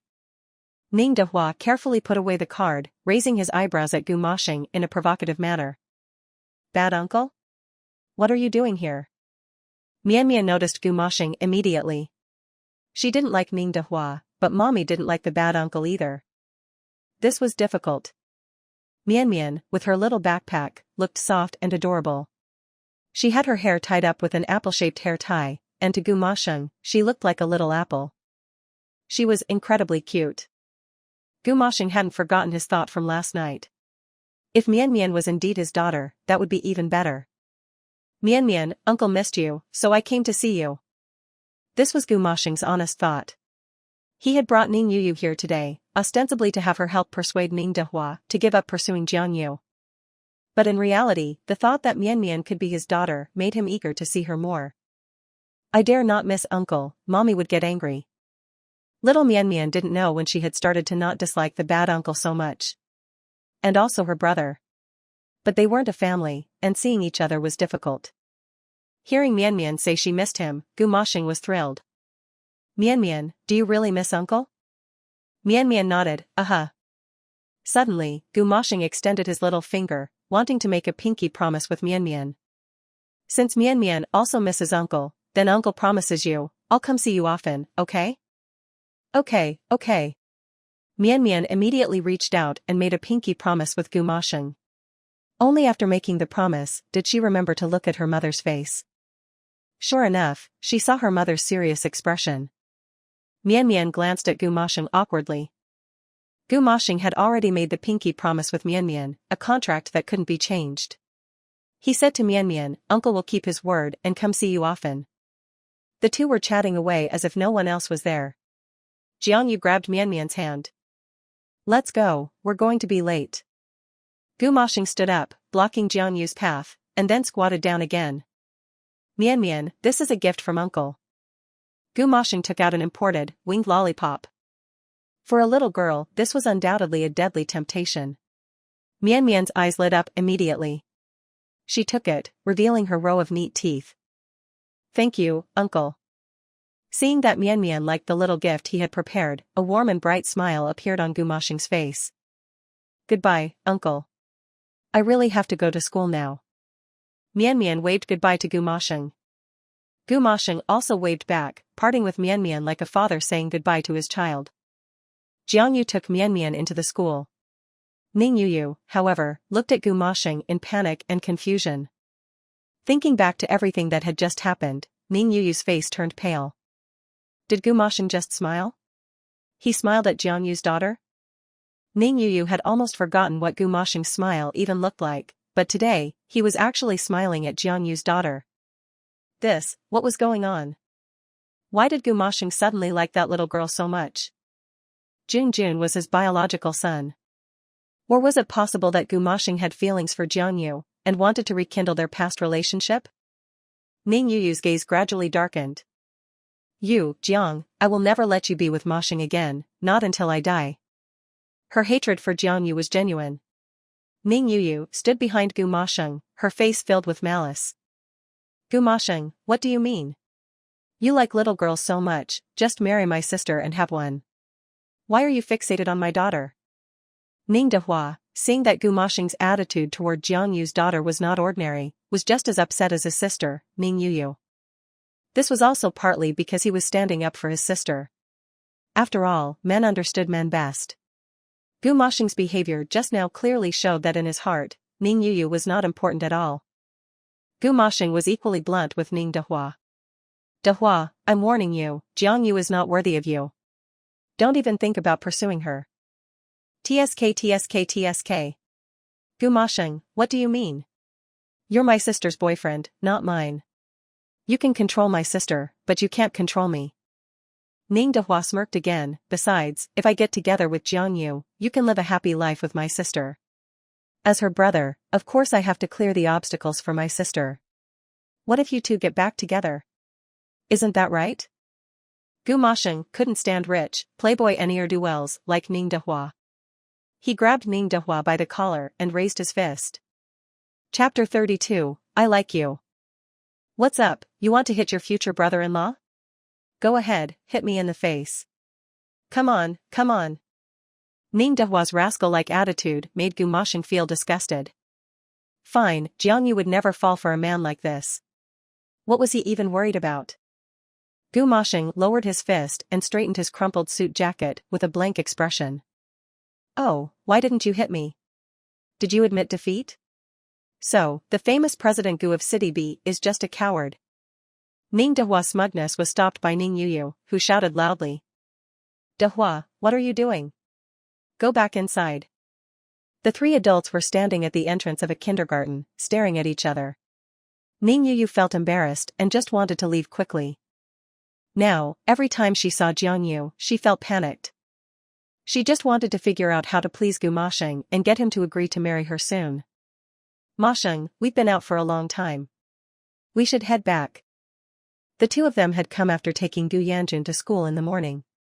Gu Moshing checked the time, they had indeed been out for a while. Gu Moshing had originally planned to discuss the cooperation they talked about last time with Jiang Yu, but now she was inside the school and showed no sign of coming out. Gu Moshing had other things to do, so he could only leave for now. Dehua, you go back too. Don't forget that Dad doesn't approve of this, stop being so stubborn. Ning Yuyu tried her best to persuade her younger brother Dehua as she left, but it was no use. Ning Dehua completely ignored her words. After Jiang Yu came out, everyone was gone, but she received a text from Gu Moshing. Gu Moshing, have you thought about the cooperation? I know your machines can't wait any longer. If she waited any longer, the machinery she had painstakingly brought back would not only be returned overseas but also lose a large amount of money on purchase and shipping. She was one step away from receiving her goods, and that crucial step depended on Gu Moshing. Jiang Yu had been struggling last night, wondering whether to cooperate with Gu Moshing. Until this morning, she finally made her decision. Jiang Yu sent a text to Gu Moshing, I agree. Gu Moshing, who was looking out the car window, heard the text message and opened his phone to see Jiang Yu's reply. She had agreed.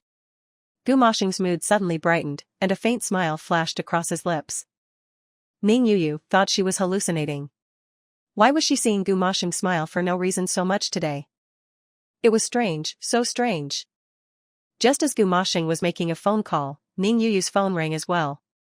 Du Haiyang's voice came through to Ning Yuyu's ears, playing a delaying tactic, aren't you? Ning Yuyu, are you looking to die? You dare to lie to me and continue dating that dog of a man. Do you think I'm dead? Beep beep beep. Without a word, Ning Yuyu hung up the phone and blacklisted the number. Gu Moshing just happened to see Ning Yuyu's actions. After finishing his call, he asked, what's wrong? Who was that? The name Du Haiyang could definitely not be heard by Gu Moshing. Ning Yuyu blurted out, it was a scam call, I blocked it. Gu Moshing didn't think much of it. His eyes returned to the view outside the window. Suddenly, he felt a weight on his arm as Ning Yuyu rested her head on his shoulder. Moshing, I'm a little tired, can I borrow your shoulder for a bit? Pull over. Gu Moshing told the driver to stop, and Ning Yuyu wondered what he was going to do. To her surprise, Gu Moshing pulled back his arm and said to the driver, here, let her borrow your shoulder. I'll drive. Ning Yuyu sat upright immediately, stopping Gu Moshing from getting out of the car. Moshing Ji, how can I let you drive? I'm not tired anymore, don't move. Gu Moshing went back to his seat, closing his eyes to rest. Ning Yuyu, I'm also very tired. Don't do that again in the future. Okay. Ning Yuyu bit her lip, watching Gu Moshing's tightly closed eyes, unsure of what to do. She felt that Gu Moshing was changing. He wasn't as loving as he used to be. She even felt that her hope of becoming Mrs. Gu was very faint, very faint. So faint that she felt her relationship with Gu Moshing wasn't even like that of friends. You hung up on me, huh? Just you wait. An unfamiliar number with a familiar tone. Ning Yuyu immediately knew it was a message from Du Haiyang. He was angry. Her agreement to marry him was only a delaying tactic. If she could marry Gu Moshing, she wouldn't care about Du Haiyang or anyone else. Sitting in Gu Moshing's car, Ning Yuyu was driven back to the Ning family mansion. She was home, but Ning Yuyu was reluctant to get out of the car. She just wanted to be with Gu Moshing every second of every minute. But that was impossible. It was a daydream. I'll go see Jun when I have time. Take care on the way back. Gu Moshing nodded, Then, the rear window closed, and the driver drove away. When he got home, Gu Moshing saw Gu Yanjun looking for something. "What are you looking for? Why are you in such a hurry?" Gu Yanjun scratched his head and asked Gu Moshing, "Dad, have you seen my winged lollipop?" Gu Moshing was taken aback. He had given that lollipop to Mian today. "What's wrong? Can't find it? I'll buy you another one." Gu Yanjun was sweating with worry. "I bought that one specifically to give to Mian. She helped me teach that grandson of the Ning's a lesson last time. I need to give her a lollipop." "So it was for Jiang Mian." Gu Moshing breathed a sigh of relief. "How much did it cost?" "I'll give you the money and buy you a whole box." He had seen Mian looking happy to get the lollipop today. He wanted to buy some more for Mian. When Gu Yanjun heard that his father wanted to buy a whole box, he gave him a strange look. "Dad, do you have a new favorite or something? You always say that too much sugar isn't good for our teeth. Why do you want to buy so many?" Gu Moshing was stumped by his son's question. He did have another favorite now. Seeing how much Jiang Mian liked it, he suddenly wished he could take the stars from the sky and give them to Jiang Mian to play with. Jun, if one day you had a little sister, would you be happy?" Gu Yanjun looked at his father's serious face. "Dad, are you going to marry Aunt Yu? Are you going to give me a little sister?" Gu Moshing pinched his son's nose. "What nonsense are you talking about? I'm not married to Aunt Yu, and we're not planning on having any kids. I just wanted to ask you if you wanted a little sister." "I do, of course I do. It'd be best if it was a cute little girl like Mian." His son didn't hate Mian, did he? Why was he acting so differently today? Just as Gu Moshing was about to continue questioning his son, Gu Yanjun suddenly became discouraged. "But Aunt Yu doesn't like Mian. And you don't like Mian either. But I think Mian is very cute and very loyal. What happened last time, he felt he would remember for the rest of his life." "Okay, let's not talk about your Aunt Yu. How about Dad sleeps with you tonight?" Gu Moshing hadn't spent much time with his son these last few days. Although he liked Jiang Mian, if Jiang Yu would share some of her motherly love with Gu Yanjun, perhaps the relationship between the two of them would be less strained. Chapter 33, Zero Parental Relationship. Gu Yanjun hadn't slept with Gu Moshing much since he was a child. His father's love was like a cold, towering mountain that taught him to be strong while also making him learn to grow. Gu Moshing thought that if he slept with his son, he wouldn't be sleepless. In reality, he was wrong. When sleeping with Gu Yanjun, he also couldn't fall asleep. Why was he able to sleep so soundly when he slept with Jiang Mian? Gu Moshing tossed and turned all night, increasingly convinced that Mian was his daughter. He had taken a strand of Mian's hair last time and had his people do a paternity test. The results should be out by now. In the middle of the night, Gu Moshing got up and called his assistant. "Is there a result for what I asked you to look into?" "Yes." The assistant's one word made Gu Moshing full of energy. "What? What's the result?" "Boss, the blood relation between you and that child is 0. That means, that little kid named Jiang Mian has nothing to do with you." Gu Moshing's action of lighting a cigarette froze. His heart was like it had fallen into an icy abyss. His expectations vanished like sea foam, dashed away by reality. "Absolutely nothing?" "Yes, President. The doctor did the test 3 times, each time giving the same result. So this girl has no paternal relationship with you." Gu Moshing hung up the phone, staring blankly into the night. Jiang Yu really had had a child with another man. His throat felt itchy, and he couldn't help but mock himself. "Gu Moshing, you sure are delusional. Even now, you still believe Jiang Yu would leave a child with you?" It seemed that his initial thoughts were correct. This woman Jiang Yu hated him to the bone. Even if she was pregnant when she left, how could she have kept their child? Gu Moshing took a deep drag of his cigarette, trying to dispel his foolish thoughts. Having gotten the result, Gu Moshing suddenly felt empty. He thought of the pinky promise he had made with Mian today. Should he continue to keep his promise with Mian? Lying in bed, Gu Moshing closed his eyes, his heart full of hatred for Jiang Yu. If only Jiang Mian was his daughter. The Ning family mansion. Just as Ning Yu opened her phone, messages from Du Haiyang flooded in. "Ning Yu, you dare to hang up on me, are you tired of living? Ning Yu, you just wait. Even if I can't marry you, you won't marry that man either. I will make you infamous and wish you were dead.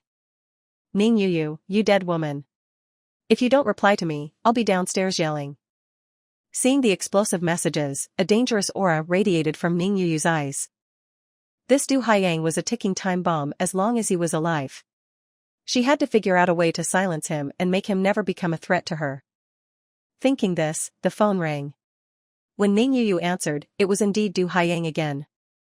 Ning Yu, come downstairs, or I'm going up. You're downstairs? Ning Yu grabbed her phone, shocked, and stood next to the window. Looking down, she indeed saw a dark figure smoking a cigarette with a faint glow under her window. Du Haiyang's laughter came through her phone. Ha ha ha, Ning Yu, you see me, right? Come down here, now. Ning Yu immediately went downstairs. Seeing Du Haiyang, she frowned. Du Haiyang, what do you want? Du Haiyang spat on the ground. You tell me, what do I want? What do you want? Turning your phone off and disappearing? You want to get rid of me? Ning Yu, let me tell you, no way. Haiyang, you've misunderstood.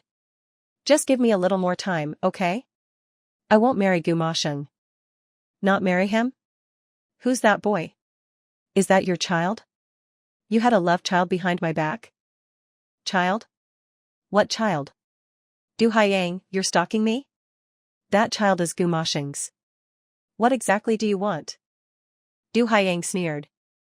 I knew there was a reason why you were so obsessed with him. You had a child with him.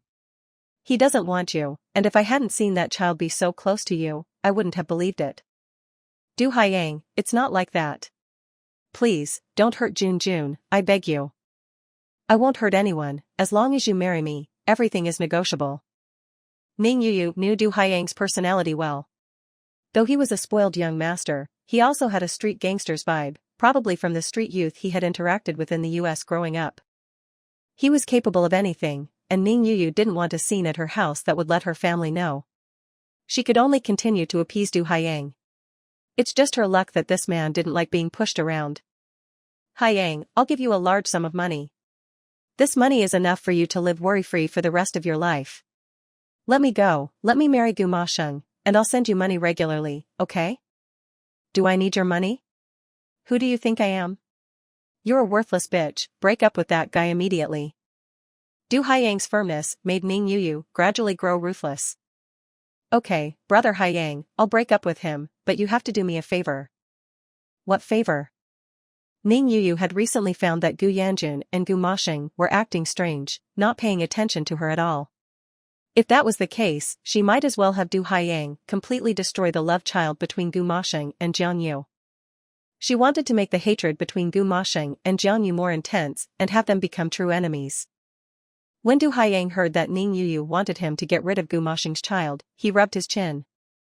Why should I listen to you? Ning Yu said, if you want me to marry you, then do it for me. If you don't agree, I'll die before I marry you. Du Haiyang thought for a bit. He had to marry Ning Yu to please his family. It was just getting rid of a kid, as long as there wasn't loss of life. Fine, I'll do it for you. Seeing that Du Haiyang had agreed, Ning Yu discussed how to proceed with him. After plotting for half an hour, Du Haiyang finally left the Ning family mansion. Who was downstairs?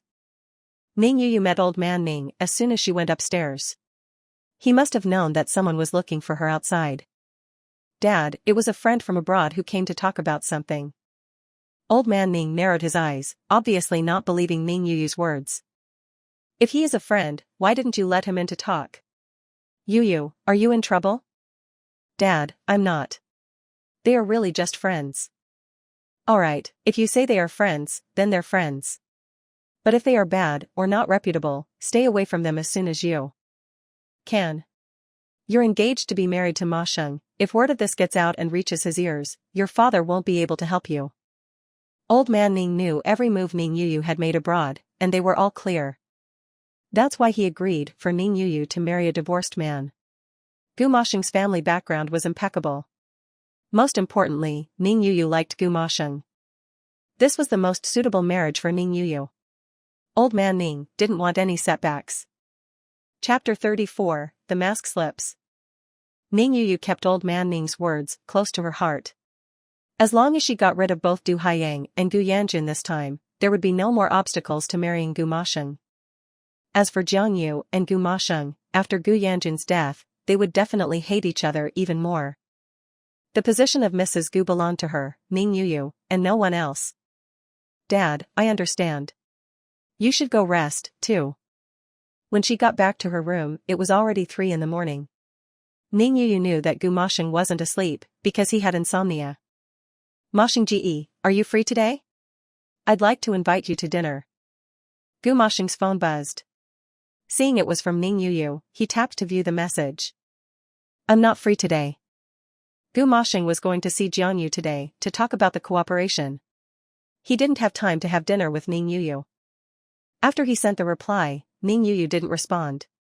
But what Gu Masheng found strange was why Ning Yu had sent a message to him in the middle of the night.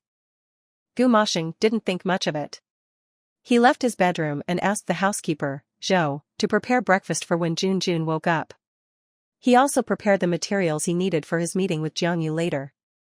After Gu Yanjun woke up and finished his meal, he got into the car that Gu Masheng had arranged for him and went to school. Gu Masheng also changed into a brand new suit, ready to head out. Mr. Gu, are you going to meet an important guest? Housekeeper Zhou rarely saw Gu Masheng wear such an expensive suit. Usually, he only wore it when he was meeting with very important people. No important guests, just someone I know well. Housekeeper Zhou was baffled. What kind of old acquaintance would make his boss dress up so formally? I'll prepare the car for you. Gu Masheng gave a nod and asked, Jun got into the car and left, right? Yes, young master has already left for school. Gu Masheng nodded and went downstairs. Today, he had a lengthened Lincoln, which looked very imposing. Housekeeper Zhou was even more confused. What kind of old acquaintance warranted such a grand occasion, with a lengthened Lincoln to boot? Gu Masheng's strange behavior today made housekeeper Zhou even more curious. Just who was this acquaintance? Jiang Yu had a smooth school run today. She didn't see Ning Dehua at the school gate. After she dropped Mian off, she saw Gu Masheng standing in front of her, dressed in a luxurious outfit that caught everyone's attention. Get in. Gu Masheng's invitation left Jiang Yu feeling baffled. Gu Masheng, what are you doing? Get in. Gu Masheng still used just those 2 words, giving Jiang Yu no chance to ask questions. Madam, please get in. Housekeeper Zhou never imagined that the person Gu Masheng was going to see was Jiang Yu. He couldn't help but smile and invited Jiang Yu into the car. Sitting in the Hummer, Jiang Yu felt a bit uncomfortable. Long ago, Gu Masheng had been just as reckless. It was in this Hummer that she had conceived Gu Yanjun. After the divorce, she had never seen Gu Masheng use this car. She had thought that Gu Masheng had sold the car in a fit of anger. She never imagined that he would still be using it. What are you thinking about? Gu Masheng's gaze suddenly turned toward her. Jiang Yu rarely felt self-conscious, but she swallowed and shook her head. I'm wondering what you want from me today. Is that really all? Gu Masheng suddenly leaned closer. In an instant, their breaths almost mingled, making Jiang Yu's long-ago memories even more vivid. The Gu Masheng of the past had also been like this, with a cold face, but a burning passion. Jiang Yu felt that Gu Masheng seemed to have guessed what she was thinking. She reached out and tapped the window, where she had once used her hand to support herself against Gu Masheng's brute force. Gu Masheng, what exactly do you want from me? Jiang Yu felt that Gu Masheng was acting strange today. She didn't know what he wanted to say. Have you thought about the cooperation?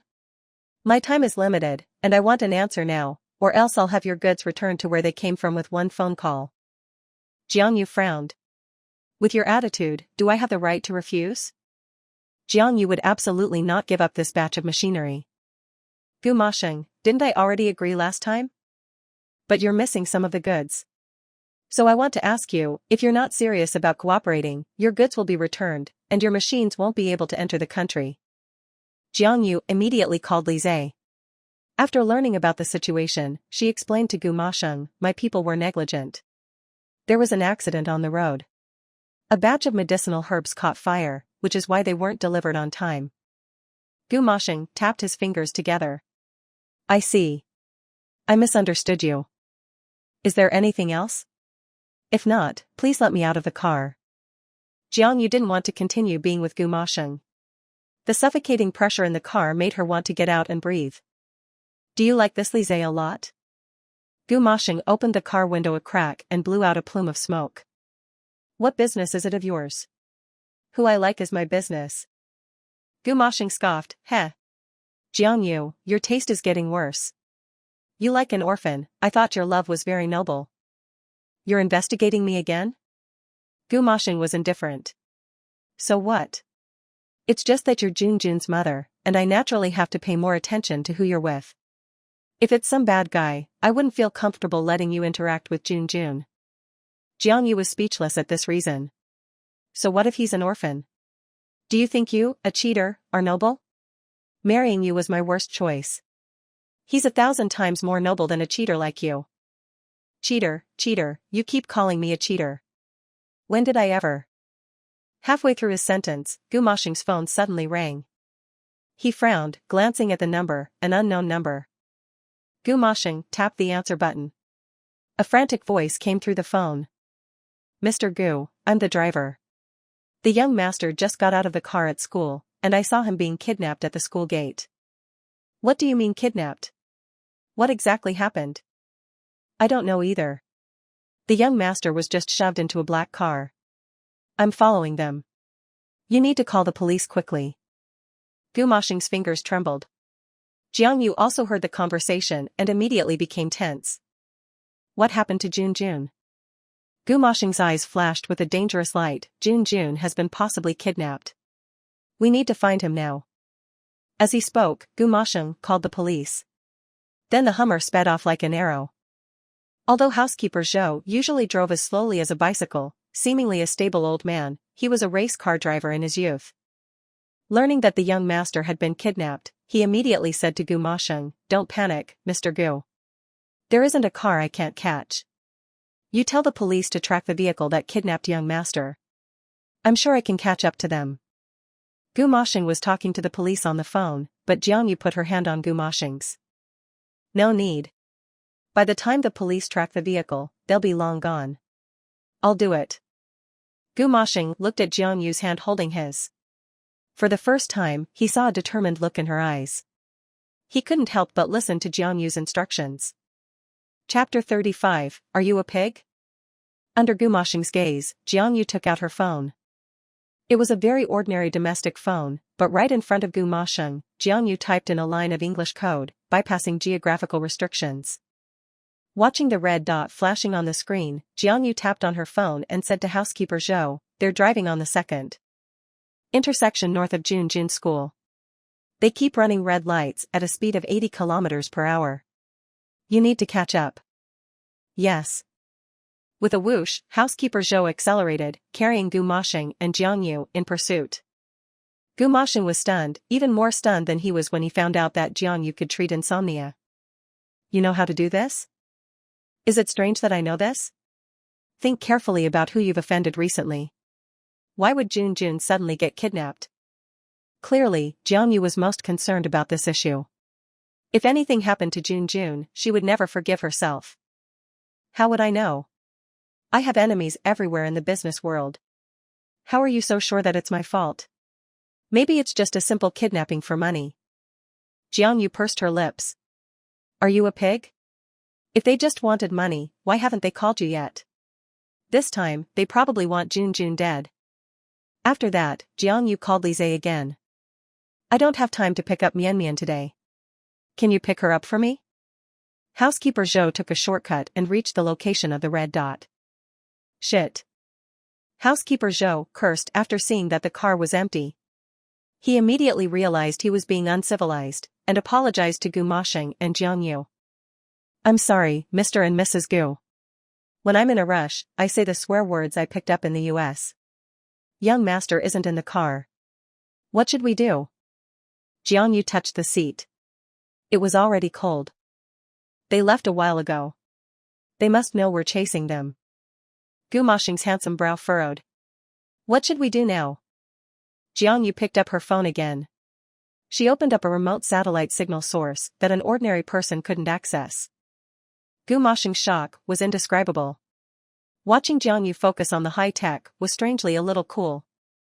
Seeing Jiang Yu tinkering with things he didn't even understand, Gu Mashing realized that he only knew less than a third of Jiang Yu's abilities. Jiang Yu, did you learn all of this after the divorce? None of your business. Jiang Yu was very annoyed. Her son's whereabouts were unknown, and Gu Mashing was curious about when she had picked up these skills. I'm also concerned about Jun, but I want to know if you're confident we can find Jun. Jiang Yu looked patiently at her phone, ignoring Gu Mashing. Being brushed aside like this, the man felt strangely dejected. Gu Mashing then realized that when his son was lost, Jiang Yu was far more effective than he was. They're heading in the direction of another province. Jiang Yu looked in that direction. If they continued going southwest, they would reach Yin City. The transportation there was inconvenient, and the economy was undeveloped. It was an ideal place for child trafficking. This isn't good. We need to catch them as soon as possible. If we don't catch them, there'll be trouble. Jiang Yu told Gu Mashing about her concerns. Gu Mashing immediately grabbed his phone and told the police to pursue them with all their might. At the same time, he also went with Jiang Yu to chase after the human traffickers. Sitting in the car, Jiang Yu was baffled. Out of nowhere, you've suddenly attracted child traffickers. Gu Mashing, think hard. Has anything strange happened recently? Jiang Yu felt that her son's problems were probably connected to Gu Mashing. Although she also had enemies, very few people knew that Jun was her son. Her enemies would only kidnap Mian. Gu Mashing had racked his brains, but he couldn't figure out who he had offended that would cause someone to kidnap his son. They chased, the kidnappers fled. Hey, boss, I got the kid. I'm headed to the countryside in Yin City. We agreed on the price for this kid, 5 million for him alive. A voice changer on the other end of the phone said, don't worry. As long as the kid sold successfully, you'll get 5 million in your account right away. The man hung up the phone and patted the struggling Gu Yanjun in the sack. What are you moving around for? You were definitely worth the effort. 5 million for one person. That's enough for me to sell 10 kids. Gu Yanjun was still struggling. He was exhausted. He was gagged, tied up, and stuffed in a sack. It seemed that he had been on a mountain road all this time. He was terrified. The man was afraid he would suffocate him. He opened the sack and removed the cloth from Gu Yanjun's mouth. Who are you? Let me go. Do you know who my dad is? He will definitely find me. Gu Yanjun shouted loudly at the man, but the man kicked Gu Yanjun to the ground. I don't care who your dad is. Even the emperor wouldn't save you. Why are you so valuable? 5 million for selling you. Why would I let you go? 5 million? Gu Yanjun couldn't believe his ears. He, whose assets were countless, couldn't believe that some idiot had sold him for only 5 million. Such a low price was an insult to him. Uncle, you want money, I can give you more. If you safely take me back, I'll have my dad give you 100 million. What? 100 million? Ha ha ha ha, you little rascal, you've watched too many TV shows. Do you think I'm 3 years old? If you have 100 million, then I'm the Jade Emperor. The man took a puff of his cigarette, completely dismissing Gu Yanjun's words. Gu Yanjun was speechless. Stupid civilians, they actually treated this unexpected wealth as a joke. Helpless, Gu Yanjun had to think of another way. After looking around, Gu Yanjun was very disappointed. No one lived here. He wanted to call for help, but no one could hear him. He could only ask the man for help. Uncle, I'm not lying. Send me back. You can have whatever you want. Stop talking nonsense. If you say another word, I'll beat you to death. The man finished half of his cigarette, threw it on the ground, and stepped on it. Let's go. You'll soon have a new home. That family doesn't have any children. They will treat you like their own. Forget your real mom and dad. Gu Yanjun tried to struggle, but the man gagged him again and carried him on his back as he headed deeper into the mountains. The villages in Yin City were complicated and confusing. The terrain was uneven, and the man, who had been walking on these mountain roads for years, took shortcuts that made him faster than driving a car. When they reached a relatively dangerous mountain road, the man patted Gu Yanjun, who was still struggling. Don't move. If you move again, I'll break every bone in your body. But Gu Yanjun didn't listen. His body continued to twist in the sack. The man was walking along the edge of a natural pit. It wasn't very deep, but a fall would still be bad. He grabbed onto a tree vine, ready to step over the sinkhole, but Gu Yanjun suddenly did a somersault, causing the man to slip. Ah! A miserable cry pierced the sky, then was carried away by the wind. Ouch, my back! Why are you moving, you little brat? The man fell into the pit with Gu Yanjun. His leg was hurt, and he looked at Gu Yanjun. Hey, little guy, what's wrong? Gu Yanjun was motionless, the sack soaking with blood. The man was terrified. Chapter 36, Jun recognizes his mom. A pool of blood soaked through the sack. The man immediately opened it, and saw that Gu Yanjun's head had been injured and was bleeding profusely. He had never seen such a sight before. If Gu Yanjun died, he would have brought the kid here for nothing. He was about to complete the sale, and he absolutely could not lose the 5 million. No, I have to get him out of here. The man finally took out his phone and called the buyer. I have the kid, but there's a problem. You need to come quickly. After the man told the person on the phone the location, he patiently waited for the buyer from the village to come and save him. Mom. In a daze, Gu Yanjun called for his mother. The man tried to comfort him. Your mom is coming soon. Kid, you have to hold on. If you die, my 5 million will be gone. Gu Yanjun couldn't understand what the man was saying. His little head was throbbing with pain. He felt so cold, and he wanted his mother, his father, and it seemed that he could even hear the sound of little Mian Mian calling him brother. Mom, Dad. Gu Yanjun closed his eyes and passed out completely. As night fell, the villagers arrived and immediately took Mian Mian back to their home. The man watched as the village doctor bandaged the wound on Gu Yanjun's head. He took a video, and then replied, the person has been delivered, transfer the money immediately. Du Haiyang saw the sleeping Gu Yanjun and a wicked smile formed on his lips. He immediately transferred 5 million to the other party's account. Ning Yu, I've done what you wanted. Don't forget what you promised me. Ning Yu had promised to marry him after he completed the task. Du Haiyang remembered it clearly. Okay. Now that Gu Yanjun was gone, Ning Yu felt a great sense of relief. Usually, when Gu Yanjun was around, Gu Moshing would get into situations and get tangled with Jiang Yu. Humph. Now that they've lost their son, let's see how the two of them can get back together. Ning Yu hung up on Du Haiyang and called Gu Moshing. Moshing Ji, where are you? Why aren't you home? Where's Jun? When Gu Moshing heard his phone ring, his first thought was that it was the kidnappers calling to demand ransom. He never thought it would be Ning Yu. Jun is missing. We're still looking for him. Stay safe at home. Ning Yu was shocked. What do you mean, Jun is missing? Gu Moshing said, I'm busy looking for Jun. Take care of yourself. Ning Yu was going to say more, but Gu Moshing had already hung up. Jiang Yu said. Gu Moshing, I have a bad feeling. Jun's kidnapping is probably not that simple. Gu Moshing's heart trembled. Are you saying the kidnappers killed him? Jiang Yu shook her head. I've already told you, this probably isn't a kidnapping for ransom. Have you ever heard of someone kidnapping a kid and not even calling for money? Gu Moshing was too focused on his anxiety. Only now did he realize that his phone had indeed not rung. Then what should we do now? We have no idea where they've taken Jun. The location on Jiang Yu's phone flickered faintly. They've reached a mountainous area. There's no signal there. We can only increase the search. Gu Moshing picked up his phone. He listened to Jiang Yu and asked his people to expand their search according to the range Jiang Yu provided. The police said they will do a thorough search. We'll definitely get our Jun back. Gu Moshing hugged Jiang Yu, trying to comfort her. Jiang Yu's mood suddenly became very low. Her son had grown up without enjoying much of her motherly love. Now, his whereabouts were unknown. Her heart ached. Gu Moshing, if anything happens to Jun while he's with you, you must give me back custody of him. Right now, Gu Moshing only wanted to find Jun. Jiang Yu, I don't want Jun to be hurt either.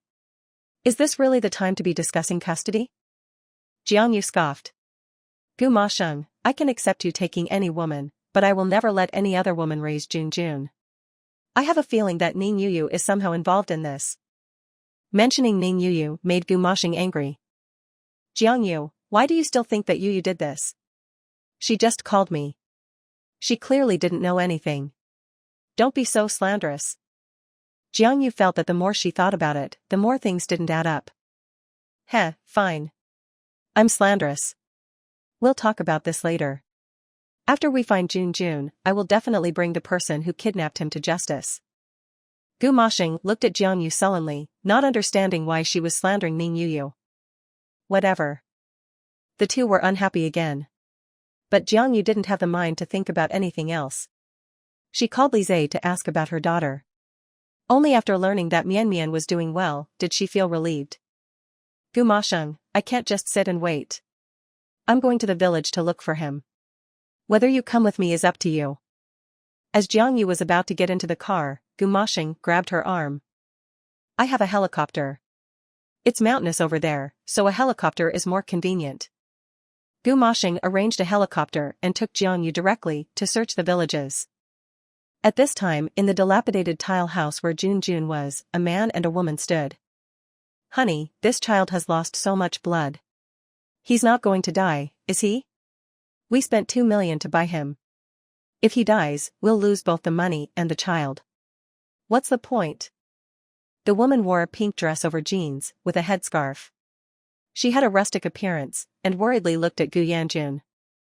The man scolded, What are you panicking about? This kid will be fine. Didn't the village doctor bandage him up? The village doctor said he was fine. What nonsense are you saying? The woman didn't dare to say anything else, afraid that the man would get angry and hit her. Then I'll go get some water and wash his face. Gu Yanjun had been changed into a new set of clothes, and his body had also been cleaned up, but he was still lying in bed, unconscious. The woman had watched over him for 2 days and 2 nights. Finally, he woke up. Kid, are you awake? Does your head hurt? Gu Yanjun had become thinner. He opened his eyes and looked at the woman in front of him, his gaze unfocused. Who are you? Kid, don't be afraid. I'm your mother. Mom? Gu Yanjun opened his mouth and called out. For some reason, he felt like the words sounded unfamiliar. You're my mother? Seeing that Gu Yanjun was really awake, the woman cried tears of joy. I'll be your mother from now on. He is your dad. You are our son. Gu Yanjun just listened to the woman's words. He couldn't remember anything. The woman in front of him said she was his mother, so Gu Yanjun called her mother. The man realized what was going on and pulled the woman out to talk. I think this kid might be brain damaged. It's fate. Now, we don't have to worry about him remembering his real parents. The woman was also happy. Yes, he's our son from now on. Look how wealthy he looks. We're so lucky. Knock, knock, knock. There was a sudden knocking on the door. Who is it?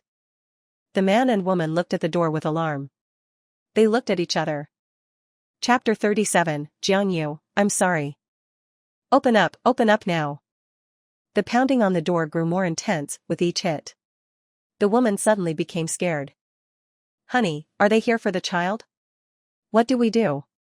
Should I hide him in the cellar? The cellar was usually used to store sweet potatoes and vegetables. Once the lid was sealed, no one would know he was there.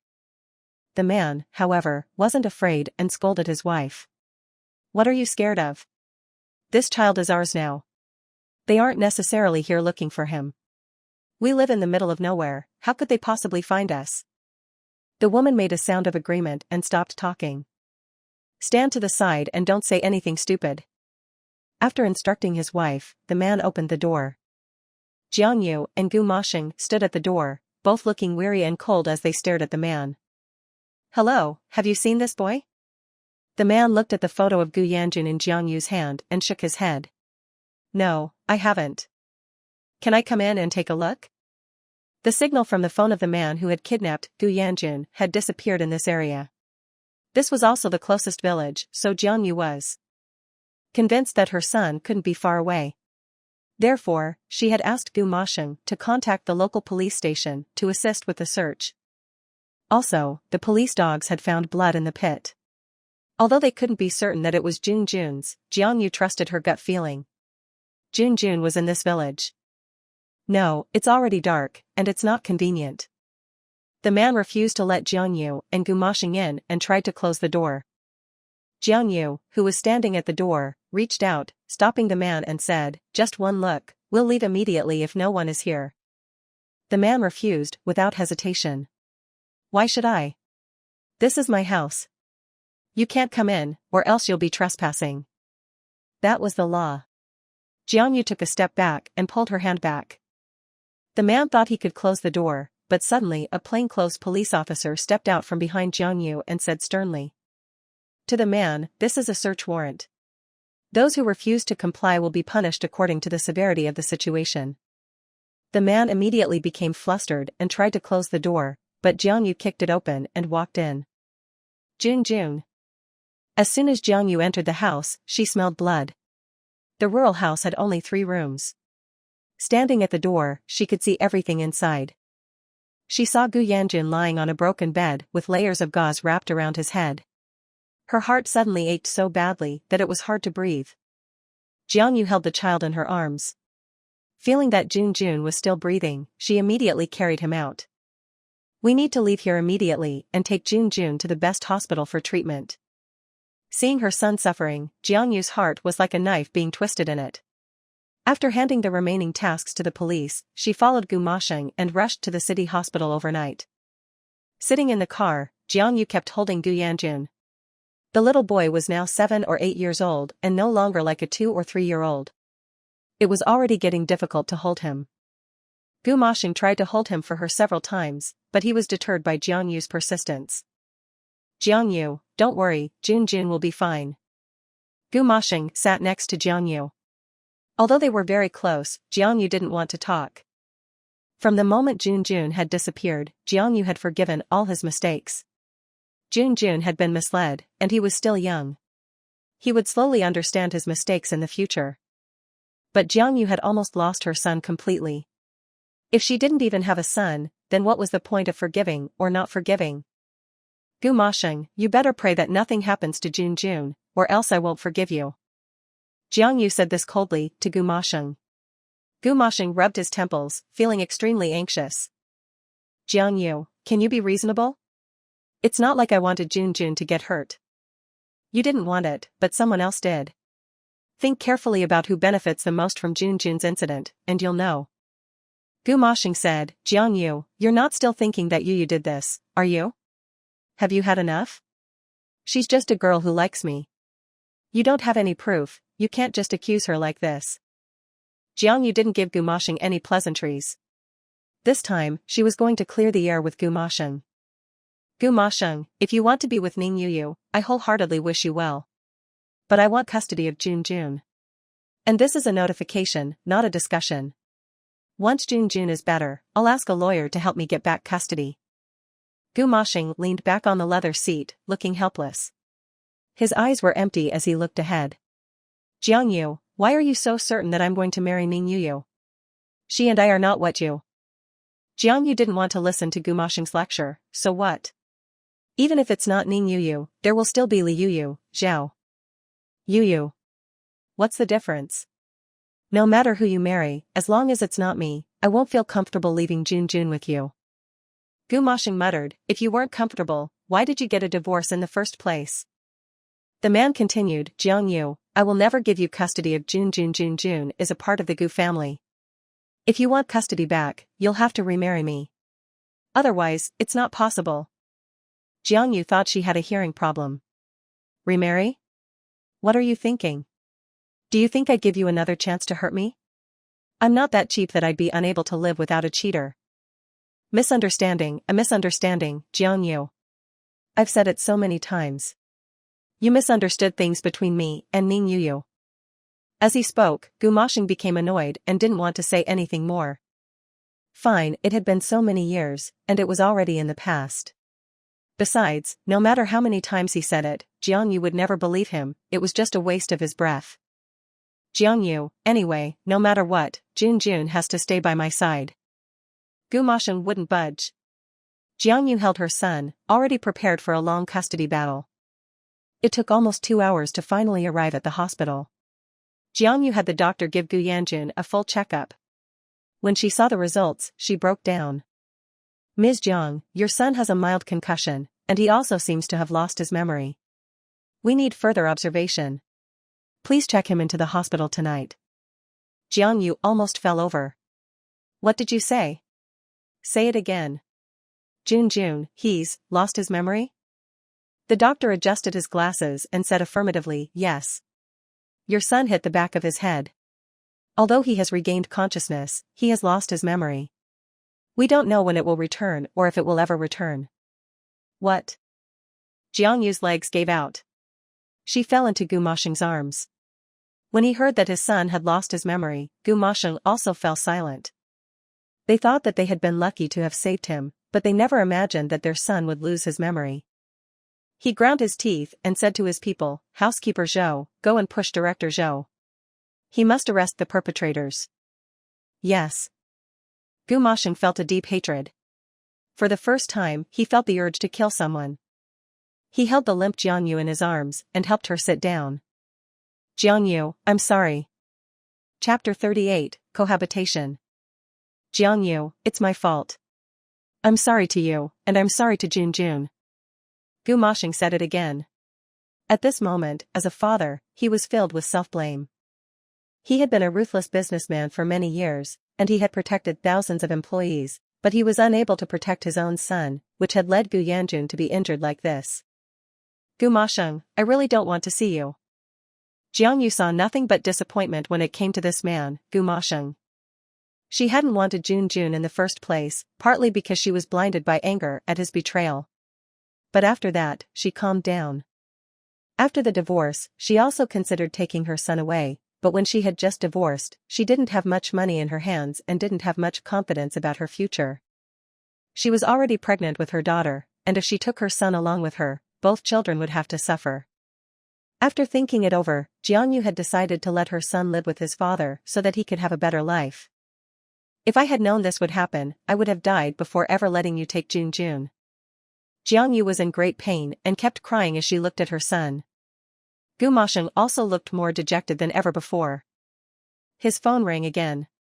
This time, Jiang Yu said directly, go answer it outside. It was obvious that it was from Ning Yu. As the main suspect, Jiang Yu didn't want to hear anything about Ning Yu at this time. Gu Masheng just glanced at Jiang Yu, said nothing, and silently walked out of the ward. Masheng-ji, how is it? Did you find Jun? I'll go look too. I'm so anxious waiting at home.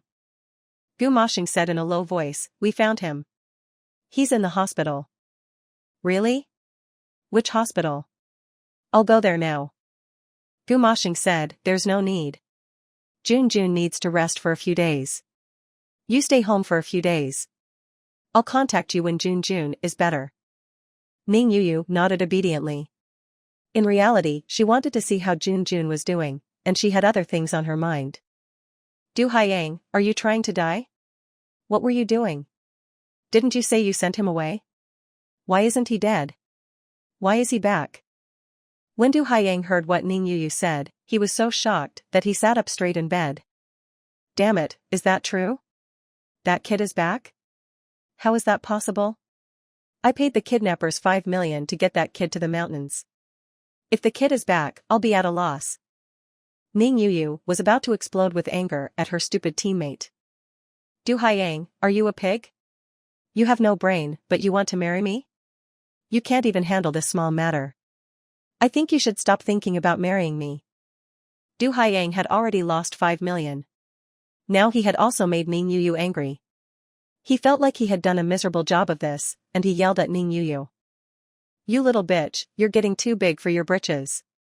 No matter what happens to that kid, Gu Masheng has no evidence, so he can't do anything to you.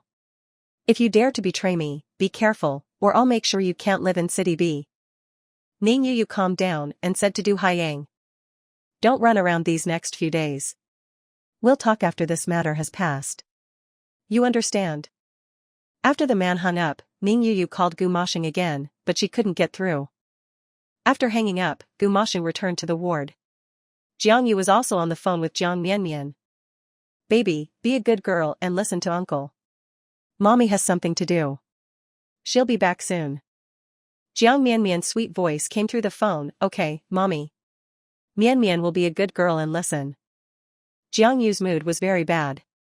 In order to prevent her clever daughter from noticing, she quickly hung up. Jiang Yu, you haven't slept for a day and a night. Jun is already fine. I'll watch him while you go and rest for a while.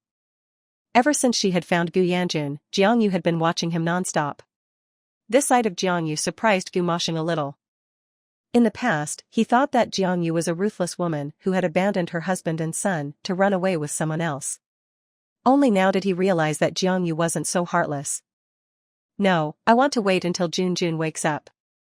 The doctor had said that Gu Yanjun was in a state of high tension. He had also hit his head, so he was always in a half-dazed, half-asleep state. Jiang Yu held her son's small hand, looking worn out. Gu Moshing stood next to Jiang Yu, feeling utterly useless for the first time. He couldn't help Jun, and his relationship with Jiang Yu had become even colder. The two of them silently stayed in their son's room. One stood, and one sat. Time flowed quietly. In the morning, Gu Yanjun finally woke up. Mommy. The sound of mommy immediately snapped Jiang Yu, who was fighting to stay awake, to attention. Jun, are you okay? Do you feel unwell anywhere? Gu Yanjun looked at Jiang Yu, his eyes clear. Where's my mom? The mother he had seen when he woke up wasn't this woman. Jiang Yu had already heard the doctor say that Gu Yanjun had lost his memory, so she had already prepared herself last night. She held Jun's hand and said, Jun, I am your mother. I'm mommy. You're lying. My mom doesn't look like this. She's not as beautiful as you, and she has a scarf on her head. Jiang Yu remembered that Gu Yanjun was talking about the woman from the village. Gu Yanjun's description was exactly the same as the female homeowner's outfit. Jun, I am your mother, not her. Do you understand? Gu Yanjun didn't remember anything. He just believed what people said. Mom? Jiang Yu nodded, yes, I'm your real mom. Gu Yanjun looked pale and then looked at Gu Moshing. Then are you my dad? Gu Moshing nodded, yes, I'm your real dad, too. Gu Yanjun looked at Jiang Yu and Gu Moshing. Mom and Dad, I want to go home. I don't want to be in the hospital. Gu Yanjun didn't like the smell of the disinfectant in the hospital. It smelled very bad, and he hated it. Gu Moshing felt guilty, so he tried to accommodate his son as much as possible. Okay, Dad will have someone take you home. He could hire the best private doctor for his son, as long as his son was happy. Gu Moshing kept his word. After putting Gu Yanjun in the car, Gu Moshing said to Jiang Yu, Jun has lost his memory. I don't want him to be stressed again. You come home with me. After Jun's condition has stabilized, you can leave, okay? Jiang Yu was still hesitating. Jun wanted to go home, and since she had already divorced Gu Moshing, she wondered whether she should tell Jun about this fact. But her son was so fragile now, she couldn't bear to do it, so she agreed to Gu Moshing's suggestion. Seeing that Jiang Yu agreed, Gu Moshing then suggested, I'll have a room prepared for you and Mianmian. When you're free, bring Mianmian over. Having a child to be with Jun will make him happier. Jiang Yu rarely agreed with Gu Moshing so much. For the sake of her son, she had no objections to Gu Moshing's suggestion. After going back, Gu Moshing and Jiang Yu went their separate ways. Gu Moshing took Gu Yanjun back to the Gu family, and Jiang Yu went home to pack her things. She then took Mianmian to the Gu family as well. Chapter 39, Do You Still Love Me? Mommy, why do we have to go live at the bad uncle's house? As soon as Jiang Yu got home, Jiang Mianmian asked her this question. She patiently crouched down and asked Jiang Mianmian. Don't you want to live at Uncle Gu's house? Little Mianmian shook her head, it's not that I don't want to. I just want to know why. Mianmian, Jun is sick. Can you come with mommy to take care of Jun Ji? Mianmian's small face was full of shock, huh? Jun is sick again? Why do I feel like Jun is like Dayu Jiejia from the story of Dream of the Red Chamber? He's always sick. Jiang Yu was amused by her daughter's innocent words. Mian Yu from Dream of the Red Chamber was sick because of her emotions, but Junji is not. He just encountered bad people and got hurt. So, we have to help Junjun get better soon, you know? Mian nodded as if she understood. Okay. Mommy is a doctor, she can definitely make Junjun get better soon. I'll help Mommy pack. Mian, you're so well behaved. Jiang Yu took out Jiang Mian's small suitcase and let her pack the things she wanted to take. After the mother and daughter left, Lise was the only one left in the huge villa. Are you really going? Jiang Yu nodded. Lise, Junjun is my son.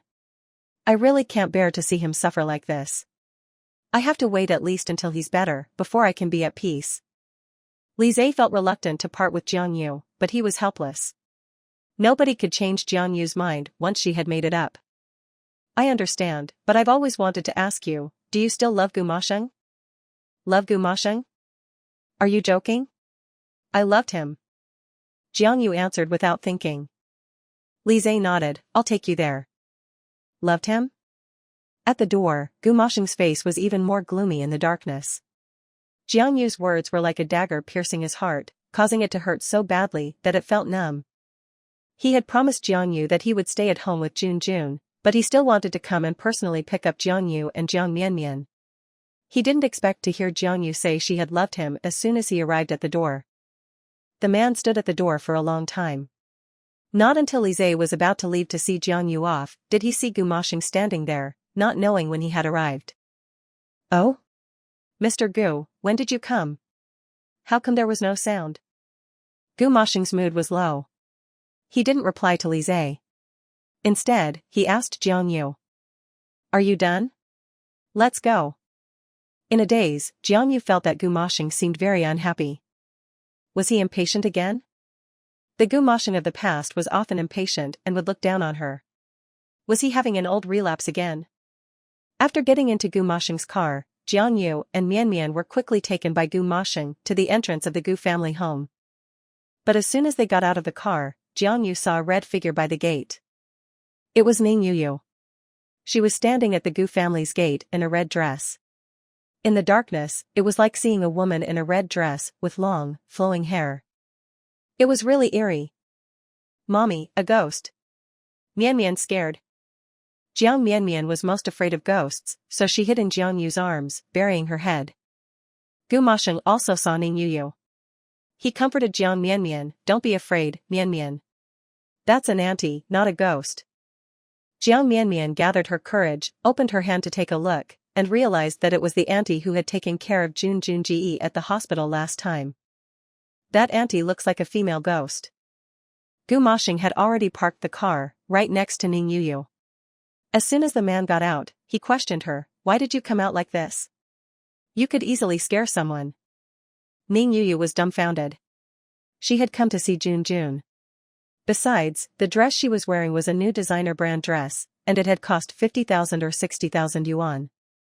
She was being blamed for her clothes even when she was wearing such an expensive dress.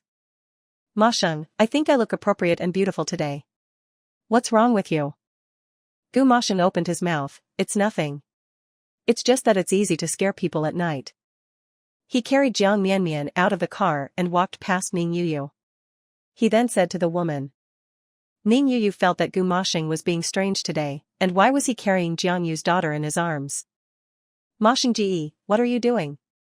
Where's Junjun? I want to see Junjun. Gumasheng didn't want too many people to see Junjun. Junjun's condition hasn't stabilized yet. He still needs to be observed for a few days. I don't want anyone disturbing Junjun's recovery.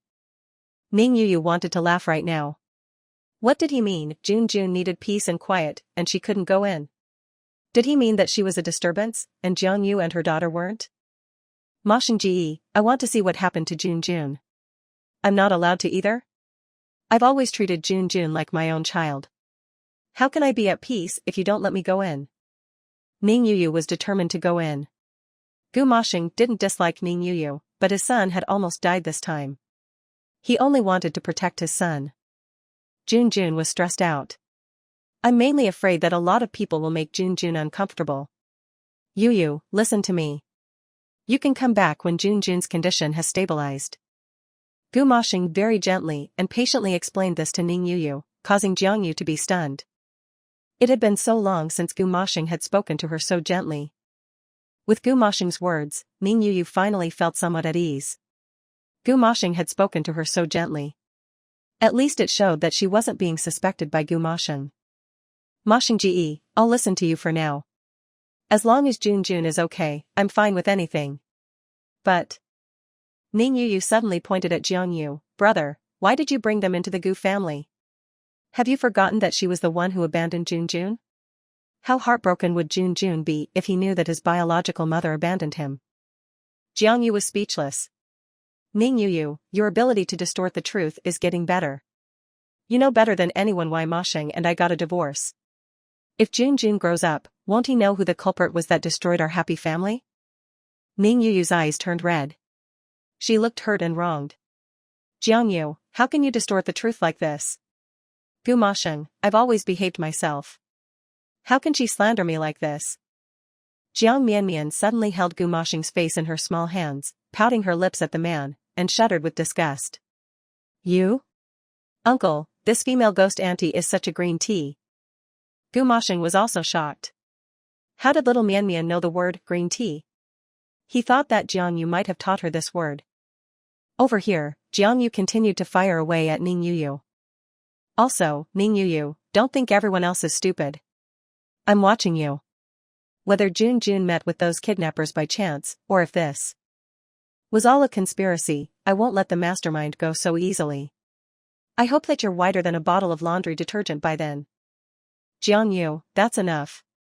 You're going too far. Yu is so kind, you can't accuse her with no evidence. Gu Moshing was ready to go inside and see his son. He said to Ning Yu, I'm sorry. You go back first. I'll contact you in a few days. Chapter 40, That Familiar Bed. Ning Yu stepped away in her high heels.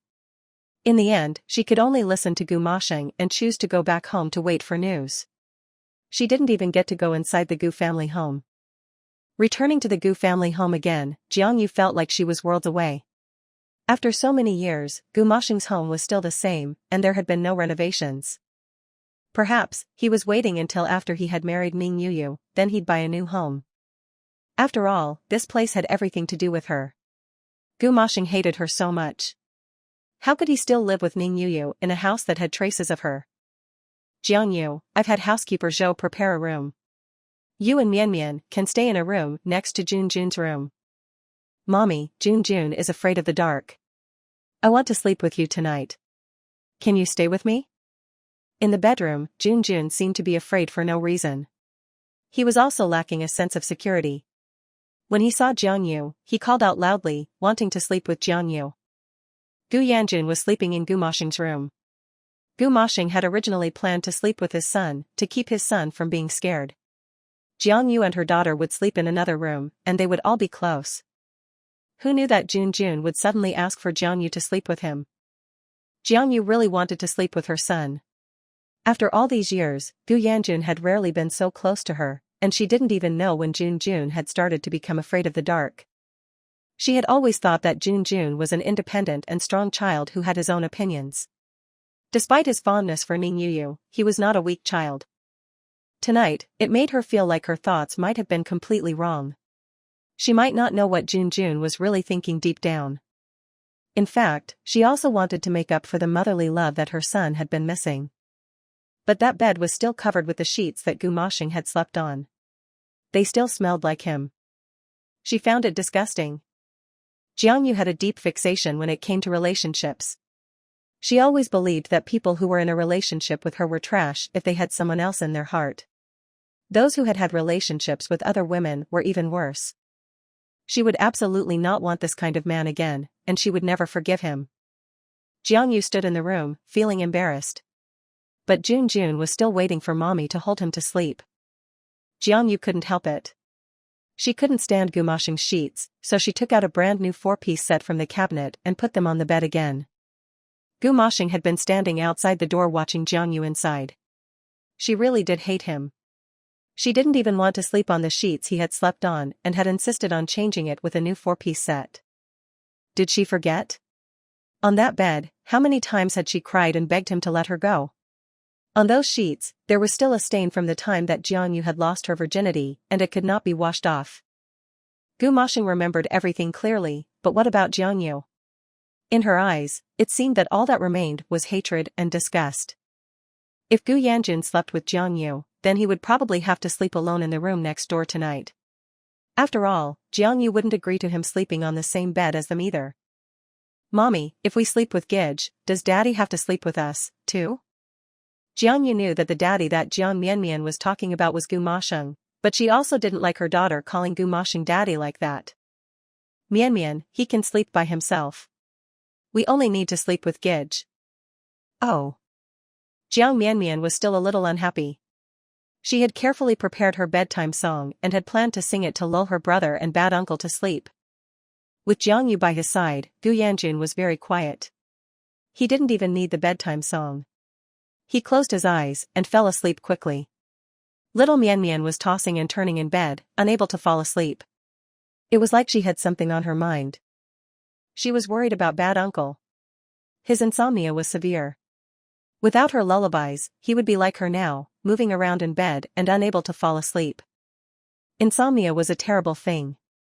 Little Mianmian suddenly got up to go out.